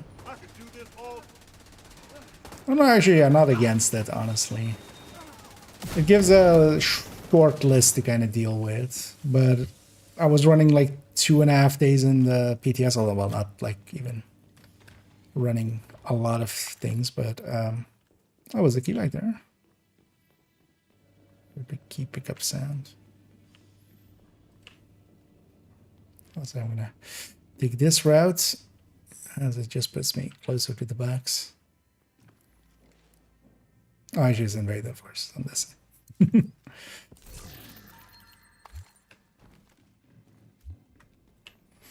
So out in battle location. Yeah, if you get assaulted around him, he does jump in. There's actually even a rare one with him, which is actually like, you know, actually a rare thing, which is there is it's kind of close to bank is one of the spots that it can happen, but there's actually a few places.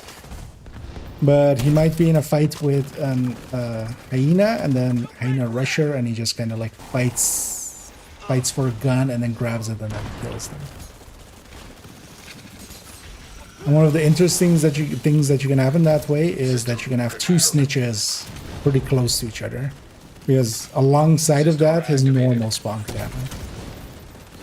And there's also a normal spawn for him pretty close to there.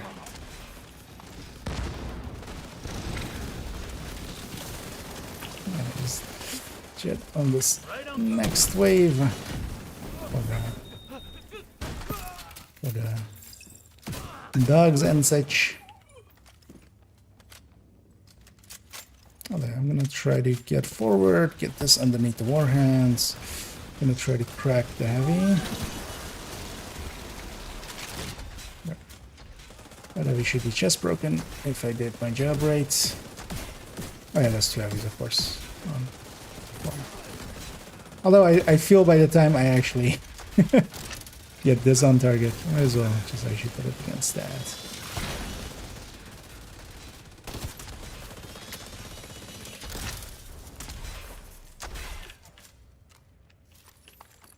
And I always like running Eclipse. He's broken right now. Oh, that's in response to the other thing, right? The hoarder, well, it's not broken. He only drops those special items when there is an event going on.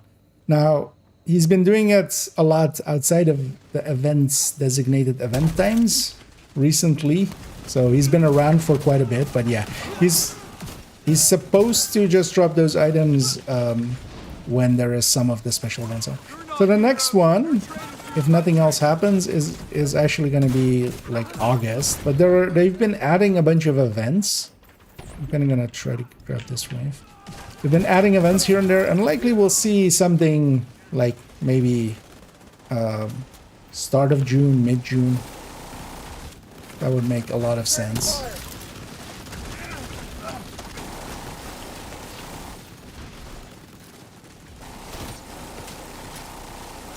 But yeah, he doesn't drop those special items, which the harvest is one of, outside of those times. And you can also always know when one of those times is. Even every kill that you do of him, he'll drop at least something from the like the loot pool, the special loot pool. So festive delivery, cooler, slayer, stuff like that. Whenever he doesn't, even like on the very first kill, he doesn't, like, you know, he's not active.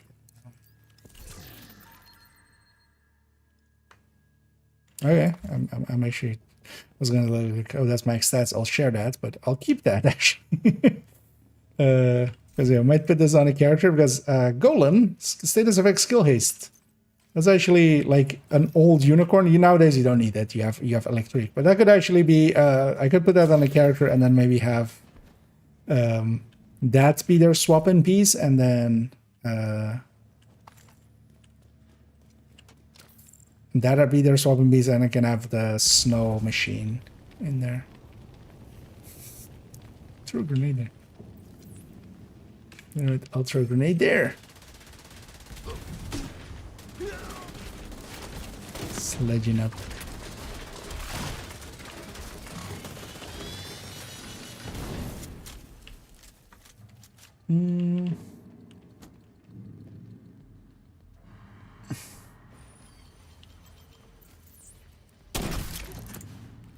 How's that?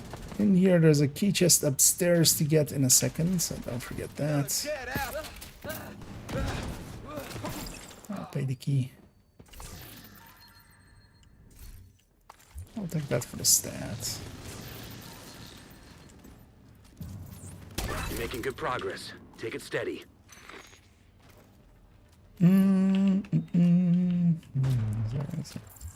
Ah, no worries, dude. You know, I'll get it wrong sometimes. Because I was dropping till recently. Laptop detected. And it's been dropping it often, so. But I will likely see an event pretty soon. Can you see my build? I'm just running box standard Eclipse. I can actually link to Windows 5. That's 295. How did I mess that up that bad? That's the build picture. Yes, I'll put them both. But that's basically all status effects and we'll review the data you just downloaded and see what we can make of it. Continue your sweep. Hastes basically where you can't do status effect. But especially this, keep in mind, you know, it's not to humble brag or anything, but like I'm pretty proficient with Eclipse. It takes a while to get good at eclipsing. It's kind of like headhunting. If I've likely had spent just as much time getting better at headhunting, I might be much better with a Regulus than I am now. But instead, I'm decent with Eclipse. Because you need to kind of know where the spawns are. You need to get good with the fire cam. You need to know, for instance, as well, that you can ignite the fire cam by just double tapping. So I fire the cam when it lands and like makes its cloud. I can double tap the button it's on, and that will ignite it. Because I see still way too many people shooting it. And yeah, you shouldn't do that. Like, that really impedes the effectiveness here. But yeah, knowing kind of where all the spawns are happening and, you know, for instance, here as well. I know it's the chopper, and then there's going to be a spawn here. So what I'm going to do is actually even put my hive there, on the other side of the door even. And that chopper is going to get caught. But it is... I'll take this wave. Area secure. Good work. So it does take a little bit of practice to get good. Yeah. It's definitely, yeah, it's one of the top builds. I would say Eclipse is part of the meta when it comes to especially heroic and heroic missions. Yeah, let's maybe round it out there. I think Denison wants to get to bed as well, and I kind of do as well. We'll just round it out there. We'll end a little early, but let's take it over here. Also, once that random leaves, I have a few shares as well for Latte. In a stronghold. We can't let them get too comfortable in there. Ready when you are. I should have you fast traveled over here. Latte shared with you as well. Let's actually check what else we got. Actually, I'll share. That's the max stat. That's the max stat, and that's the max stat.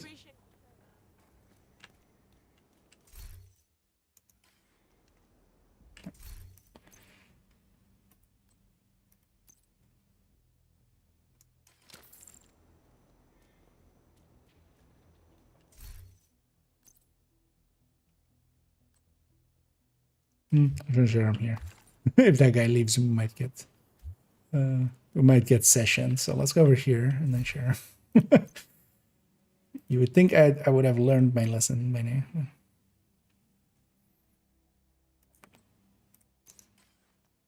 Because there's some stats for the library, especially, and the named for donation. There was a fourth item. What was the fourth item? Oh, this is nice.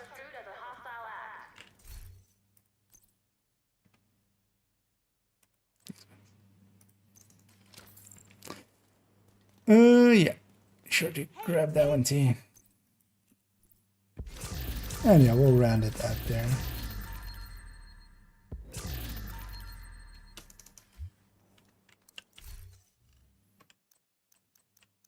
What else I have? Thanks for your business. Add this one to the bounty. Max marksman rifle for the bag. But then yeah, we'll round it out here. Oh, we didn't do it with reanimated on. We should have totally forgot reanimated existed after the build showcase. Because yeah, we could have actually gotten a few stars out of it. And actually reanimated is overall faster usually. But live and learn, or die and learn, because we're gonna respawn. Our bones up on the stairs. That's up. That's up and. I'm trying to figure out where the and is. Bones up and out down the stairs. But yeah, we'll actually, I'm gonna take my leave as well. But yeah, thanks again, Tonyson, and thanks again, Latte, for tagging along, and hope you guys had some loot and some fun and some enjoyment out of it. And yeah, I'll leave you guys to do your things. And as well, actually in the background, I'm gonna already start looking for somebody for us to raid, as I'm kind of getting rambly already. We'll catch up on the last chats here, and then we'll send everybody off to. Let's already pick somebody.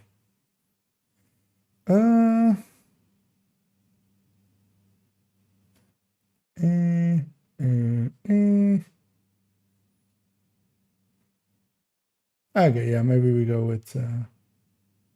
Well, he's been going for a while. Yeah, let's just go with Lil. It's been a while since we raided him, actually. Although, well, we raided him a few days ago, but we haven't raided him much. So We'll go with him. Let me catch up on some of the last things here. Red builds are worth taking to expertise 28. Do you mean just on gear as well? It depends. If you run a build a lot, like for instance, one of the things I've been spending my watch points on, and yeah, we need to actually take some time here, and I need to at some point as well just sit here and burn watch points. The thing is, of course, when you're taking it to 25 or 30 even, as it'll be upcoming with the DLC, because once the Brooklyn hits, we have enough items for 30, so 30 is going to be the new highest. It depends. Like if you run a build a lot, like if you run, let's say, a Head on this Fury a lot, trying to find Head on this Fury, it's over here somewhere. So if I run this build like daily, every day, in every way, it's the thing on me for most of the time, and you have the exotic components, sure, why not? It's the armor is still worth it. Like a lot of people go, it's not worth it. It's just very expensive in comparison to weapons. So if you still have weapons to upgrade, do weapons first, and skills especially as well. So for one of the reasons I do a lot of skills in my case is these are all account wide, and I use all 4 characters here. But if you have, if you've done most of the weapons you want to do, if you've got most of the skills that you want to do, just grade it up, sure. But at least as well, just take them to 12. Like, why not? Especially now with the resources. Well, depends. I say this, of course, in like a very nonchalant way, but of course for newer players, that's not an option. Like when I'm saying that, I mean like if you have a ton of watch points and stuff. I'm being kind of, yeah. A lot of us are entitled, and yeah, we should recognize that.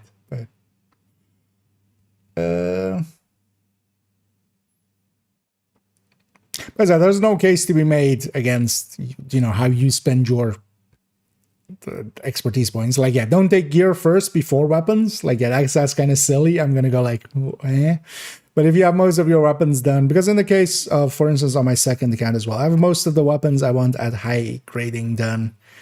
I've been kind of considering actually taking maybe one of the strikers to like 20 or such.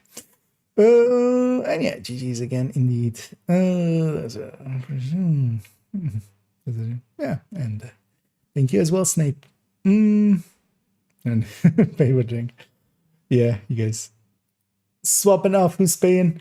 Yeah, let's go. We'll just go raid Little Huge, who's likely doing some raid or incursion, as I feel whenever we're looking at him. He's in there. Yeah, he's an incursion. Anyway, we should actually maybe do some incursion or something before the next season. But likely, so tomorrow what I'll likely spend a lot of time on this week is we have a hardcore on second account. I want to actually level them up to 40 before Brooklyn hits. We're kind of going through the base game, just refreshing ourselves on, hey, what happened in the base game? Kind of just going through the story again. And as well, that'll be like an extra hardcore on that account. And I can also spend their points before the end of the seasons and then get it again as well next season, of course. As those, the hardcores will also reset, most likely. They haven't per se said so, but one can assume. But yeah, that's for in the future. Also tomorrow, I'll likely be able to stream in the afternoon, and we will just although no, likely I'll start a little bit earlier. That's the more likely thing, but I'll likely be streaming quite a bit Thursday and Friday, and then Saturday I'll be missing the whole day, and then I'll be back on Sunday as well. But enough rambling for me. Let's hit that start raid button on the Twitch end. And then yeah, tomorrow evening, the build showcase that we recorded earlier today here. I'm gonna stitch that all together, give it a thumbnail, give it a description, and it'll go up. So that'll be upcoming. But for now, enjoy yourself some as they're going into the right fight.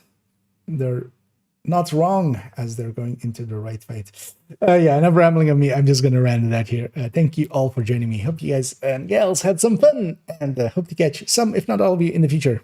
And as always, have a good night.